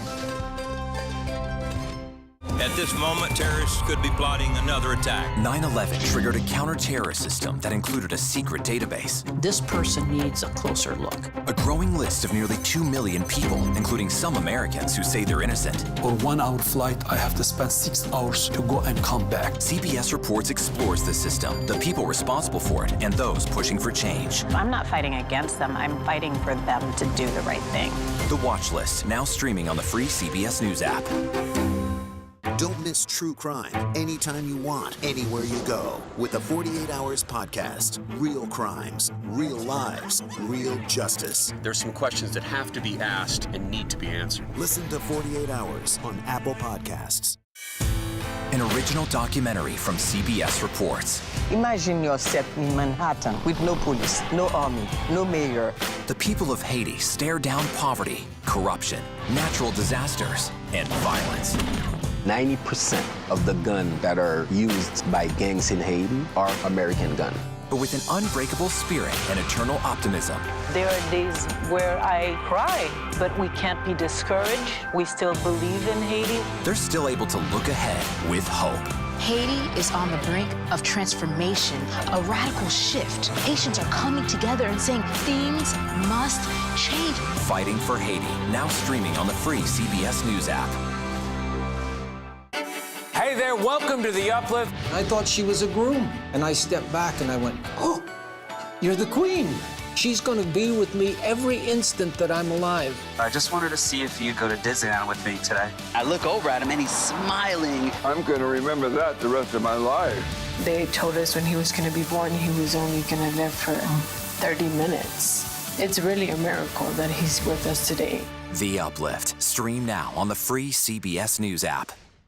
When you wake up in the morning, we want to be your go-to team. On our places, bright, shiny faces. I don't go to work in the morning. I go for coffee with my 2 good friends, and we talk about the world. Your morning routine just got better. CBS Mornings. A CBS News investigation. People looking for love, finding their life savings gone. This could happen to anybody. And sometimes losing their lives. Anything for love. Now streaming on the free CBS News app. Well, now that Donald Trump is the president-elect, we wanted to look at what happens between now and Election Day. And Lana's been taking a closer look and digging in on this. Lana. Hey there. As a reminder to us all, America has the Electoral College system. That means that when you cast a ballot, you're actually selecting who the state will choose as the winner, with the exception of Maine and Nebraska. Whoever gets the most votes in the state wins all of those electoral votes. The magic number, as you know, to become president is 270. Now, the electoral vote translates into electors. They will cast votes in their state's elections. Now, those individuals, they're chosen by the winning individual state party. Then here's what happens on December 17th. Those electors meet in each state. They officially vote for president and vice president. The electors record those results on a certificate of vote and a certificate of ascertainment. That confirms that the electors have been officially appointed. And if you'll recall, the certificate of vote is what several people in Georgia were indicted for allegedly trying to forge back in 2020. Now, one copy of each of these forms together creates an electoral vote. And then on January 6th, and it's January 6th every year, Congress meets to count the electoral votes. During this time, members of Congress are able to make any objections to electoral votes. We're familiar with that.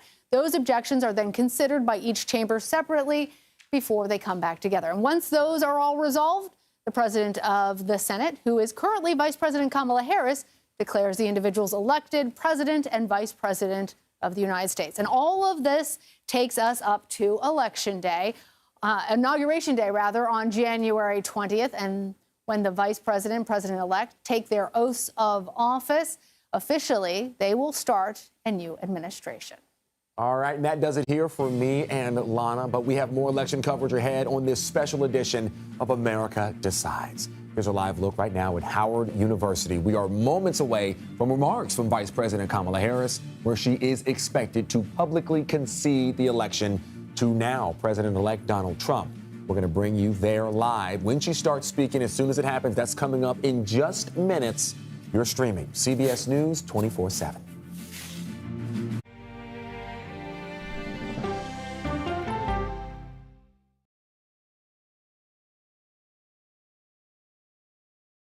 Okay, so let's just start at the beginning. Well, let me start with this. What is at stake here? What is the answer then? Do you know why? You want me to just keep going? Is that a good thing or a bad thing? Were there death threats? How is this possible? What's wrong with that argument? Are you saying they lied? Have you told the government that? Why won't you say the word crisis? You're not answering my question. This really Is that scary? Does that make sense? What do you mean? What does that mean in Did any of that make sense? What's your response? What happened? Why? It's time for the CBS News Original 60 Minutes, Sunday on CBS and streaming on Paramount+.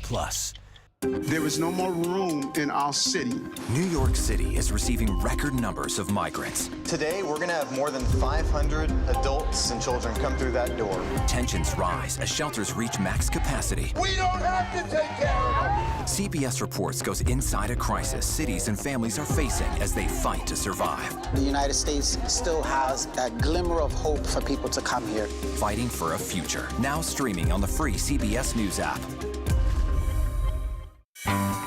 An original documentary from CBS Reports. Since you started La Soup in 2014, do you have any sense as to how much food you've rescued from the landfill? We've rescued 4.5 million pounds. I can't even fathom how much food that is. And that's one little person in one little city in America. We're going to call this chicken piccata. We did 450 of these meals today. This is the exact dish that you and I are going to have. Yep. Oh, really good. Is it good? Mm-hmm. Having a plan of how to keep people fed should be in every single city. If we eliminated food waste, could we eliminate hunger? Yes. Eating Trash, now streaming on the free CBS News app. America Decides is your place for fact-based, unbiased reporting. At the White House, at the Capitol, on the campaign trail. What do you say to those in your party? Any cracks in the Republican Party? Our reporters and our anchors travel the country talking to voters like you about the issues that matter most. Immigration is really a factor right now that are going to be driving your decisions. What would you say to those who say, look, that's just democracy at work? Listening to you and bringing your voice into our coverage. I want a strong, proud America. Is democracy on the ballot in 2024? Let us help you decide. America Decides on CBS News 24/7. Stream our expanded one-hour program Monday through Thursday at 5 p.m. Eastern. When people say who's first to get in the morning, that would be me. Morning news matters because it sets the tone for your day, and it's a way of getting you started. Day to day, that first draft of history, it happens right here. We're going to uplift you. We're going to send you out your way. We take you places, we teach you new things, and we make you feel like, it's not all bad. People say to me, you always seem to be having a good time. And you know what? You're right. Your morning routine just got better. CBS Mornings, weekdays at 7. The state of America. Wow. One state at a time. Eye on America, weeknights on the CBS. Are you ready for some tough questions? You're not answering my question. This is mind-blowing. What do you love about America? And the question is, what is your truth? Why aren't you holding yourself to that standard? Let's start with easy. Who's attacking? You might have put an innocent man behind bars. Can you help negotiate peace?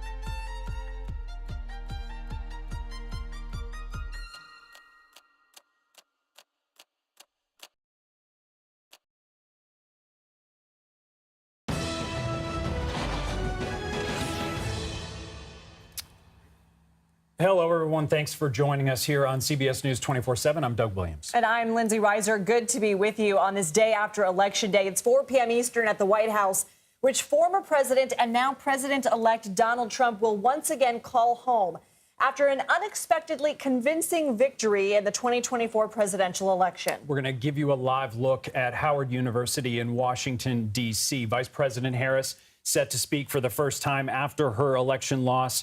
In just a few minutes, we will, of course, bring you there live as soon as she steps to the podium. You'll remember, if you were watching our coverage just last night, Vice President Harris, I should say, was expected to address the crowd as the evening went on. Eventually, the crowd was spoken to and told that the vice president would not be addressing the crowd. That was before most, if not all, of the blue wall states had been called.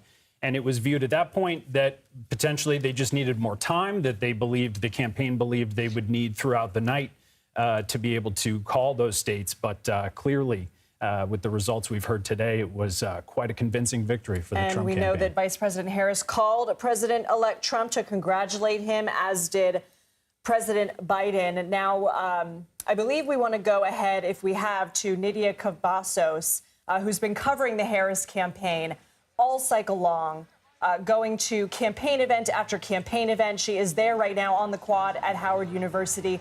Nydia, thanks for being here. Nydia, what are you hearing? Yes, good afternoon. My apologies. Sorry about that, to interrupt you. But what are you hearing from the Harris team ahead of her planned remarks? What should we expect to hear from the vice president when she does take the stage? We know that Vice President Harris will be taking the stage just any moment now. And what we are expecting from her, of course, is to concede this race. And similar to the message that she shared on the phone call with former President Donald Trump, she's going to be emphasizing and stressing the importance of being a president for all Americans and emphasizing on the importance of the peaceful transfer of power that Harris is going to stress that she will take part of. And which was not the case in 2020 for her. Nydia, as we await Vice President Harris's remarks, she spent her final days looking to enforce support in key battleground states. What are you hearing from her campaign operatives on their feelings at this point on what went wrong? At this point, the campaign has been very quiet about what should have been, what shouldn't have been. But we know that going into Election Day, campaign officials were stressing that they were relying on a strong voter turnout, especially across battleground states and in key cities. But we know that voter turnout fell short of sometimes even the 2020 records. And so we do know that based off of a letter that CBS News obtained, the campaign chair was addressing her staff and letting them know that overall and across the board, there was a shift to the right in the country. And so this is how the campaign is addressing it to their staffers.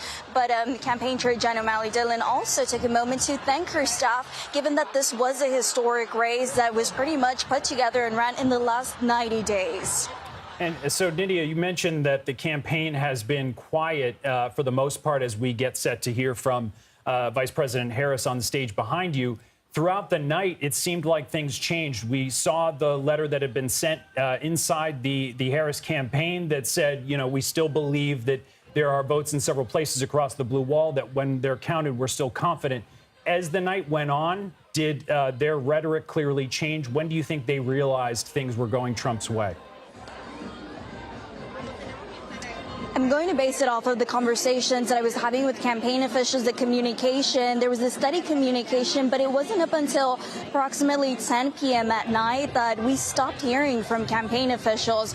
We knew based off of the letter that their only clear path to victory was going to be the blue wall states. But when this wasn't necessarily looking favorable for the campaign, this is when we started noticing that this silence was growing. And we're being asked to step off for now. Harris is about to take the stage. Okay, Nydia, sounds good. Thank you. We do want to mention breaking news into our newsroom right now that Alyssa Slotkin has won the Michigan Senate seat there. Of course, the Senate not going the way of the Democrats last night. CBS News has projected that Republicans will maintain control of that. The House still up in the air, several of those seats, but the Senate race, this is a big one for the Democrats, though they will be officially in the minority. But Slotkin winning this Michigan race. And again, those races, Senate and House, will continue to trickle in. Those votes often do take a few days. But the House is what the Democrats, at least for now, are still hoping for. They believe that they can, in some cases, have control of the House and Congress after all of this is counted and all the votes are said and done. Stocks, by the way, on Wall Street are now closed. The Dow finished up over 1,500 points. The S&P and NASDAQ each hit fresh record highs. Bank stocks were among the biggest risers. Bitcoin also reached a new record high. The last time the Dow finished up more than 1,000 points in a single day was in November of 2022. Let's go ahead and bring in CBS News business analyst Jill Schlesinger for more on today's market performance. Jill, good to see you. Why did the market rally behind news of Trump's nomination? What's behind the enthusiasm? Well, I think there's a couple of things. There is this idea around tax cuts being extended for individuals. We had the Trump tax cuts in 2017. They went into effect in 2018, but they were expected to sunset or go back to where they were before those cuts at the end of next year. And had Harris won, there was a real conversation about tax rates rising for a lot of Americans who earn more than $400,000. And now with a Trump second presidency, it looks like those tax cuts will become enshrined, at least for the foreseeable future. That's a big boost. There's also an idea around regulation. Now, if you've got lax regulation or maybe a somewhat diminished amount of regulation, as President Trump has argued that he would like, then you see certain sectors really benefit. Think about banking sector. Maybe the regulators say you don't have to keep as much cash on hand. Think about also the oil and gas industry. Those are companies that are potentially going to benefit. So I think lower taxes, less regulation, maybe increased growth, that really argues for a stock market resurgence. Now, it's one day, and this could be a week, it could be a month. When these policies actually are in place, alongside perhaps with tariffs that can be inflationary, things can change really quickly. Jill, it's that last part I wanted to ask you about because Trump's critics throughout the campaign had said that those tariffs and the hikes in tariffs would lead to further inflation. Are we supposed to read into the stock market performance today that those fears are not being seen right now as far as what President Trump will actually put in place once he is back in the White House? You know, I just have to say, after doing this for a long time, my first job on Wall Street is I was a commodities trader, and sometimes euphoria and emotions gets the best of everyone, forgetting about the algorithms that make the trades.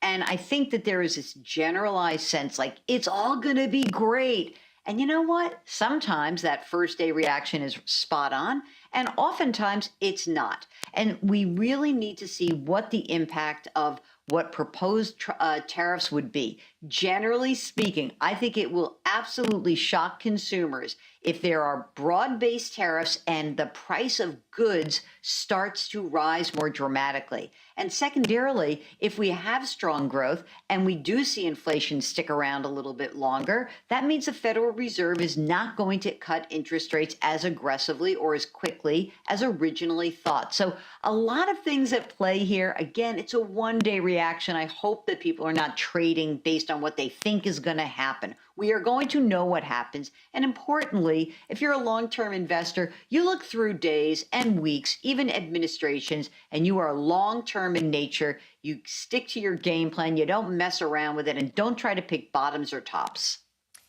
Jill, the Federal Reserve will issue a decision on interest rates tomorrow. This is after that lackluster jobs report from October. Should Americans expect a cut?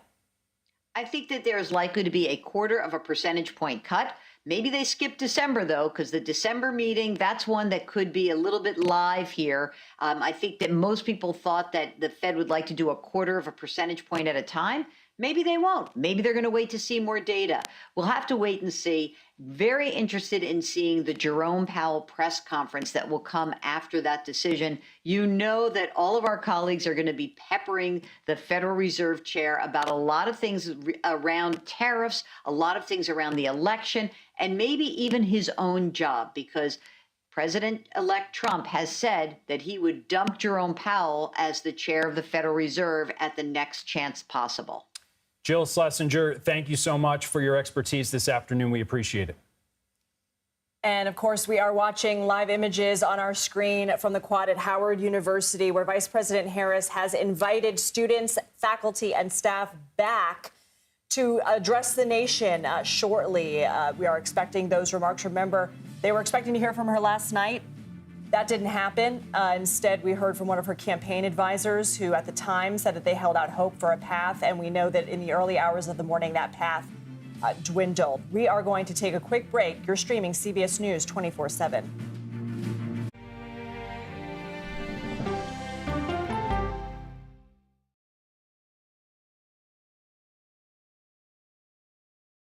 Come on, Julia. Oh, no. I will if you will. You go, gal. That's right. Let me see if you can find me. I want to make sure that my voice is heard, but also that I lift up other voices. You can't write a better script. Yeah, boy. It's gonna be a ride. Sunshine down. We'll see you 7 o'clock sharp.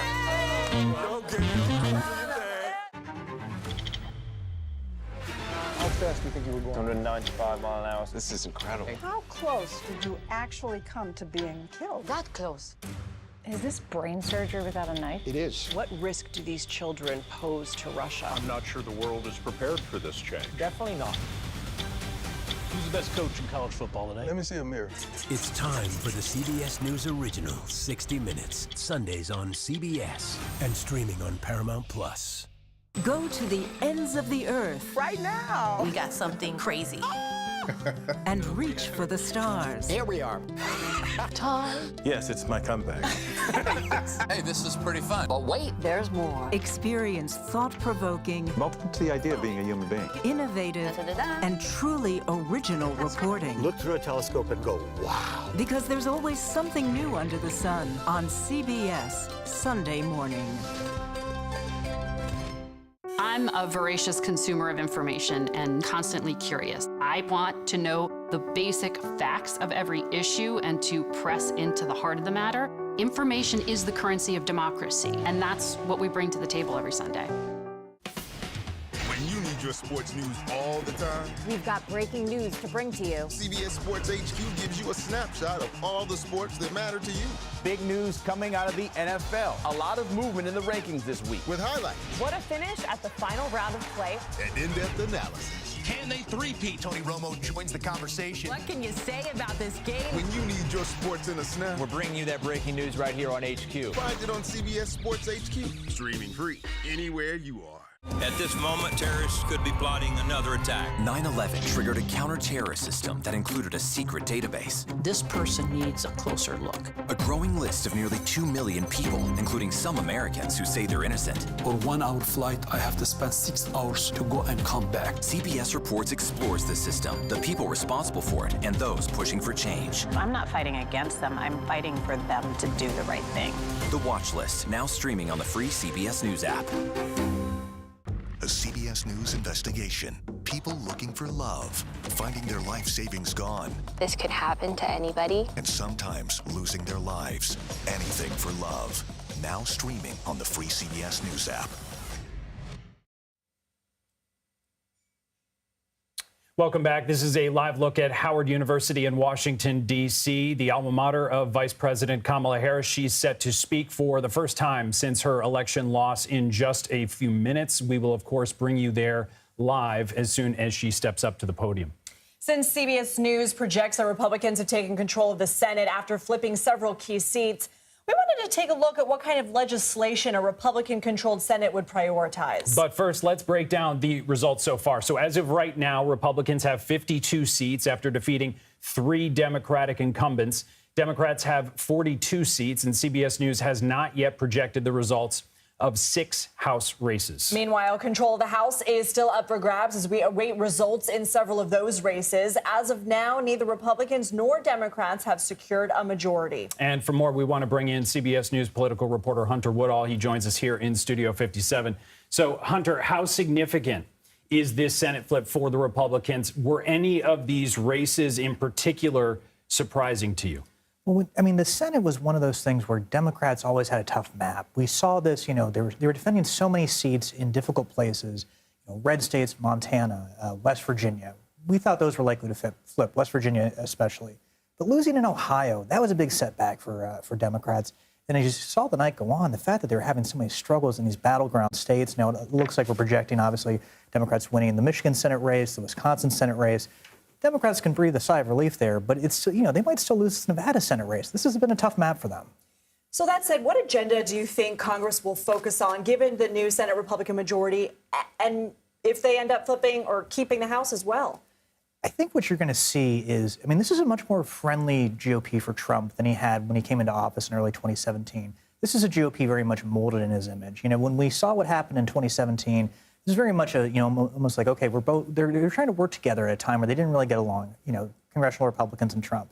This is Trump's party very much now, and there's so many of his allies in Congress, not just, in different roles, but in influential roles. And that's going to be a big plus for Trump as he tries to implement his agenda. Do you see that synergy between Trump, the rest of the Republican Party in these Congress races that we've yet to call?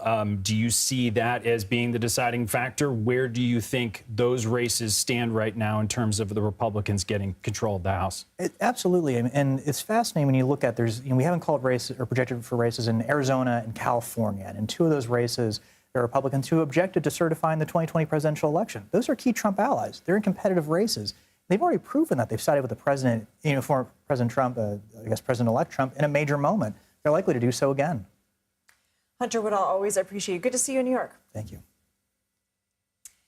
This election marked the first time Americans voted for president since the Supreme Court overturned Roe v. Wade in 2022, and abortion access was on the ballot in 10 states. 7 states approved some kind of abortion rights amendments, including Arizona, Colorado, Maryland, and Montana. Voters in Nevada approved an amendment, but it will need to pass again in 2026 for it to take effect. And Missouri voters cleared the path to undo its restrictive ban. Meanwhile, Florida, Nebraska, and South Dakota failed to pass measures that would protect access to the procedure. We once again just want to let you know we are awaiting the arrival of Vice President Harris at the podium at Howard University in D.C. As soon as she steps up to the microphone, we will bring that to you live. Stay with us. You're streaming CBS News 24/7.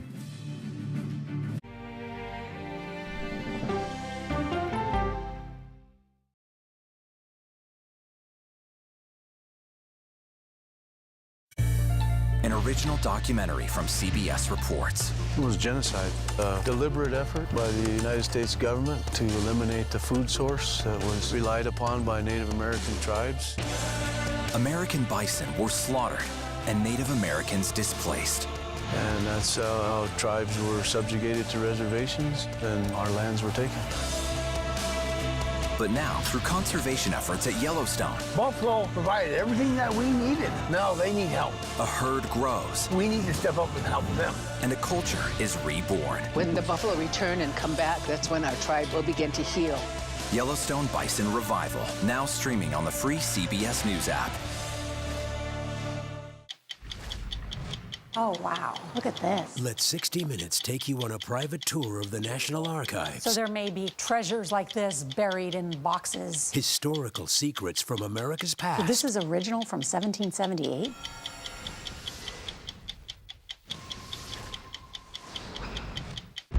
This case. It's like a screenplay, something straight out of Hollywood. But it's not fiction. It's 48 hours. Human remains found this week. 4 families shattered. There's no physical evidence. The mystery would haunt investigators for years. There's some questions that have to be asked and need to be answered. Like a John Grisham novel. A gripping true crime original. 48 hours. Now streaming on the free CBS News app. When you wake up in the morning, we want to be your go-to team. On our places. Bright, shiny faces. Nate has one of the quickest minds I've ever seen. Put me in the game, coach. Tony has a way of making people feel comfortable. The best interviews feel like it's just a conversation with a neighbor. Hey. Gail has this unbelievable knack to ask a question that is the question that you're asking at home. I've been told I could talk to a tree, and that's pretty much true. I don't go to work in the morning. I go for coffee with my 2 good friends, and we talk about the world. Your morning routine just got better. CBS Mornings, weekdays at 7. I'll see you in the morning. Listening to how someone explains themselves is so key to understanding their perspective. The grief of losing a child is immense. You can't breathe. After decades of the war on drugs, things have only gotten worse. Every shipment of fentanyl is a ticking time bomb. 50 times more powerful than heroin. CBS Reports goes deep into Mexico. What is your role in the Sinaloa cartel? To find out why the cartels keep getting stronger and wealthier. This is a war, but we're not fighting it. Our citizens are dying. Funding Cartels, now streaming on the free CBS News app. Welcome back. Once again, this is a live look at Howard University in Washington, D.C. Vice President Harris set to speak in a matter of minutes for the first time after her election loss in, just a few minutes. We're going to bring you her remarks live as soon as she steps up to the podium. We'll bring you there. You heard Nydia earlier say that the campaign's been mostly quiet since last night, so we're not really sure the content of her remarks and what they will be. And we know the reporting from those on the ground at Howard last night that the mood was very somber, particularly after people who had been gathering found out that the vice president wouldn't be making remarks. I think one of the interesting storylines that we'll be continuing to speak about for the days and weeks to come is this split ticket phenomenon that has happened across the country in many areas where people elected a Democrat but still chose Trump. For example, Michigan was just called for Alyssa Slotkin for Senate. We know that Michigan went to Trump. And so in her remarks, we don't have a keen idea on exactly what she will talk about, but we do know from the readout between her and President Trump, in which she called to concede, that there was a focus on unity and bringing the country together. Yes, we do know, just to remind our audience, that former President Trump and now President-elect Trump has spoken to Vice President Kamala Harris, who called the former president to concede the race. The focus of that conversation was on unity for all Americans. It was not a long conversation, we were told, but one that focused, again, on the future and uniting Americans going forward as President-elect Trump won decisively across the country, flipping what's known as the blue wall. And the results of last night's election coming quicker than many of us anticipated. So in the hours since Donald Trump clinched the presidency, the Democrats are reassessing their party's future, trying to figure out what may have gone wrong. Vice President Harris's campaign advisor weighed in on social media. He wrote in part, quote, "We dug out of a deep hole, but not enough." Maura Gillespie joins us here in Studio 57 for more analysis. Maura is a Republican strategist, former advisor to House Speaker John Boehner and Representative Adam Kinzinger. She's also the founder of communications firm Blue Stack Strategies. And Haima is a Democratic strategist, the former director for DNC chair Jamie Harrison. He's currently the principal at communications firm Cornerstone. Thank you both for being here. Haima, let's start with you first. This deep hole that David Plouffe is talking about, I mean, what does that mean? Is that sort of indicative of blaming Biden a little bit, that there was a hole that she had to dig out of because he dropped out in July with only 100 and some days left? Yeah. Lizzie, I don't think it's about blaming Joe Biden directly, but I think the reality is, when we look at those numbers, when Kamala Harris became the nominee, Joe Biden at the time was trailing Donald Trump very badly. And so for a lot of Democrats, Kamala Harris brought the joy back. Sorry, Haima. Here we go to a CBS News special report.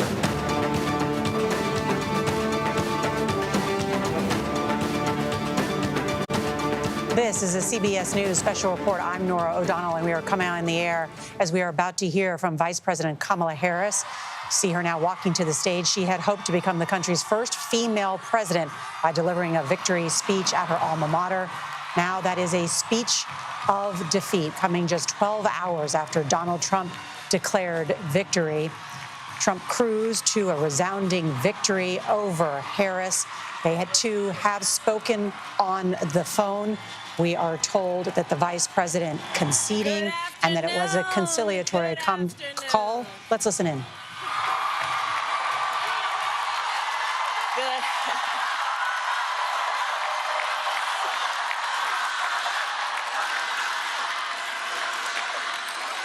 Good afternoon, everyone. Good afternoon. Good afternoon. Good afternoon. Thank you all. Thank you, thank you. Thank you, thank you. So let me say, and I love you back. And I love you back. So let me say, my heart is full today. My heart is full today, full of gratitude for the trust you have placed in me, full of love for our country, and full of resolve. The outcome of this election is not what we wanted, not what we fought for, not what we voted for, but hear me when I say, the light of America's promise will always burn bright. As long as we never give up and as long as we keep fighting.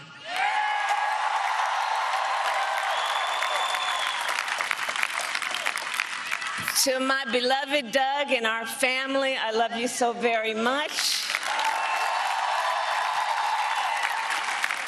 To President Biden and Dr. Biden, thank you for your faith and support.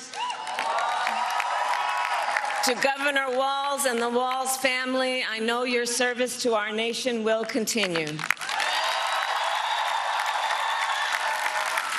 And to my extraordinary team, to the volunteers who gave so much of themselves,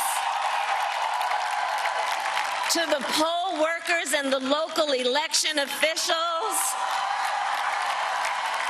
I thank you all. Look, I am so proud of the race we ran and the way we ran it, over the 107 days of this campaign. We have been intentional about building community and building coalitions, bringing people together from every walk of life and background, united by love of country with enthusiasm and joy in our fight for America's future. And we did it with the knowledge that we all have so much more in common than what separates us. Now, I know Folks are feeling and experiencing a range of emotions right now. I get it. But we must accept the results of this election. Earlier today, I spoke with President-elect Trump and congratulated him on his victory. I also told him that we will help him and his team with their transition, and that we will engage in a peaceful transfer of power.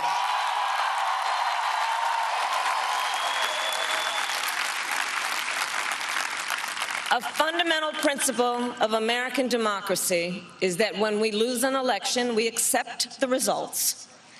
That principle, as much as any other, distinguishes democracy from monarchy or tyranny. And anyone who seeks the public trust must honor it. At the same time, in our nation, we owe loyalty not to a president or a party, but to the Constitution of the United States.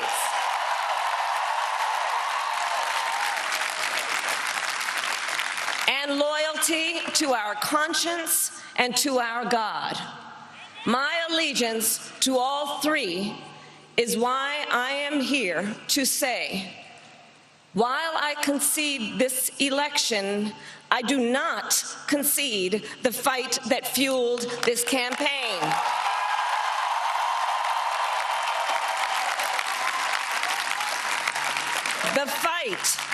The fight for freedom, for opportunity, for fairness, and the dignity of all people. A fight for the ideals at the heart of our nation, the ideals that reflect America at our best. That is a fight I will never give up.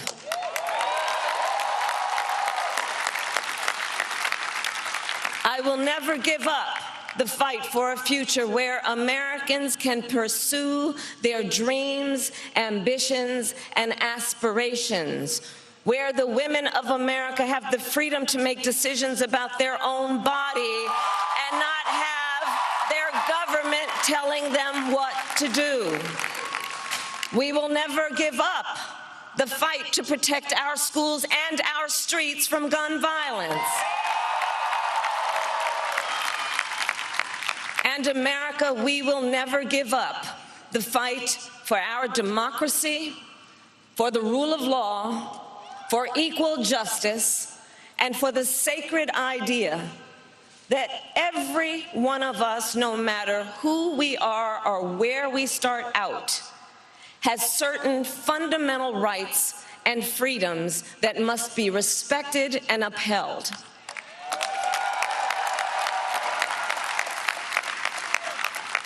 And we will continue to wage this fight in the voting booth, in the courts, and in the public square. And we will also wage it in quieter ways, in how we live our lives, by treating one another with kindness and respect, by looking in the face of a stranger and seeing a neighbor, by always using our strength to lift people up, to fight for the dignity that all people deserve. The fight for our freedom will take hard work, but like I always say, we like hard work. Hard work is good work. Hard work can be joyful work. And the fight for our country is always worth it. It is always worth it.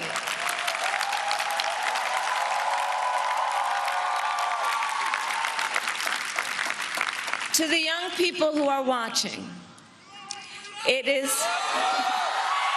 I love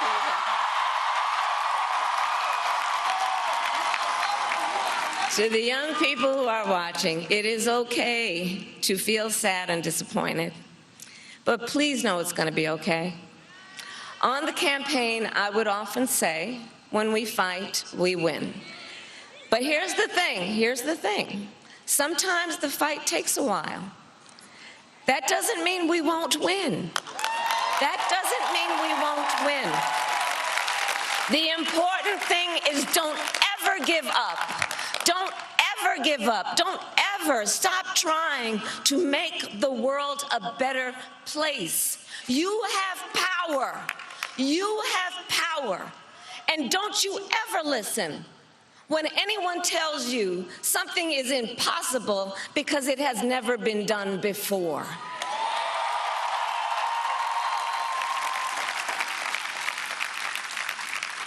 You have the capacity to do extraordinary good in the world. And so to everyone who is watching, do not despair. This is not a time to throw up our hands. This is a time to roll up our sleeves. This is a time to organize, to mobilize, and to stay engaged for the sake of freedom and justice and the future that we all know we can build together. Look, many of you know I started out as a prosecutor, and throughout my career, I saw people at some of the worst times in their lives. People who had suffered great harm and great pain, and yet found within themselves the strength and the courage and the resolve to take the stand, to take a stand, to fight for justice, to fight for themselves, to fight for others. So let their courage be our inspiration. Let their determination be our charge. And I'll close with this. There's an adage an historian once called a law of history, true of every society across the ages. The adage is, only when it is dark enough can you see the stars. I know many people feel like we are entering a dark time, but for the benefit of us all, I hope that is not the case. But here's the thing, America, if it is, let us fill the sky with the light of a brilliant, brilliant billion of stars. The light of optimism, of faith, of truth, and service.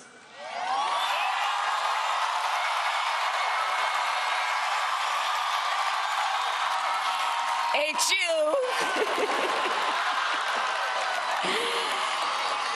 And may that work guide us, even in the face of setbacks, toward the extraordinary promise of the United States of America. I thank you all. May God bless you, and may God bless the United States of America. I thank you all. The first woman to become vice president of the United States, who had hoped to crack the glass ceiling and become the 47th president, just now conceding at Howard University, her alma mater, beginning by saying, "My heart is full today, full of gratitude, full of resolve," but at the same time saying the light of America's promise will always burn bright as long as we never give up and as long as we keep fighting. You can see the vice president there, joined by her husband, Doug Emhoff. Want to bring in Chief White House correspondent Nancy Cordes, who's there at Howard University and has covered this campaign. And we hear once again Beyonce's Freedom in the background there. What else did we hear from the vice president just now, Nancy? Well, Nora, we heard from this vice president an acknowledgement of the way that many of her supporters are feeling right now, which is that the United States is entering a dark time. She said, if we're going to be entering that dark time, let's be a billion points of light. Let's Let's commit ourselves to service. Let's commit ourselves to acts of kindness. Let's find some good in the situation we now find ourselves in. And I have to tell you that what was striking here on the campus of Howard University, this crowd is filled not just with supporters, but with Howard students, many of whom were not invited in for what was supposed to be a victory party here last night, but were allowed to come and stand here in the yard and watch this speech today. And so to see the tears in the eyes of those students, some of whom were casting ballots for the very first time, some of whom believed that they were casting a vote for the woman who could be the first graduate of an HBCU to actually become president of the United States. To see the tears in their eyes today was really moving and really sobering. The vice president said that she had spoken to former President Trump this afternoon, and that she talked about the importance of unity. And actually, the former president put out a statement acknowledging that and extending a rare olive branch to her and complimenting her on the tenacious race that she ran over the past 107 days, Nora. And Nancy, we also heard from Vice President's campaign manager with a similar theme that we just heard from the Vice President. While she said, "While I concede this election, I do not concede the fight that fuels this." What's behind that continued fight? Well, that memo that you're referring to from the campaign chair, Jen O'Malley Dillon, thanked campaign aides and volunteers, but it ended with a very pointed phrase, Nora, and I'll just read it to you. She said that the work of protecting Americans from the impacts of a Trump presidency starts now. And basically, that was a call to arms for Kamala Harris supporters, for Democrats more broadly. We may have won this fight, but there are more fights to come. They're very concerned about what Trump might try to do when it comes to health care, when it comes to mass deportations. And they recognize that there are more fights to come, fights that are only going to become more difficult for Democrats as they lose control of the Senate and are poised to potentially stay in the minority in the House as well, giving Republicans a trifecta of the White House, the House, and the Senate. Nancy Cortez, thank you. I want to bring in Robert Costa to talk about Donald Trump, who, with a populist revolt, has won a decisive victory, not only perhaps in the Electoral College, but the popular vote as well. Some are calling this the biggest shift to the right in our country since Ronald Reagan's victory in 1980. What are you hearing from the Trump team today? His spokesman offered a conciliatory note to the vice president, but what happens next? Well, the Trump campaign was certainly populist in spirit. They're confronting now in Vice President Harris an opponent who has conceded this election, and I've covered her since she was in the U.S. Senate. And when I speak to her confidants and her friends, I say, who is she? What is she about? And they say she is a lawyer.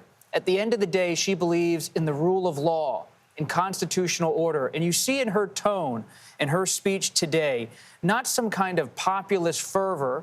Yes, she talked about galvanizing Democrats and moving forward with their head held high. But you see someone who's steady, committed to the peaceful transfer of power, urging all Americans to accept the election results. And when I talk to the Trump campaign, they don't see in Vice President Harris someone they want to fight. They see someone to a point in terms of her constitutional office, someone to be respected. Now, how they handle her in the coming days, how they handle President Biden, who knows? But she is projecting herself today as a serious figure on the American scene and how she's handling this devastating defeat with this speech. And it will be very intriguing to me as a reporter to watch how will the Trump campaign handle her showing grace in this moment. Will they pull back some of their usual political attacks? Well, if the last 3 months are any guide, I imagine that we'll quickly go back to some of the very personal ad hominem attacks that characterized this race. As you know, Donald Trump had called her low IQ, and there were lots of back and forth between the two of them. I want to ask you, John Dickerson, because you spent a lot of the evening taking a look at the exit polls, and I think people want to know, what does this say about America? This is now Trump's America for some people.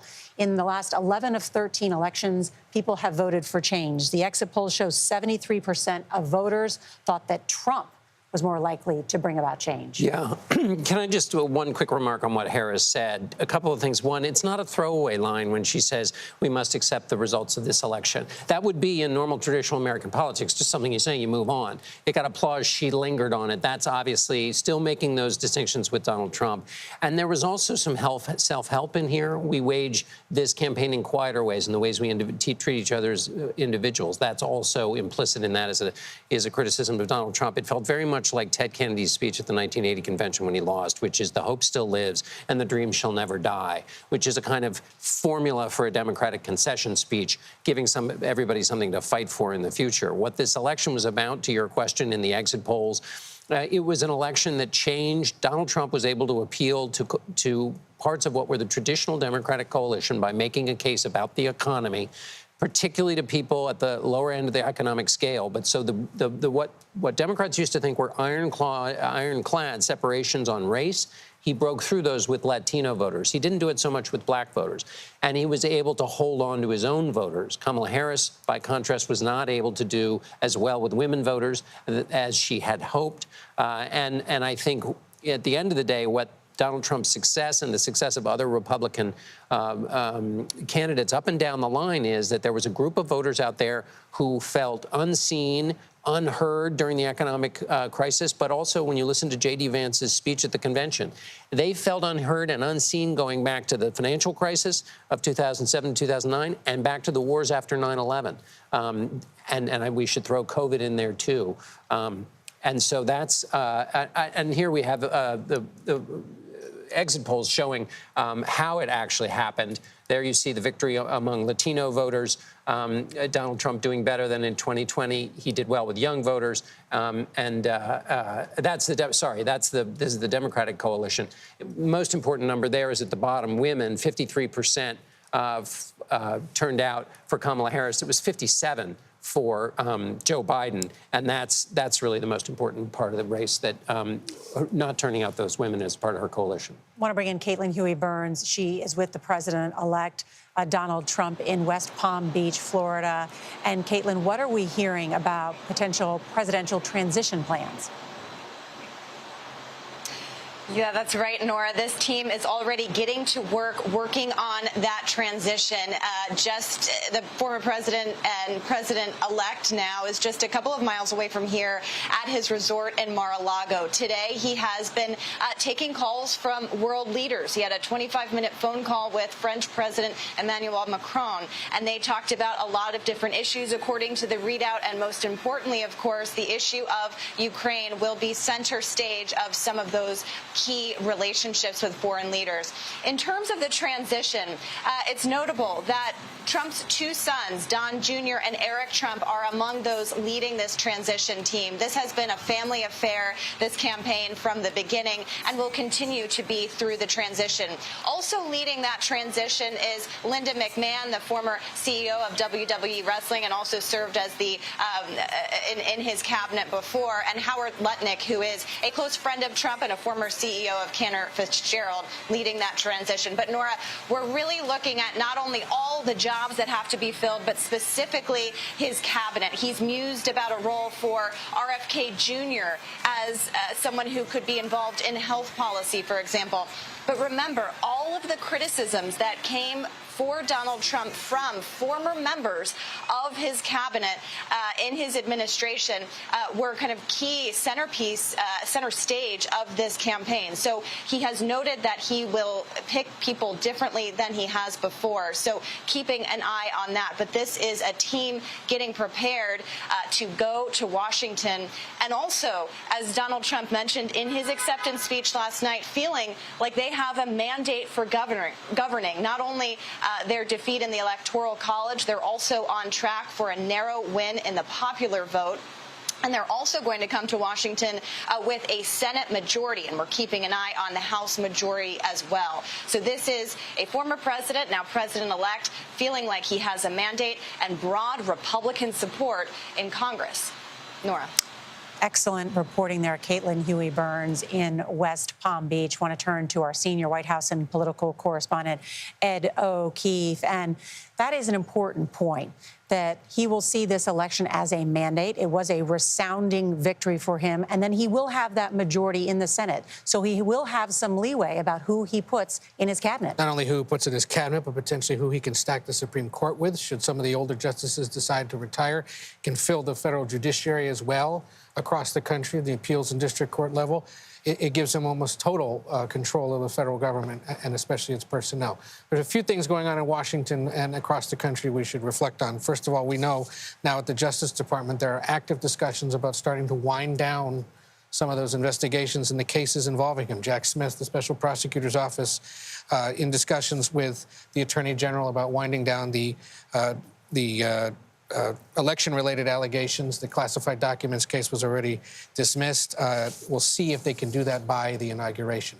The other thing we've picked up on today, Democratic governors across the country in big blue states, Midwestern, Southwestern states, many of whom have experience working with the first Trump administration during the pandemic, are in active discussions today about how to, as they put it, Trump-proof their states and prepare for big changes, ongoing changes in women's reproductive health, immigration policy, environmental regulations, and how the federal government will regulate industry and other aspects of society. These are governors like Illinois' J.B. Pritzker, Colorado's Jared Polis, Michigan's Gretchen Whitmer, who were all in those meetings with him back in the day about the pandemic, and then had to band together to deal with some of the relief because they believed the federal government wasn't moving fast enough. The other thing, if you were hearing that speech and you thought to yourself, that kind of sounds like the beginning of a 2028 campaign, some Democrats I've already heard from say, yeah, that did sound a little bit like that, but they said, there'll be at least 20 other Democrats who want to run as well. She will not have the field to herself if she so chooses to go down that road. That's right. The Vice President Kamala Harris conceding the race, she said today, but not the fight. Donald Trump, in his remarks last night, calling the MAGA movement the greatest political movement of all time, and saying that he will bring about the golden age of America. Our coverage will continue on CBS News 24/7, your local news. And then tonight, we'll have a full wrap-up on the CBS Evening News. We've got an hour-long show tonight, so we hope you'll join us. This has been a CBS News special report. I'm Norah O'Donnell.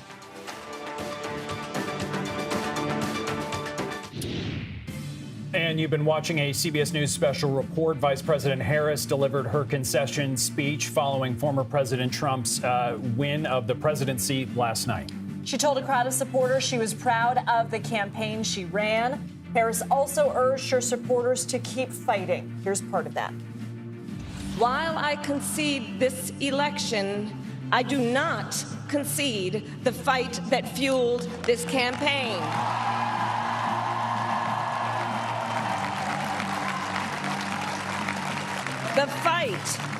The fight for freedom, for opportunity, for fairness, and the dignity of all people.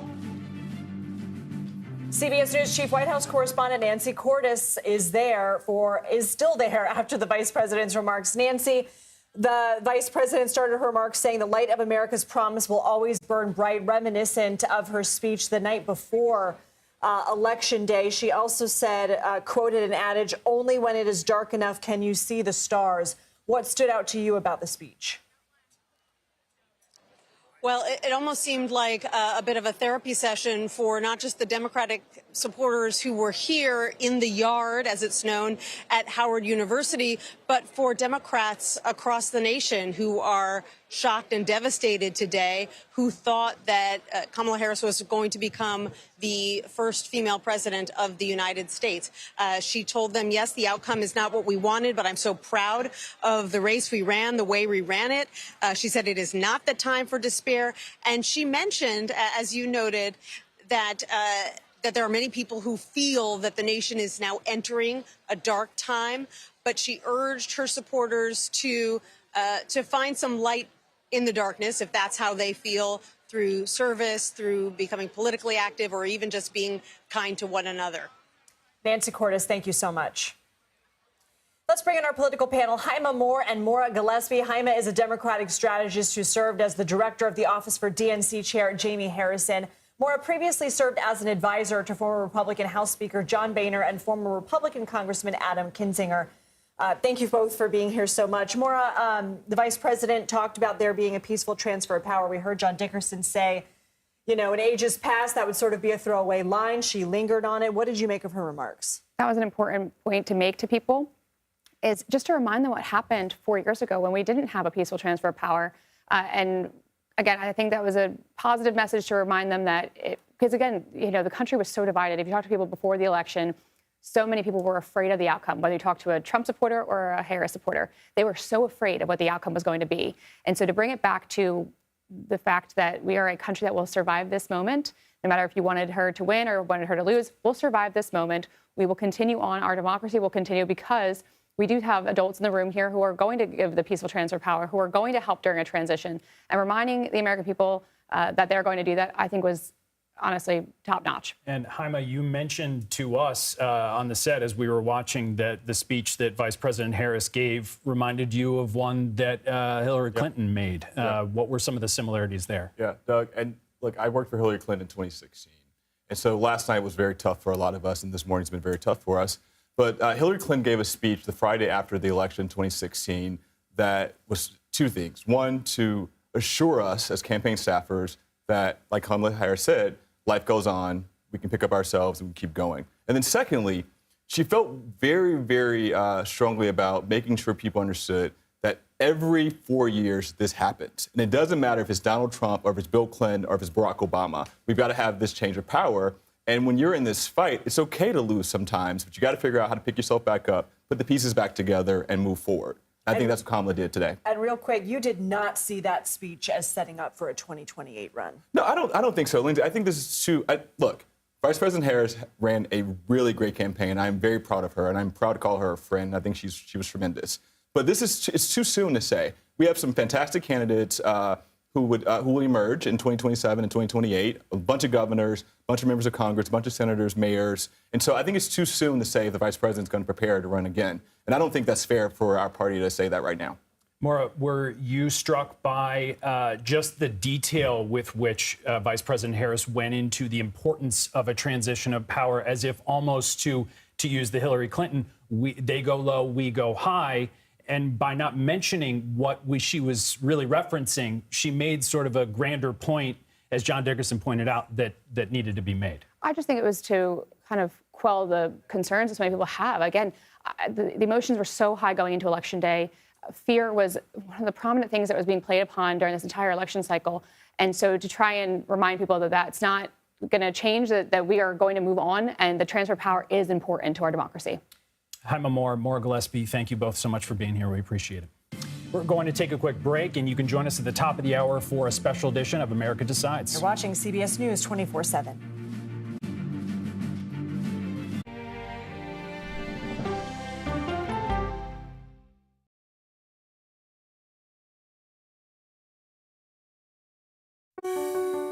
Washington is the seat of power. National security, foreign policy, global economics, every story comes through Washington in some way. We bring some of the most powerful voices in America to the table. We don't just ask the questions, you have to go deeper. We try to understand what's at the heart of the issue we're talking about, to then come forward with solutions. Face the Nation on CBS.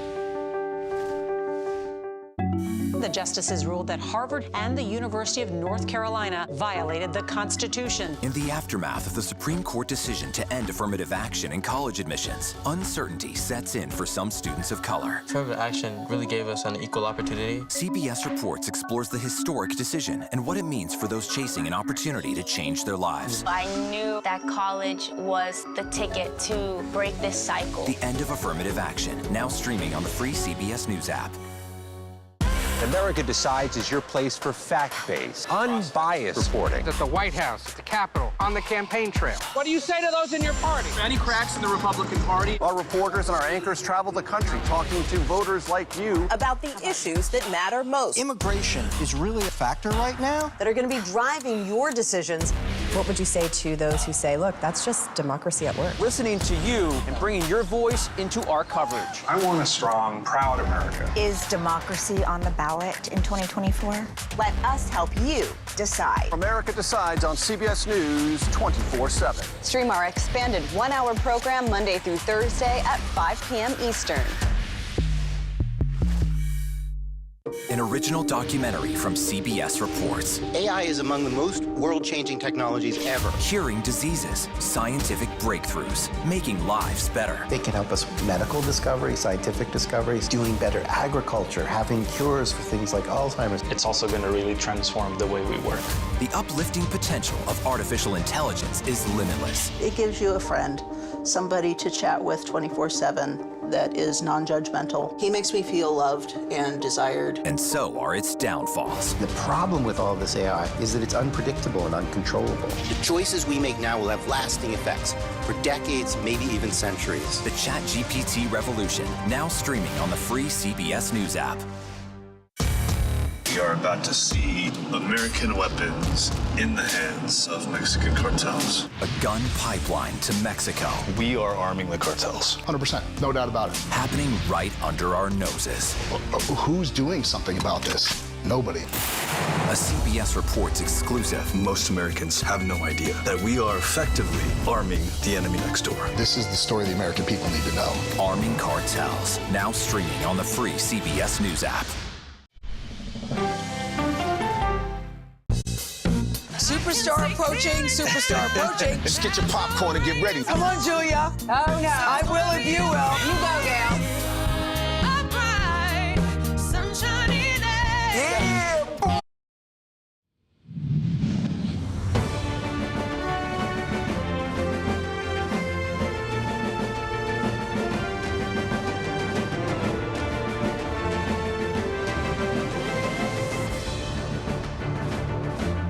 America has given us an unprecedented and powerful mandate.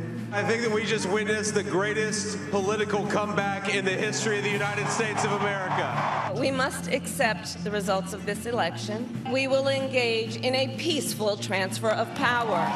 I think it was a referendum on the current administration. Hello, thank you for being with us. I'm Lindsay Reiser. And I am Doug Williams. Welcome to our America Decides special coverage from Studio 57 here in New York City. 4 years after he was defeated by President Joe Biden, former President Donald Trump has made a historic political comeback. The president-elect defeated Vice President Kamala Harris to become the 47th president of the United States. This is a look at the national map. Trump recapturing the White House after early wins in the battleground states of North Carolina, Georgia, and Pennsylvania. Michigan went red earlier today, and he's also leading in Arizona. Trump's win gives him the presidency, of course. The election also flipping the Senate. The House could very well be next. Last night, Donald Trump told supporters that America has given him and his MAGA movement a mandate.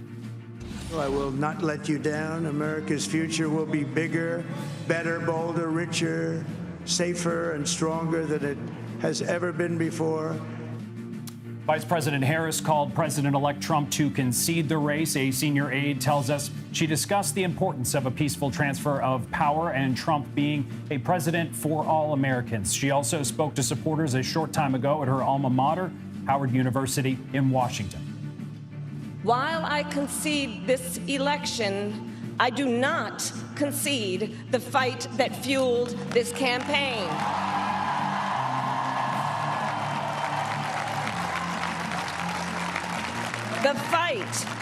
The fight for freedom, for opportunity, for fairness, and the dignity of all people. And so, as we mentioned, we're also watching the balance of power change on Capitol Hill. Republicans have won the majority in the Senate. Control of the House remains up for grabs. Let's start with CBS News political correspondent Caitlin Huey-Burns and CBS News campaign reporter Nydia Cavazos. Caitlin, it has been a whirlwind days, weeks, months, hours for you. Tell us, from what your own analysis tells you, what you're hearing from operatives, how did Trump pull this off?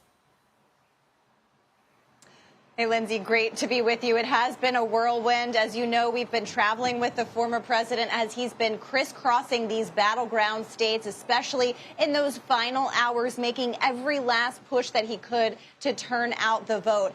And what's really striking, Lindsay, talking to campaign operatives, is that they see a fulfillment of a strategy that they had employed long ago, which was to target low propensity voters. They made a big gamble, a risk, targeting voters who didn't show up in 2020 and hadn't really participated in this political process before. And to reach them, this is about 11%, the campaign estimated, in these battleground states, to reach them in unconventional ways. Remember how many podcasts he did, how many times he sat down with YouTube stars and other kind of social media stars, really trying to tap into an electorate that hadn't been galvanized to participate in politics. And as you look at the exit polls, that has paid off, particularly among young men. He's also expanded his support among Latino voters, especially among Latino men. This was a goal of the campaign, one they say was implemented in part by a sophisticated ground game strategy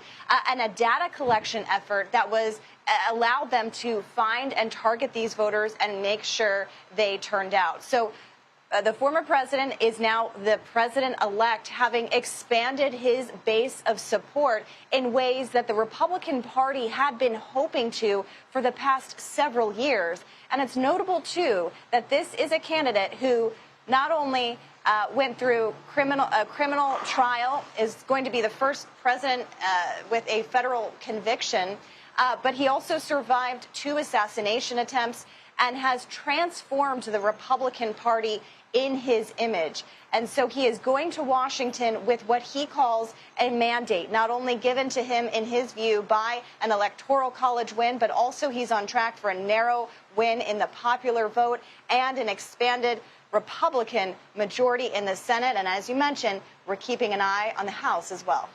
And Nydia, I want to get your reporting and your take on something that Harris had to say about the future of the country in her speech. Let's take a listen for our audience. The light of America's promise will always burn bright. As long as we never give up and as long as we keep fighting. Nydia, it seemed like so much of Vice President Harris's remarks were focused on the future moving forward, that this is not the end of the fight. How do you think she went about or is going about explaining her loss last night? Well, this soundbite that we just heard from Vice President Harris, it pretty much summarizes her message here, that despite the fact that the outcome of this election wasn't favorable, it's not what the crowd wanted. She did reassure them that everything will be okay. But her message was also that telling them and urging them that they must fight. And this is similar to the message that we heard from the campaign chair earlier today, Jen O'Malley Dillon, as she was addressing her staff. She was saying that this is just the beginning of the fight for them in addressing the impacts of a Trump presidency. So she urges the campaign chair as well as Harris to keep on fighting. This is her message to the crowd that was filled with volunteers, campaign staffers, and a lot of supporters as well from Howard University. Caitlin, what do we know right now about what the Trump team is actively doing? Do we have any information on a transition team? Well, the transition has begun. The transition team is meeting. They are a few miles away. The former president has been at his resort in Mar-a-Lago. He's also been talking to world leaders. He had a 25-minute phone call earlier today with Emmanuel Macron, of course, the French president.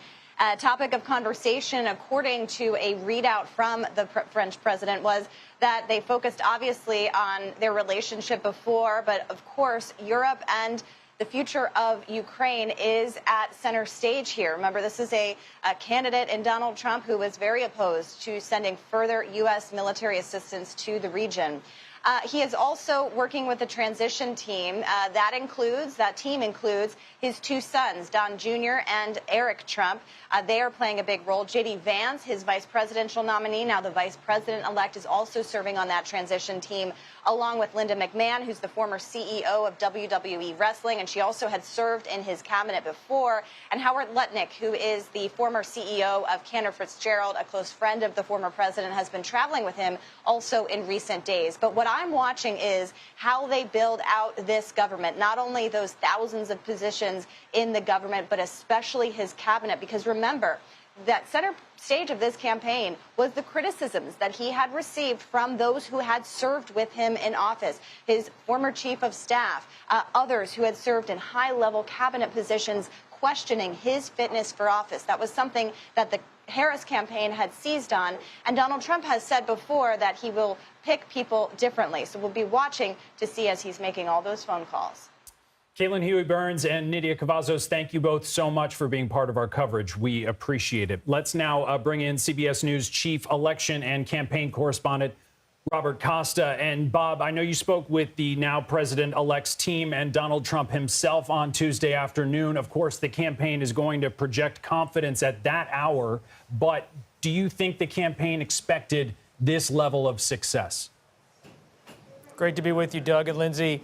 This is a campaign that's driven by the candidate, and that can sound like an obvious point, but it's really important to understand as we move forward covering the Trump transition and the Trump White House, a return to power, that this is someone who's at the center of his entire operation. This is not some kind of tiered system with many different stakeholders. It's Trump as the conductor trying to pull all of these different people together into a political movement in a coalition that he has control over. And that's what we're watching at this hour. Who is he allowing now into the inner circle?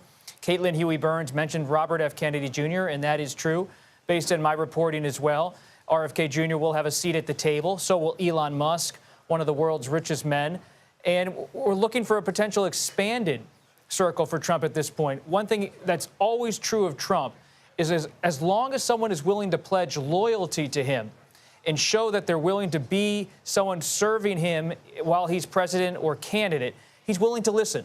And so this is going to be an unpredictable moment as he staffs this administration and thinks through his policy agenda. Bob, what does the Trump campaign attribute to its better-than-expected performance among some demographics, including Latino voters and black men? There's a belief inside the Trump campaign that by talking about cultural issues from a conservative perspective, they were able to make inroads with voters of color, white voters across the country, those who attend religious services regularly, because they believe that many people who are maybe on the fence politically and are working people across this country feel like they are outsiders in American political life, outsiders in the American economy, and outsiders in their own state. And Trump is offering not just grievance against the political and legal and cultural establishment, but he's offering them a policy playbook that speaks in a populist way to the concerns of working people. And economic pain is something we have covered at CBS News consistently throughout this campaign. And it's a real motivating factor. If people are feeling economic pain in their life, they're looking for someone to step in and say, I'm going to be a weapon against the system that is failing you. And even though Trump has character questions, conduct questions on so many fronts, a criminal conviction, many voters were willing to overlook that because he offered, once again, as he did in 2016 in particular, this outsider as an alternative. And Bob, so much of your reporting over the course of the last 8 years has gone towards the question, will this change Donald Trump? Will he appear different? Will his vibe shift? In 2016, obviously, as soon as he started speaking in his remarks at the inauguration, you got a sense of where he was. Do you think that this win in the sort of landslide that we're seeing take shape will change the President Trump 2.0 that we're about to see? In brief, Doug, no. I can think back to going to meet Donald Trump when he was then Mr. Trump, the businessman at Trump Tower, more than a decade ago in 2010, 2011, 2012, when I was starting out my reporting career. And he was someone who, to this day, has remained this figure who is constantly changing, willing to adapt, ride the wave of news, as he once put it to me, instead of trying to just go in a traditional way along with the news cycle, to think in unconventional ways about making his way in business and politics and in the culture. And he is going to continue to bring those instincts to the presidency. This is someone who had a rally that was incendiary to many Americans at Madison Square Garden, but he believes it brought attention to him in his campaign. This is someone who made his bones in Hollywood by being the star of a reality TV show, someone who is a frequent guest at professional wrestling matches. Robert Costa, thank you. Thank you. What does Donald Trump's victory mean for his January 6th indictment? And will Special Prosecutor Jack Smith be fired? We've got a lot of questions. We're going to take a look at the future of his cases. You're streaming America Decides.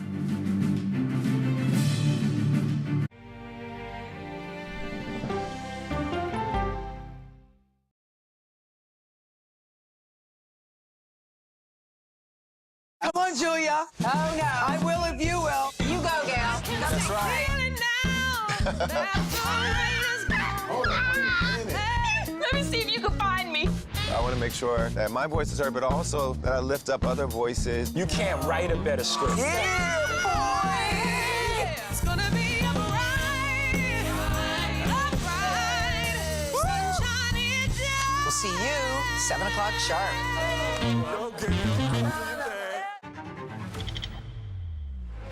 How fast do you think you were going? 195 miles an hour. This is incredible. How close did you actually come to being killed? That close. Is this brain surgery without a knife? It is. What risk do these children pose to Russia? I'm not sure the world is prepared for this change. Definitely not. Who's the best coach in college football today? Let me see a mirror. It's time for the CBS News original, 60 Minutes. Sundays on CBS and streaming on Paramount Plus. Go to the ends of the earth. Right now. We got something crazy. And reach for the stars. Here we are. Time. Yes, it's my comeback. Hey, this is pretty fun. But wait, there's more. Experience thought-provoking, I'm open to the idea of being a human being. innovative, and truly original reporting. Look through a telescope and go, wow. Because there's always something new under the sun on CBS Sunday morning. I'm a voracious consumer of information and constantly curious. I want to know the basic facts of every issue and to press into the heart of the matter. Information is the currency of democracy, and that's what we bring to the table every Sunday. When you need your sports news all the time, We've got breaking news to bring to you. CBS Sports HQ gives you a snapshot of all the sports that matter to you. Big news coming out of the NFL. A lot of movement in the rankings this week. With highlights What a finish at the final round of play. and in-depth analysis. Can they three-peat? Tony Romo joins the conversation. What can you say about this game? When you need your sports in a snap, We're bringing you that breaking news right here on HQ. find it on CBS Sports HQ. Streaming free anywhere you are.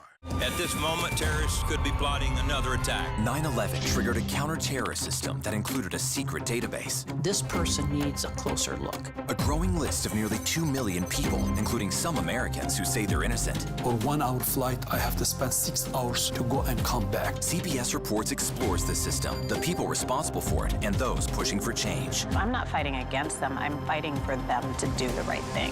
The Watch List, now streaming on the free CBS News app. A CBS News investigation. People looking for love, finding their life savings gone, This could happen to anybody. and sometimes losing their lives. Anything for love. Now streaming on the free CBS News app. Welcome back. Donald Trump's re-election victory over Vice President Kamala Harris will deliver sweeping changes to the federal government, particularly inside the Justice Department. That will have major implications for his criminal cases. Trump has promised to fire special counsel Jack Smith. Smith is overseeing the federal election interference case against Trump. He also led the case surrounding Trump's handling of classified documents. Smith is appealing a judge's decision to dismiss the documents case. But we're now learning discussions are underway on how to potentially wind down those cases. CBS News congressional correspondent Scott McFarland joins us now. Scott, good to see you. What does Trump's re-election mean for the federal cases against him and the January 6th defendants? President-elect Trump didn't just beat Vice President Harris. It appears he's beat at least some of the criminal charges filed against him by the special counsel. CBS News has learned the special counsel is in discussions to try to wind down those 2 federal criminal cases against Trump before Trump's inaugurated, which means in the coming weeks. You'll recall the second and fourth on the list there. The classified records case at Mar-a-Lago, which was dismissed by a Trump-appointed judge on July 15th, but the special counsel's been trying to resuscitate it. And also, of course, the 2020 election conspiracy case filed in August 2023 for attempts to overturn the 2020 election results. That case was not set to go to trial before January, but there were hearings on the calendar before then with the prospect of a jury trial in Washington, D.C. on 4 felonies in 2025. That case would be shut down, too. A seminal moment in these first ever federal criminal prosecutions of a former U.S. president. They appear poised to disappear. Moment. Scott McFarland, good to have you with us to explain it. Thank you. Former Deputy Assistant Attorney General Tom Dupree joins us now. Tom, are there any legal roadblocks that would prevent Trump from shutting down those federal cases? None whatsoever. The moment that President Trump is inaugurated on January of next year, he can dismiss those cases immediately. He can direct his attorney general to order that Jack Smith, assuming Jack Smith is even still serving as special counsel on that day, to be terminated effective immediately. Trump's future attorney general nominee will need to go through Senate confirmation hearings. Do you expect that person will face questions about Trump cases or January 6th related cases? I suspect they will get questions along the lines of, will you be willing to fairly apply and neutrally apply the rule of law? I don't know if there are a lot of questions they can ask about those specific prosecutions, because I think it will be a done deal by the time the attorney general nominee is sitting before the United States Senate. I think by the time that happens, that case will already have been dismissed. And what does Trump's reelection mean for the non-federal cases, including conviction in New York City and the Georgia racketeering case? Well, as with the federal cases, I think here we're going to see the fate of the state cases is basically going to have been decided at the ballot box rather than in a court of law. The New York case, I think, may be a little complicated because the judge will, at least in theory, be proceeding to impose sentence on Donald Trump in the coming weeks. My guess is that the possibility of a sentence of incarceration is completely off the table at this point. So I think the judge is going to have to think creatively about whether there's any sort of sentence that he could impose consistent with the fact that Donald Trump is about to become the president. The Georgia case has been in a state of suspended animation for some time. I don't see that case picking up steam anytime soon, and my best guess is that probably is not going to survive either. The Supreme Court ruled that presidents are immune from prosecution for official acts. Remind us what is encompassed in official acts and how that could impact a Trump presidency.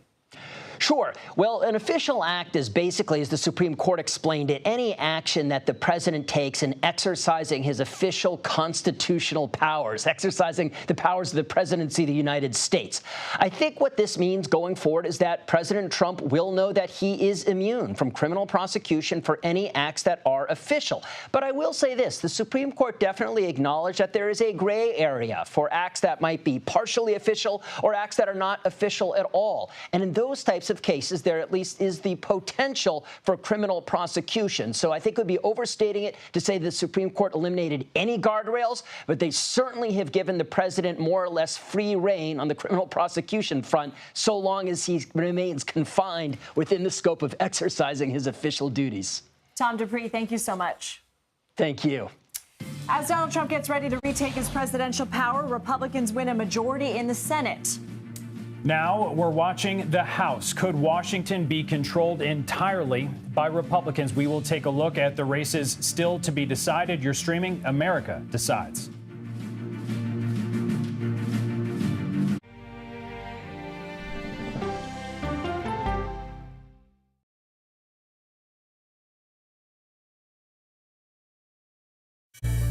An original documentary from CBS reports. It was genocide, a deliberate effort by the United States government to eliminate the food source that was relied upon by Native American tribes. American bison were slaughtered and Native Americans displaced. And that's how tribes were subjugated to reservations and our lands were taken. But now, through conservation efforts at Yellowstone, Buffalo provided everything that we needed. Now they need help. a herd grows. We need to step up and help them. And a culture is reborn. When the buffalo return and come back, that's when our tribe will begin to heal. Yellowstone Bison Revival, now streaming on the free CBS News app. Oh, wow. Look at this. Let 60 Minutes take you on a private tour of the National Archives. So there may be treasures like this buried in boxes. Historical secrets from America's past. So this is original from 1778?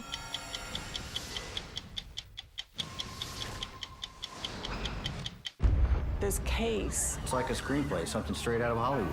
But it's not fiction. It's 48 hours. Human remains found this week. 4 families shattered. There's no physical evidence. The mystery would haunt investigators for years. There's some questions that have to be asked and need to be answered. Like a John Grisham novel. A gripping true crime original. 48 hours. Now streaming on the free CBS News app. When you wake up in the morning, we want to be your go-to team. On our places. Bright, shiny faces. Nate has one of the quickest minds I've ever seen. Put me in the game, coach. Tony has a way of making people feel comfortable. The best interviews feel like it's just a conversation with a neighbor. Hey. Gail has this unbelievable knack to ask a question that is the question that you're asking at home. I've been told I could talk to a tree, and that's pretty much true. I don't go to work in the morning. I go for coffee with my 2 good friends, and we talk about the world. Your morning routine just got better. CBS Mornings, weekdays at 7. I'll see you in the morning. Listening to how someone explains themselves is so key to understanding their perspective. The grief of losing a child is immense. You can't breathe. After decades of the war on drugs, things have only gotten worse. Every shipment of fentanyl is a ticking time bomb. 50 times more powerful than heroin. CBS Reports goes deep into Mexico. What is your role in the Sinaloa cartel? To find out why the cartels keep getting stronger and wealthier. This is a war, but we're not fighting it. Our citizens are dying. Funding Cartels, now streaming on the free CBS News app. Welcome back. Donald Trump will return to the White House at the start of the next year. And he may be leading a government entirely controlled by his own party. Republicans flipped the Senate through a handful of wins in a number of key races, including Ohio and West Virginia. But whether they retain their majority in the House still remains unclear as votes in several critical contests continue to be counted. Of note, CBS News has characterized control of the U.S. House as leaning Republican. CBS News politics reporter Hunter Woodall joins us now. Hunter, good to see you. So at this point, are they likely to retain control of the House? It's fascinating because if you're Republicans right now, you're feeling pretty good about how things have been going. You thought you were going to have to play a lot of defense, that Democrats were going to be sort of bolstered by this presidential race being at the top of the ticket. That hasn't been the case. Look at these battlegrounds, but especially look at what's happening in California. That's where Democrats are really hoping they can make up some ground here. But there's 2 races. There's California 27 and California 41. These 2 races are Republican seats that Democrats thought they could win. Right now, with a lot of the votes still out there, it isn't looking great for them. In the Senate, Hunter, Republicans largely expected to flip the Senate, which they, of course, did. Why? And were there any specific races that were surprising and of note to you?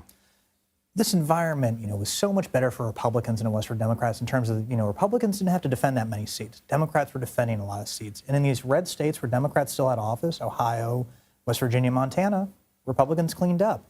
And when you're looking at these battlegrounds, though, Republicans are still doing well. Now, obviously, we've seen projections that, Democrats are holding on to the seats in Michigan and Wisconsin, but there's still Pennsylvania and Nevada to be called.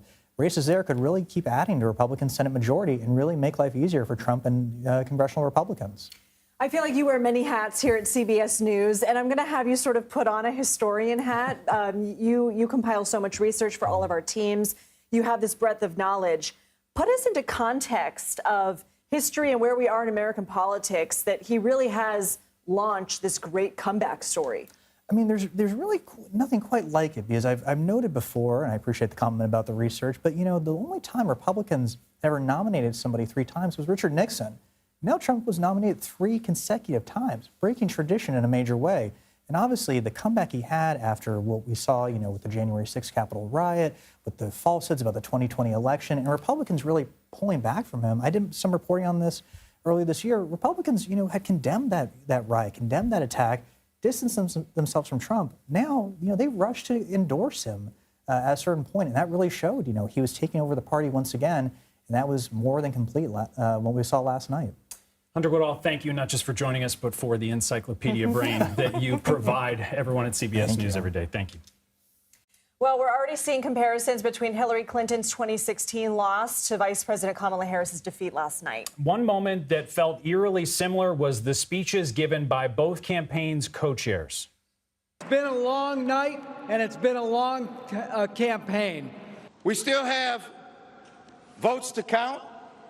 We still have states that have not been called yet. They're still counting votes, and every vote should count. So you won't hear from the vice president tonight? Everybody should head home. You should get some sleep. Thank you so much. And let's bring in Evan McMorris-Santoro and Sabrina Rodriguez. Evan is a political reporter for Notice. Sabrina is a national political reporter for The Washington Post. And Evan, you've been covering this race from the beginning. When it came to the states that Trump won, some of them easily, where were you most surprised? Well, that blue wall did not stand at all. In fact, I think it's kind of interesting. You talk about this comparison between 2016 and 2024. It's true that people stayed up late and Democrats sort of held on, hoping that maybe this would come through in the end. But the reality of the situation is these are two very different elections. In 2016, President Trump did not win the popular vote. Hillary Clinton did by a significant amount. And it was really a question of what kind of country are we going to have after this? What do we want to have in a president?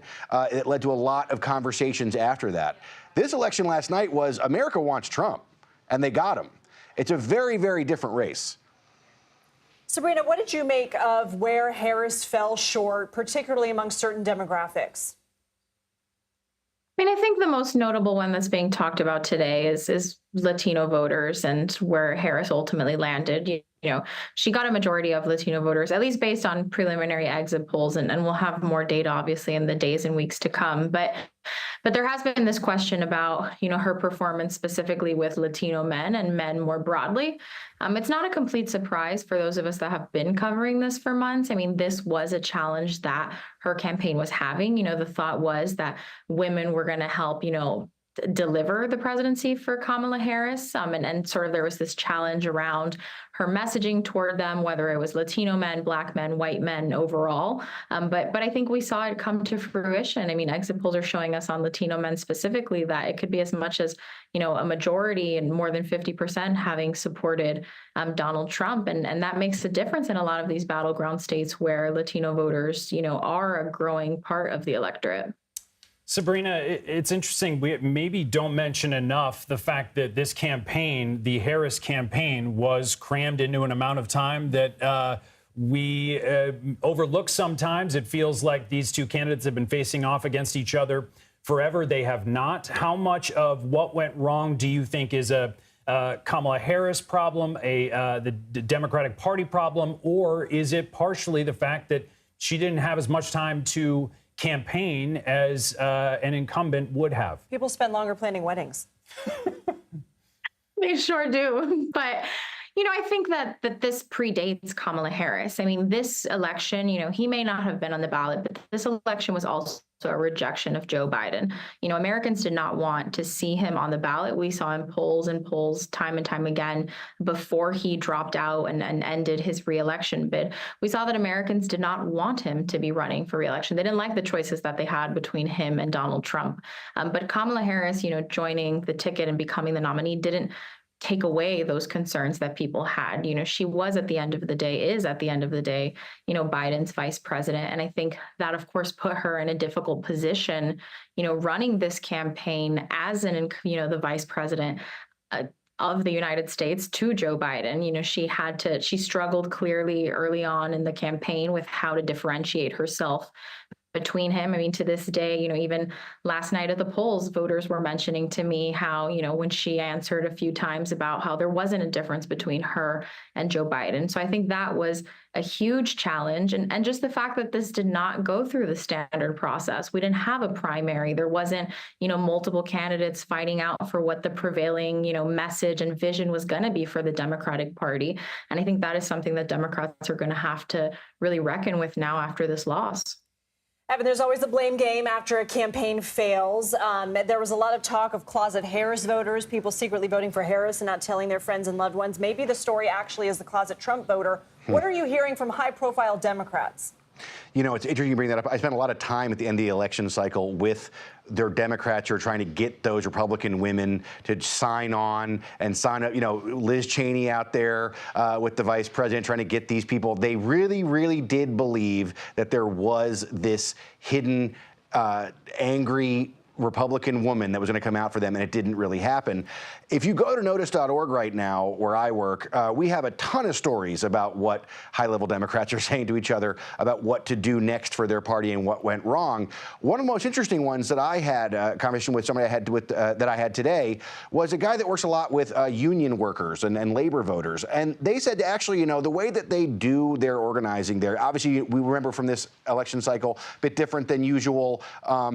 Not all the unions endorsed Kamala Harris. The Teamsters famously deciding not to endorse anyone after doing a poll of their own membership showing overwhelming support for Donald Trump.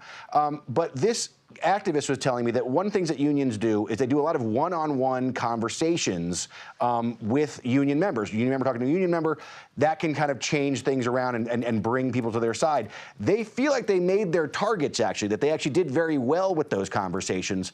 But he took this conversation all the way back to NAFTA, right? The 90s, that era of Democratic politics, and saying the universe of union voters for us to persuade is so much smaller now because of things Democrats did all the way back then, that he thinks that those need to be addressed before you can go to the future. So Democrats are looking at something really existential right now. Like, they are really talking in broad terms about huge changes to their party.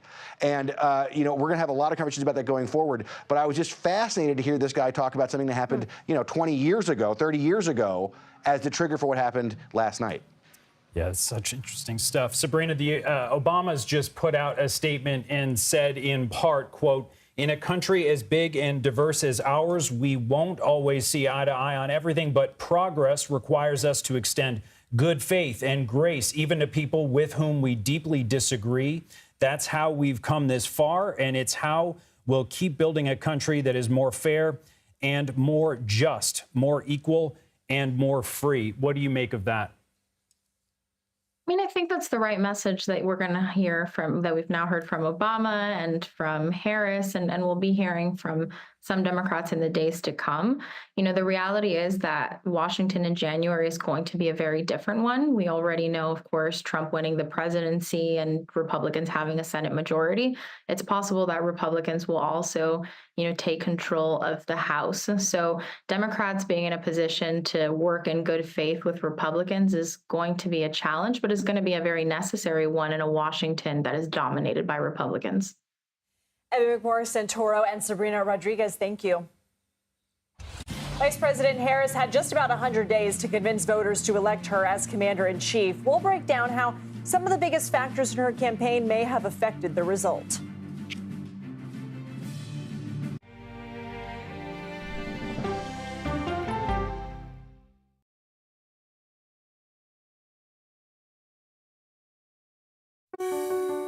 Washington is the seat of power. National security, foreign policy, global economics, every story comes through Washington in some way.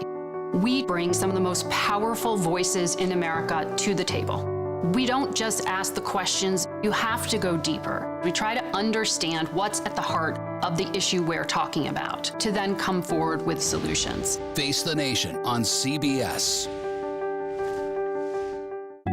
The justices ruled that Harvard and the University of North Carolina violated the Constitution. In the aftermath of the Supreme Court decision to end affirmative action in college admissions, uncertainty sets in for some students of color. Affirmative action really gave us an equal opportunity. CBS Reports explores the historic decision and what it means for those chasing an opportunity to change their lives. I knew that college was the ticket to break this cycle. The End of Affirmative Action, now streaming on the free CBS News app. America Decides is your place for fact-based, unbiased reporting. At the White House, at the Capitol, on the campaign trail. What do you say to those in your party? Any cracks in the Republican Party? Our reporters and our anchors travel the country talking to voters like you about the issues that matter most. Immigration is really a factor right now that are going to be driving your decisions What would you say to those who say, look, that's just democracy at work? Listening to you and bringing your voice into our coverage. I want a strong, proud America. Is democracy on the ballot in 2024? Let us help you decide. America Decides on CBS News 24/7. Stream our expanded one-hour program Monday through Thursday at 5 p.m. Eastern. An original documentary from CBS reports. AI is among the most world-changing technologies ever. Curing diseases, scientific breakthroughs, making lives better. They can help us with medical discoveries, scientific discoveries, doing better agriculture, having cures for things like Alzheimer's. It's also going to really transform the way we work.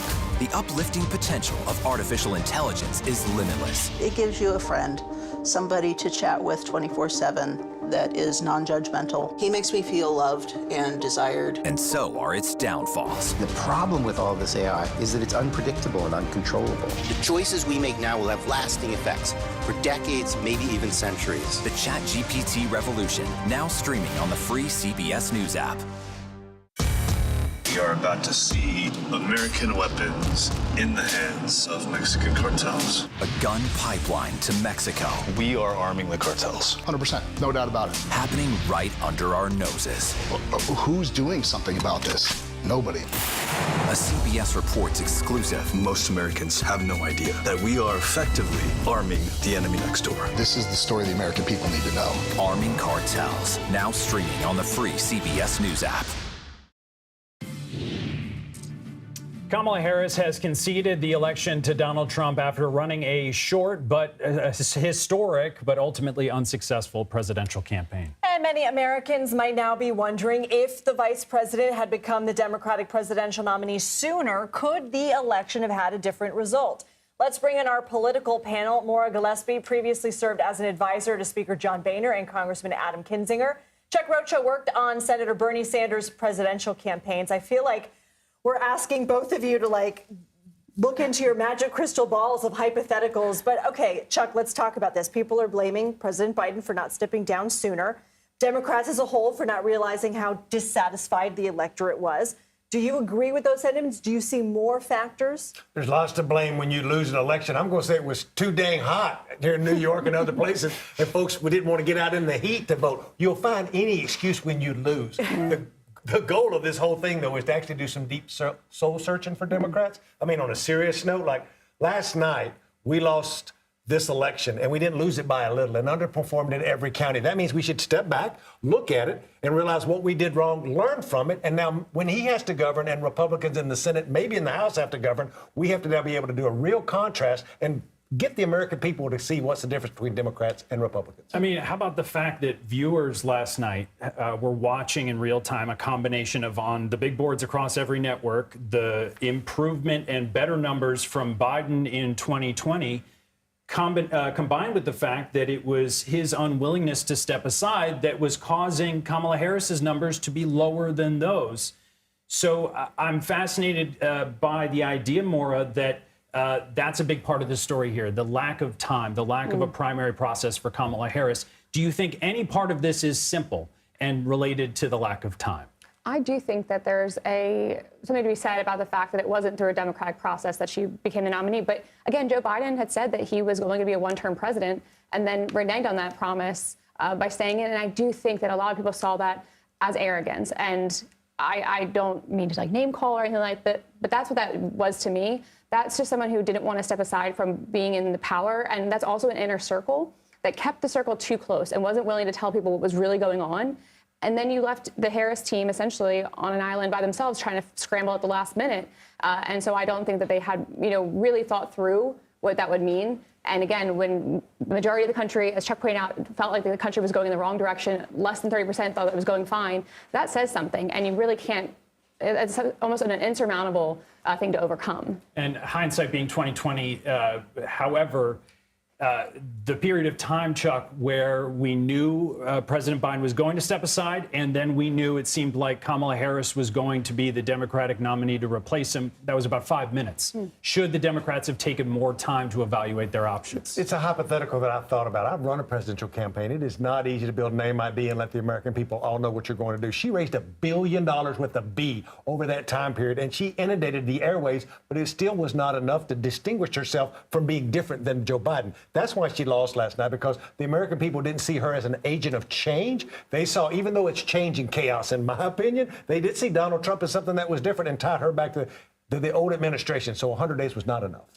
Maura, I want to show something to you. Ukrainian President Volodymyr Zelensky posted on social media saying that he had a, quote, excellent call with Donald Trump, congratulated him on his historic landslide victory, also said that they, quote, agreed to maintain, hold on one second, I just lost my place, agreed to maintain close dialogue and advance our cooperation. Of course, people in Ukraine, people in other areas of the world have been watching this so closely. How do you see that conflict, potential other conflicts in the world unfolding now with a new leader in the White House? I think there's a lot of concern, and rightfully so. We talked, about how we as Americans have been largely afraid of what outcome would come last night. Whether you were on the left or the right, people were afraid of what was going to happen.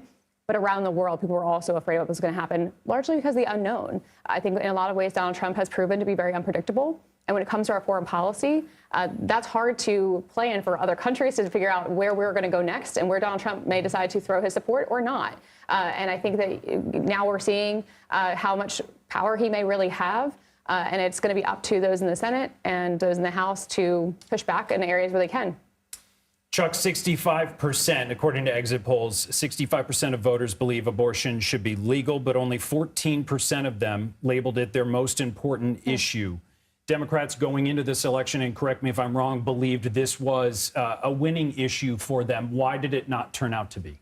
I don't know why it didn't turn out to be, but I can tell you we talked about it a lot. I worked in over 20 congressional races from New York to California, and I made a lot of ads about it because the polling told us in those races that this was the most motivational factor for a group of people, mainly women in the suburbs, that really cared about this issue up and beyond. And let's be clear, they should have. They lost a basic right to their own bodies, but we should have done that and pivoted to talk about the economy, the price of gas and groceries at the same time of talking about that issue, in my opinion. I mean, she said that she was doing it. She said they could walk, chew gum and walk at the same time. And in multiple speeches, again, in a very short amount of time campaigning, right. She would talk about a new way forward. She would talk about a woman's right to her own body and getting the government out of her body. And she would talk about reducing the price of groceries. I mean, was it the policies? And either of you can weigh in on this. It was, building new housing. It was price gouging. Are those not messages that resonate?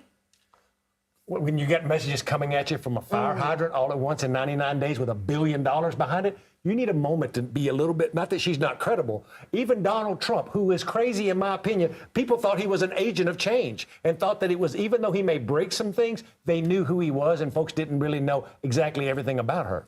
And you also really can't point to something to say, okay, she knows how to do this because of X, Y, Z. When you're currently in the administration, you're currently the vice president of an administration where, again, 70% of the country doesn't feel like things are going the right way. And so to talk about those issues and what you would do then, the argument would constantly go back to, okay, then why haven't you done it? And why haven't you urged Biden to do it? And why isn't there a better path forward now? Let's talk about immigration. That was the most important issue to 11% of voters. That seems like a small number to me. I mean, is it all, again, comes down to the economy, stupid? I mean, if that was such a message that Trump harped on at rallies, closing the border, saying that borders were wildly open, is that not strong enough as, again, the kitchen table issues that we've been talking about? Let's talk about strategy. There's a strategy behind that 11%. In all those congressional races, while I was running ads around abortion, Republicans were running ads about immigration in districts where there were no Latinos because they needed a way to offset what we were saying about abortion with these white women who vote at high rates by saying and scaring them into saying, these folks are coming, it's scary.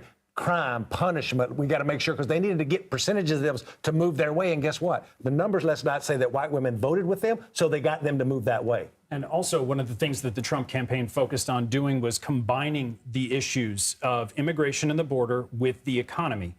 Famously, the Trump campaign and Trump, when he was campaigning, said, they're taking black jobs. That was a line that it seems may have resonated with some black voters. The rest of us were sort of confused by it. The direct language of Trump, the idea that the people who voted for him, Maura, know exactly how he feels about every issue. How different was that feeling for Trump voters than it was for people who were considering voting for Kamala Harris and wondering maybe where she stood on issues? He spoke to a base of his voters that he knew would get them not only ginned up to support him, but maybe also convince other people to see the fear. And, talking about fear, that's a really motivating factor. And especially when you think about the livelihoods of your family, which he also talked about what was going to be infiltrating people's schools. That's how he used the word infiltrating. He used that kind of language to scare women into wanting to do anything and everything to protect their families. And that combines several issues all in one when you feel as though your livelihood or your family is at risk. There's a reason why the House is performing a little bit better, in my opinion. In all of these congressional races where I was working at, we never took on Trump. We never talked about Trump. We were talking about policy solutions, about where we differed with Republicans. And you see the House candidates last night doing a little better. I want to ask you, both of you, do you feel that policy sort of outweighed the idea of character and the highness of the office? You're laughing. A lot of people that we were talking to on camera were saying, would I let him babysit my kids? No. Would I invite him to a dinner party? No. But he shows proven outcomes.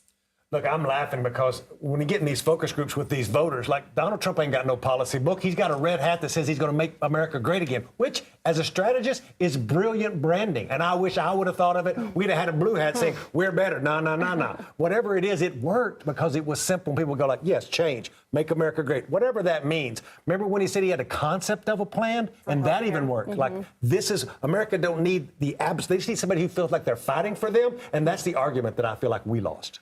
Yeah, and I think largely Republicans are viewed to be stronger on the economy and safety and security. And so when you're faced with the choice, you're going to go with what you think is going to be the change that is stronger on that issue area. Maura Gillespie and Chuck Rocha, thank you both so much. It's a political era that is unlike any other. We'll be right back.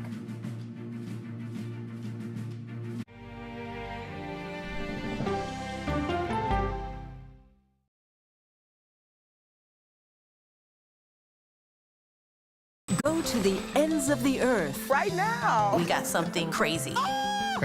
And reach for the stars. Here we are. Time. Yes, it's my comeback. Hey, this is pretty fun. But wait, there's more. Experience thought-provoking. I'm open to the idea of being a human being. Innovative and truly original reporting. Look through a telescope and go, wow. Because there's always something new under the sun on CBS Sunday morning. At this moment, terrorists could be plotting another attack. 9/11 triggered a counter-terrorist system that included a secret database. This person needs a closer look. A growing list of nearly 2 million people, including some Americans who say they're innocent. For 1 hour flight, I have to spend 6 hours to go and come back. CBS Reports explores the system, the people responsible for it, and those pushing for change. I'm not fighting against them. I'm fighting for them to do the right thing. The Watch List, now streaming on the free CBS News app. Don't miss true crime anytime you want, anywhere you go. With the 48 Hours podcast. Real crimes, real lives, real justice. There's some questions that have to be asked and need to be answered. Listen to 48 Hours on Apple Podcasts. An original documentary from CBS Reports. Imagine yourself in Manhattan with no police, no army, no mayor. The people of Haiti stare down poverty, corruption, natural disasters, and violence. 90% of the guns that are used by gangs in Haiti are American guns. But with an unbreakable spirit and eternal optimism. There are days where I cry, but we can't be discouraged. We still believe in Haiti. They're still able to look ahead with hope. Haiti is on the brink of transformation, a radical shift. Nations are coming together and saying things must change. Fighting for Haiti, now streaming on the free CBS News app.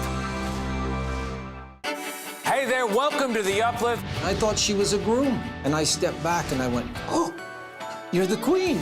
She's going to be with me every instant that I'm alive. I just wanted to see if you'd go to Disneyland with me today. I look over at him and he's smiling. I'm going to remember that the rest of my life. They told us when he was going to be born, he was only going to live for 30 minutes. It's really a miracle that he's with us today. The Uplift, stream now on the free CBS News app. When you wake up in the morning, we want to be your go-to team. On our places, bright, shiny faces. I don't go to work in the morning. I go for coffee with my two good friends, and we talk about the world. Your morning routine just got better. CBS Mornings. A CBS News investigation. People looking for love, finding their life savings gone. This could happen to anybody. And sometimes losing their lives. Anything for love. Now streaming on the free CBS News app. In just 2.5 months, Donald Trump will return to the White House following a campaign unlike any other in American history. While so much of Trump's first term was unprecedented, his upcoming second term will surely have its fair share of firsts as well. At 78 years old, Trump will be the oldest president to take office. He'll also be the first president with a criminal conviction on his record and the first since Grover Cleveland in 1892 to take back the White House after an election defeat. And to help give us more historical context to all of it, Mary Frances Berry joins us now. She's a professor at the University of Pennsylvania and a former chair of the U.S. Commission on Civil Rights. Thank you for joining us. How do you contextualize Donald Trump's election win? Thank you for having me. Let me just say that in talking to my niece now, who's a teacher just a minute ago, who said, tell me some good news and what I can do. And she started telling me all the way she felt. What has happened is that Donald Trump represents large numbers of people who believe that they are not better off now than they were 4 years ago, stealing Ronald Reagan's theme, which worked very well for him. And some of them don't know the intricacies of how we got to where we are and all the rest of it. And Trump, of course, is a great entertainer. We all know that. And he, in fact, speaks to people in language that they, working class people, in language that they understand. They may not get all the nuances. And so, in fact, what he does as their representative, as the person who stands for them, as he puts it, he, in fact, persuaded them that he could make their lives better and that, therefore, they should elect him. And they ignored all of the media and the reports and everything else that told us about his convictions and impeachments and all the rest of it. They saw the assassination attempts, but the rest of it, they just ignored. And they're willing to take him at face value as somebody who's going to fix America and make them better off. And we just might as well face that that is what the context is. And we have a job of trying to make progress despite all of that and to get some understanding from them about what really is going on in the country and what they face for the future. Professor, I got to be quick with you on this, but Kamala Harris is the first woman of color to lead a major party's ticket. What does her rise say about the progress of women and politicians of color? It doesn't say as much as you would think. Her loss says something because, in fact, she was put in at the last minute, as we know, because the Democrats were desperate to think that they were going to lose the election. And so that is why they had Biden leave and put her in, and she didn't have the time to work on it. There are a lot of things that one could say. But it is historic because it's a one-off. It's the first time it has happened. But it's the second time that a woman has run and lost, because that's what happened with Hillary Clinton. But it is historic. Professor Mary Frances Berry, thank you so much for being with us. Thank you for having me. America has given us an unprecedented and powerful mandate. Well, that was Donald Trump giving his victory speech in Florida on Tuesday night. The former president, now president-elect, will return to the White House in January of next year. In our next hour, we take a closer look at his victory and the next 4 years ahead. You're streaming America Decides.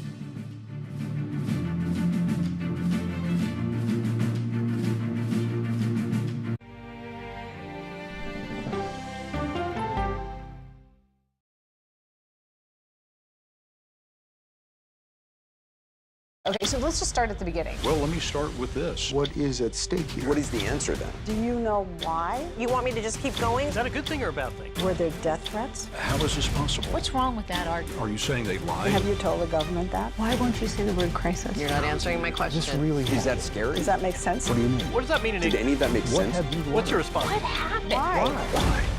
It's time for the CBS News Original 60 Minutes, Sunday on CBS and streaming on Paramount+. There is no more room in our city. New York City is receiving record numbers of migrants. Today, we're going to have more than 500 adults and children come through that door. Tensions rise as shelters reach max capacity. We don't have to take care of them. CBS Reports goes inside a crisis cities and families are facing as they fight to survive. The United States still has that glimmer of hope for people to come here. Fighting for a future. Now streaming on the free CBS News app. An original documentary from CBS Reports. Since you started La Soup in 2014, do you have any sense as to how much food you've rescued from the landfill? We've rescued 4.5 million pounds. I can't even fathom how much food that is. And that's one little person in one little city in America. We're going to call this chicken piccata. We did 450 of these meals today. This is the exact dish that you and I are going to have. Yep. Oh, my God. Is it good? Mm-hmm. Having a plan of how to keep people fed should be in every single city. If we eliminated food waste, could we eliminate hunger? Yes. Eating Trash, now streaming on the free CBS News app.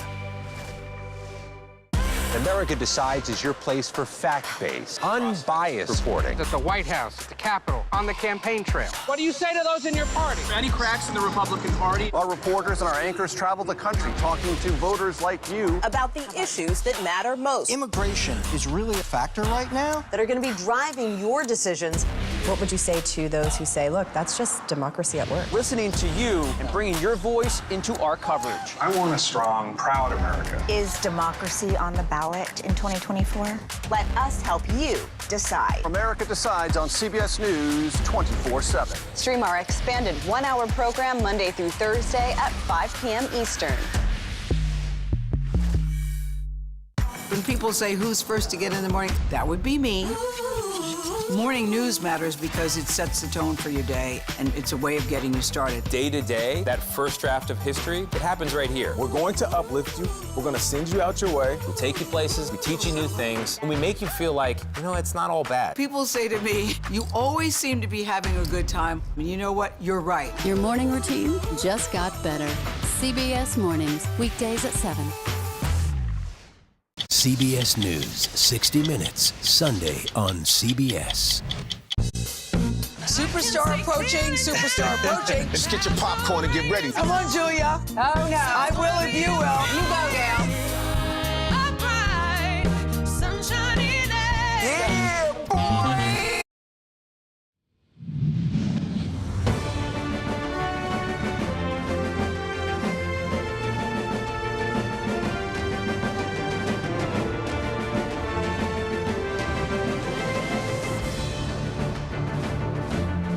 I want to thank the American people for the extraordinary honor of being elected your 47th president and your 45th president. The fight for freedom, for opportunity, for fairness, and the dignity of all people.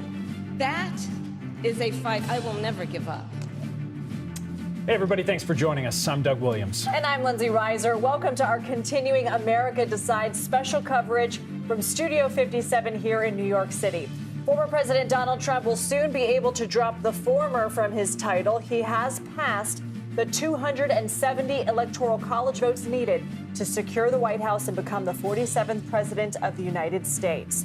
He will now become the first president since Grover Cleveland to be elected to non-consecutive terms.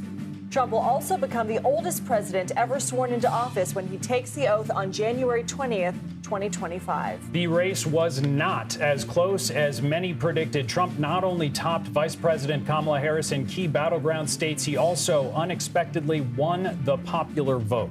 Trump will also have help on Capitol Hill, with Republicans flipping control of the Senate. The House is still up for grabs, but CBS News characterizes control of the chamber as lean Republican.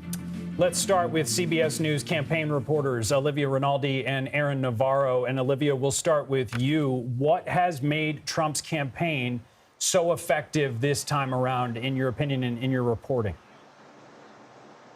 Yeah, good to be with you, Doug and Lindsay. What really made this campaign so effective and brought them across the finish line is their signature ground game strategy. It was developed by James Blair, who's the political director of the campaign. He's just 35 years old, and they tested this strategy in Iowa. And essentially what it did was deputize their super fans, those Trump loyalists. And what it did was told them, look, you're in your community, go out and find 10 people and make a plan to go vote. But we're also going to incentivize this. If you get 10 people to go vote, you're going to get a reward, like a signed hat, a T-shirt, expedited entry into a rally. So it incentivized his base really to mobilize, go out, find these people, and bring them to the polls. And that's what you see attributed to a lot of that large swelling of support in rural areas, especially early voting that we saw there. But also Trump's messaging to Black Americans, Hispanic Americans, Latino men in particular, saying that, look, this administration has left you behind. There's something for you at this table as well, whether that be lower taxes, stronger immigration, economic incentives. It was through all of that that the Trump campaign was really able to speak to these people, chip away at some of those voters in the Democratic base, and really churn out the support that delivered him the victory last night. Aaron, Trump improved his margins compared to 2020 in battlegrounds and blue states alike. What kind of soul searching are Democrats doing today?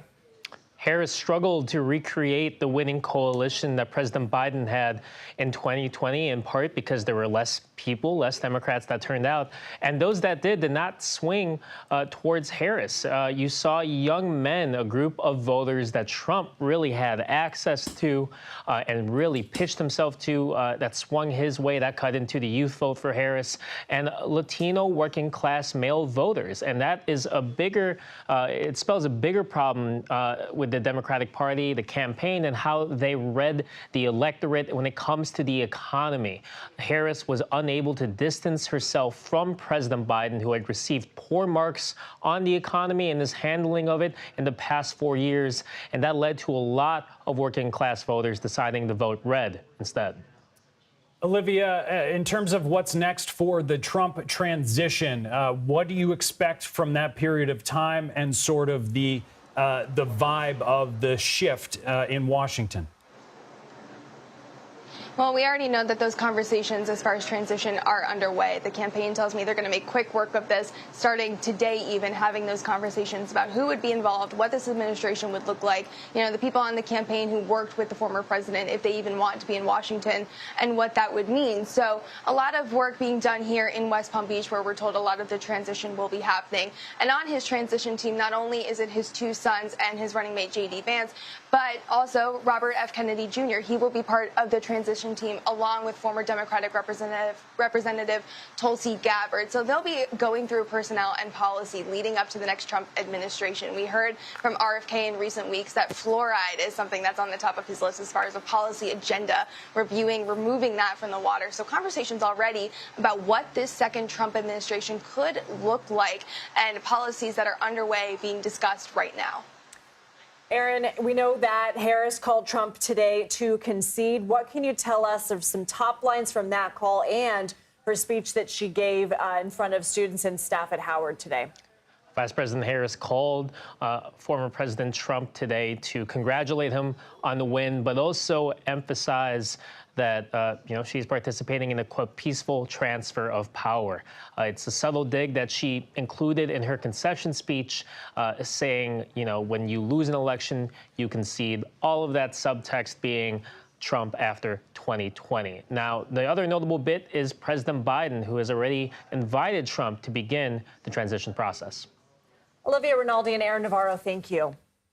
CBS News political director Finn Gomez joins us now. Finn, good to see you here. What are you hearing from Trump's inner circle about this win? Are they like, we told you so, or are they like, phew? I think it's a combination of the two, but a lot more of the first one. It's a lot of I told you so. this was coming. We had a good read on the working class voter in this election cycle, and also just focusing on two core issues that you talked ad nauseum about throughout this election cycle, and that's immigration and inflation, right? And I think that their inroads, especially with Latino working class voters, Latino male working class voters, Lindsay and Doug, you have to go back to 2004 when George W. Bush won with 44% of the Latino vote in that election to really compare. That's like 20 years, right? And so they feel that there's been a realignment with the political structure now, the political landscape, especially now that they believe that they have the Latino voter in their coalition. This is something that we have not seen in, frankly, in 20 years. How'd they do that? I mean, how do you make these inroads you're talking about such a dramatic shift? How have they won over such a large population in a short period of time between these election cycles? Well, you know, it's because it's not just about a gender sort of focus. Excuse me, not just about it's not just about, it's more than identity politics, if you will, you know, for them. It's about by having a message that they feel was impactful with working class voters. It's not just about Hispanics. It's not just about white working class voters. It's about that specific message to blue collar voters, a feeling, a sense. And if you talk to blue collar voters, like as I did this election cycle, it was a sense of being disaffected, a sense of like a certain elitism that existed where they were talked down to and people weren't really hearing them. You know, inflation still existed. It really impacted their pocketbooks. And with that message, it was delivered. And it's not just, you know, the focus was not just on the high percentage of Latino voters, but specifically Latino male working class voters. You saw that in the exit polls. 54% of Latino males supported Donald Trump. And I think that is something that they could really run with and feel they have, and gives them a mandate, right? And if you also have to go back, you talked about Grover Cleveland, right, from the 1880s and 1890s. You really have to look back even before that to Andrew Jackson, right, in his second term when he rose on this populist wave, making sort of that same appeal to working class voters of the time, and it resonates even now, so many years later. Political director and historian. I want to talk to you about some of the big names that we're going to hear on transition teams and beyond. We were talking to Olivia. She mentioned RFK Jr., Tulsi Gabbard. We know Elon Musk is going to have a seat at the table. What are you watching for? Well, I mean, that's the thing. I mean, there were some key moments, key issues that they were focused on, right? Some of these aspects, some of the proposals that they have that we've heard about. I mean, will that really be popular when it's actually implemented? Olivia brought up the removing the fluoride out of the water. Dentists are going to love it. They will love it, yeah. But I personally like fluoride in my water, right? I mean, I'm not a scientist, but there's some aspects of this that may not hit with the majority of the American people. And that could be, and that's something I'm looking to see. Or maybe, I mean, we're being, you know, a little flippant, but the idea of tariffs, the fact that many economic experts believe that could actually further increase inflation. Absolutely. How does that happen? If you increase on tariffs on everything, this protectionism that he has been advocating since the 1980s, but, you know, by implementing that, by really running on that, how do you now govern with that? The other aspect is the mass deportations. Yes, and we saw polling that showed that over 50% of the American people do back that extreme measure. But if you implement it, you know, it's going to be costly. How do you do it? There's certain aspects. You could say something at a campaign rally to your base, but when it comes to governing from the White House, how do you do that? 60 Minutes has been doing great reporting on that. Absolutely. Yeah. Finn Gomez, thank you so much as a historian and an expert. We appreciate it. Well, battleground states were key to Donald Trump's election victory. One of those states, Georgia. We're going to take a closer look at how he was able to secure the vote there.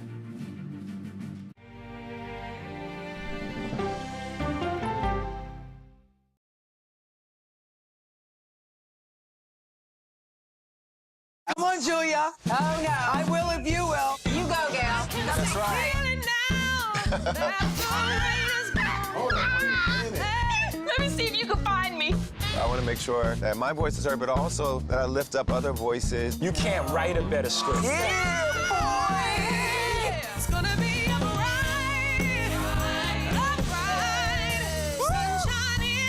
We'll see you 7 o'clock sharp.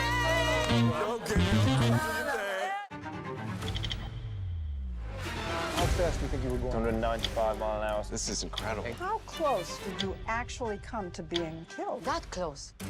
Is this brain surgery without a knife? It is. What risk do these children pose to Russia? I'm not sure the world is prepared for this change. Definitely not. Who's the best coach in college football today? Let me see a mirror. It's time for the CBS News original 60 Minutes, Sundays on CBS and streaming on Paramount Plus. Go to the ends of the earth. Right now. We got something crazy. And reach for the stars. Here we are. Time. Yes, it's my comeback.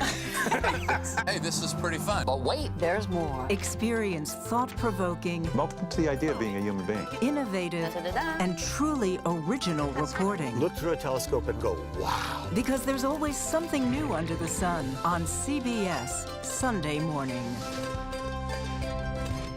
I'm a voracious consumer of information and constantly curious. I want to know the basic facts of every issue and to press into the heart of the matter. Information is the currency of democracy, and that's what we bring to the table every Sunday. When you need your sports news all the time, we've got breaking news to bring to you. CBS Sports HQ gives you a snapshot of all the sports that matter to you. Big news coming out of the NFL. A lot of movement in the rankings this week. With highlights. What a finish at the final round of play. And in-depth analysis. Can they three-peat? Tony Romo joins the conversation. What can you say about this game? When you need your sports in a snap, we're bringing you that breaking news right here on HQ. Find it on CBS Sports HQ. Streaming free anywhere you are.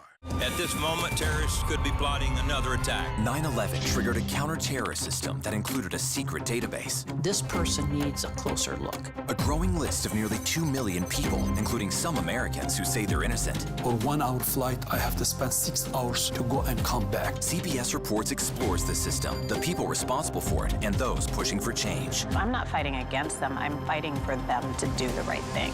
The Watch List, now streaming on the free CBS News app. A CBS News investigation. People looking for love, finding their life savings gone. This could happen to anybody. And sometimes losing their lives. Anything for love. Now streaming on the free CBS News app. Welcome back. President-elect Donald Trump won the battleground of Georgia and its 16 electoral votes. Some ballots are still being counted. However, 99% of jurisdictions in the state have reported, and the former president has a 2% lead. Trump lost Georgia to President Biden by less than 1% in the 2020 presidential election. You might recall him pressuring the Republican Secretary of State to, quote, find those votes that he needed to win. In 2016, Trump defeated Hillary Clinton in Georgia with 51% of the vote. CBS News congressional correspondent Nicole Killian joins us from Atlanta. Nicole, I'm sure you're doing what every reporter that we have fanned out across the country is doing today in figuring out what happened. From your reporting, what appears to have caused Georgia to flip back to Trump? Well, look, I think a couple of things, right? You know, many argue that Georgia is a red state. Yes, President Biden flipped it back in 2020. Yes, Senators Ossoff and Warnock were elected here. But keep in mind, with President Biden's victory back in 2020, that was the first time a Democrat had flipped the state in some 30 years. So some of the thinking is that it was just flipping back to what it was. The other part of it is that a couple of different factors. You know, the former president kind of mended fences with Governor Brian Kemp, who was very successful back in 22, winning a second term to office. He has a very strong, robust campaign turnout operation that assisted with the Trump campaign and the state Republican Party to try to turn out votes. So that was another factor.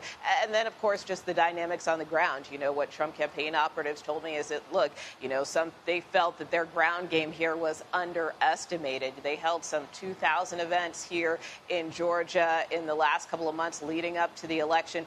They did a lot of focus, particularly on black voters, holding the most events for black voters out of any other battleground state. So there was a real emphasis on not only turning out the African-American population, trying to cut down some Democratic margins there, but also reaching out into some of these rural areas, trying to turn out some of these low propensity voters, which is a strategy that we saw across other battleground states as well.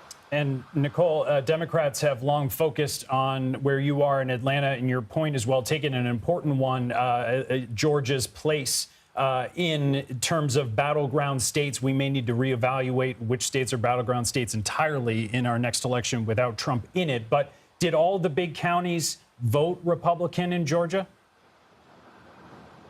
Well, as you well know, I mean, we're here in Fulton County, which is one of the most populous counties here in Georgia. So obviously, no, that did not go for Donald Trump. And typically, you know, many of these counties here around Metro Atlanta are more Democratic strongholds, as well as places like Savannah and Macon. But that being said, you know, again, the former president did cut into some of the margins here in Fulton County, DeKalb County, also kind of dug into some of the margins down around Macon and other parts of the state. But the real emphasis, again, was kind of on turning out that rural vote. You know, one thing that some Republican operatives told me is that this was really about the early vote turnout. They were already starting to see some strong numbers there, particularly around a lot of the counties, for instance, that are north of Atlanta, just kind of further outside of the metro area, bordering with Tennessee. That was something critical for them, but seeing that kind of higher, more robust Republican turnout in the early vote made them confident going into Election Day that they would ultimately have the votes to put them on the path to victory. What were the key issues for voters? Well, look, I think a lot of things. I mean, just in talking to voters, not only here in Georgia, but, you know, across the country, again, the economy, is the economy stupid? I mean, that really was something you heard that was a through line through many of the voters we talked to throughout the course of this campaign. You know, the higher prices, inflation, you know, for groceries, for, you know, buying a home, you know, just everyday expenses was really a big concern among a lot of voters. Obviously, the border was also a critical issue, even in a state like Georgia, which isn't necessarily on the U.S.-Mexico border. So, you know, many people felt the impact of that, even if they weren't necessarily a border state. And I think another thing that stands out to me, particularly in talking to some voters in Georgia, you know, I remember we went to a rally maybe about a week or two ago, further outside of Atlanta in Gwinnett County, and there was a woman there who was very vocal, and she said, you know, we're part of the silent majority, but we're not going to be silent anymore. So again, I think some of those disaffected voters who felt that, you know, over the last couple of years their voices weren't being heard felt that this time around they would, and they felt emboldened by the former president's candidacy. Nicole Killian, thanks so much for joining us. One of Donald Trump's chief arguments to voters was that he could trigger economic growth. This, as CBS News exit polling found voters were unsatisfied with the economy. In fact, 45% of voters said their financial situation was worse than it was 4 years ago. Let's bring in Haima Moore. He's a Democratic strategist who served as the director of the Office for DNC Chair Jamie Harrison. So, Haima, in terms of the economy, that's where I want to start. Yeah. Was the messaging in the Harris campaign direct enough in terms of how their ideas as it relates to the economy were actually better than Trump's? Were they focused and direct enough to voters? Yeah, look, Doug, we got to go back 3 years. And so this started beyond 25 days ago. This was something that Joe Biden was talking about when he became president. And I think one of the things that has been a deficit for the Democrats is we didn't go into offense soon enough. And so when we saw things started, inflation started to go down, job numbers started to go up, we should have been more effective in getting that message out, and we didn't. And so once Kamala Harris became the nominee 105 days ago, it was almost too late to have that message. It's already baked in. I don't know. I'm gonna push you back on that a little bit, because I feel like people were sounding the alarm throughout the entire campaign. Democrats across the party saying we're not hammering home this message enough. And I mean, we did hear some of the catchphrases from Harris's campaign. We're not going back, a new way forward, when we fight, we win. She had several high-profile economic speeches. I mean, was it specifically the messaging in those speeches that wasn't resonating in a way that what Trump was saying was? Well, look, we're actually agreeing. I think this is something we should have done 3 years ago, 4 years ago. I think even when Joe Biden was the nominee, we should have been more effective in getting that message out. So, look, Kamala Harris talked about the opportunity economy. I think that was something that was one of her strongest points this campaign cycle. But a lot of these things were already baked in. Some of the things that Donald Trump was talking about, there was no specifics about it. These were just sort of platitudes that resonated with people's hearts. Look at the numbers. Inflation has come down. Job numbers have gone up. And so there are economic indicators that have proven that the economy is in a better place than it was 4 years ago. As a strategist, what do you tell a campaign, or how do you advise a campaign, or as somebody who's running for president, that pointing things out like that inflation is down, will fall largely on deaf ears to a country who still feels like everything costs too much. Yeah. Even if one thing is true, do you tell somebody it's probably not the best messaging, even if it is true? Yeah, you can't say that directly, Doug, but you have to go out there, you have to go into these cities, into these states, and you have to demonstrate, one, what you're doing to bring those costs down, and then two, when they do come down, when you see, it's very cheeky sometimes, when you see the cost of gas go down, you get in your car and you go buy gas yourself and you say, look, I paid $85 to fill my tank 2 weeks ago, now I'm paying $45. So you have to remind people the actual visuals that are going to prove that those numbers are correct. And so it's not about talking down to people. I think, you guys have been talking about this all day. There was a disaffected voter base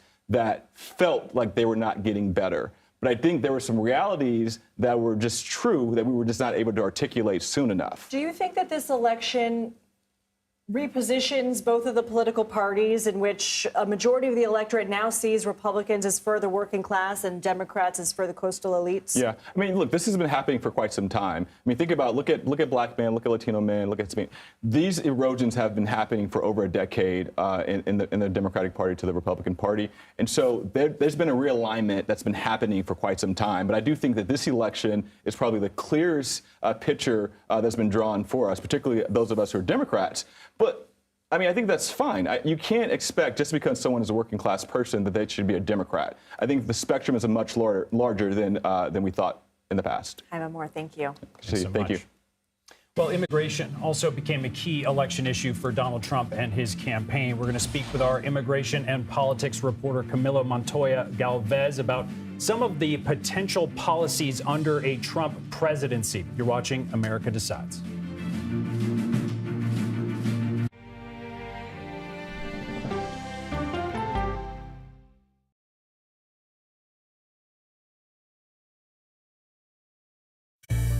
An original documentary from CBS reports. It was genocide, a deliberate effort by the United States government to eliminate the food source that was relied upon by Native American tribes. American bison were slaughtered and Native Americans displaced. And that's how tribes were subjugated to reservations and our lands were taken.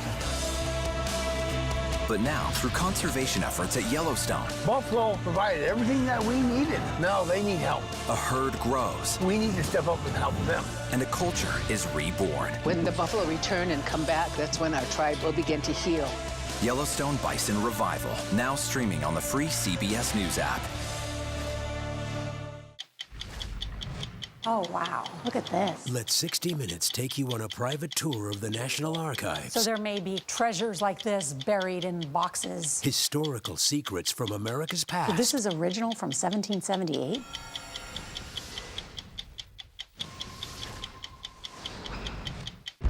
This case. It's like a screenplay, something straight out of Hollywood. But it's not fiction. It's 48 hours. Human remains found this week. 4 families shattered. There's no physical evidence. The mystery would haunt investigators for years. There's some questions that have to be asked and need to be answered. Like a John Grisham novel. A gripping true crime original. 48 Hours, now streaming on the free CBS News app. When you wake up in the morning, we want to be your go-to team. On our places, bright shiny faces. Nate has one of the quickest minds I've ever seen. Put me in the game, coach. Tony has a way of making people feel comfortable. The best interviews feel like it's just a conversation with a neighbor. Hey. Gail has this unbelievable knack to ask a question that is the question that you're asking at home. I've been told I could talk to a tree, and that's pretty much true. I don't go to work in the morning. I go for coffee with my 2 good friends, and we talk about the world. Your morning routine just got better. CBS Mornings, weekdays at 7. I'll see you in the morning. Listening to how someone explains themselves is so key to understanding their perspective. The grief of losing a child is immense. You can't breathe. After decades of the war on drugs, things have only gotten worse. Every shipment of fentanyl is a ticking time bomb. 50 times more powerful than heroin. CBS Reports goes deep into Mexico. What is your role in the Sinaloa cartel? To find out why the cartels keep getting stronger and wealthier. This is a war, but we're not fighting it. Our citizens are dying. Funding Cartels, now streaming on the free CBS News app. President-elect Donald Trump has vowed to drastically reform U.S. immigration policy once he takes office in January. These changes could impact the more than 11 million undocumented immigrants living in the United States right now. Trump has said his plan includes conducting the largest mass deportation program in U.S. history. Trump and his team have also vowed to end birthright citizenship, send troops to the southern border, and end several Biden administration programs that allowed hundreds of thousands of migrants to enter and work in the United States. CBS News immigration and politics reporter Camilo Montoya Galvez joins us now. And Camilo, let's start with Trump's mass deportation plan. What do we know about it, and how does he plan to enforce it? Well, this is really the pillar of the second Trump administration's immigration agenda. Former President Donald Trump and now President-elect Trump has repeatedly promised to oversee the largest deportation operation in American history, modeled after that infamous Operation Wetback during the 1950s under the presidency of President Eisenhower.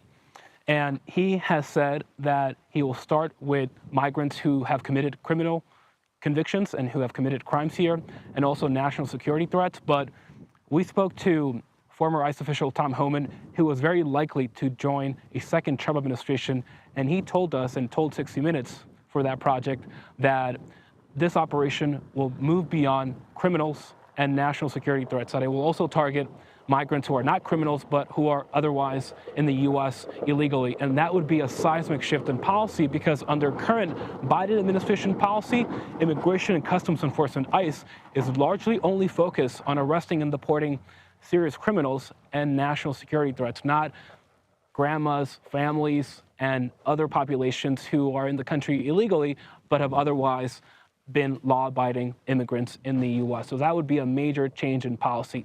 However, this operation will face formidable legal, humanitarian, and financial challenges. Right now, Immigration and Customs Enforcement only has 6,000 deportation agents and 41 detention beds, and that is not nearly enough to detain and deport everyone who is here illegally.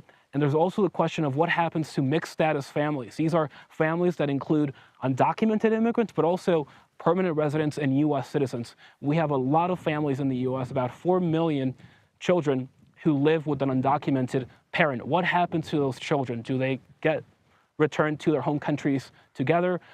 Do the families get separated? These are questions that the second Trump administration will face for sure. Camilo, we only have about a minute left, but is there an argument that the incoming Trump administration will be successful in implementing these promises? And if so, why?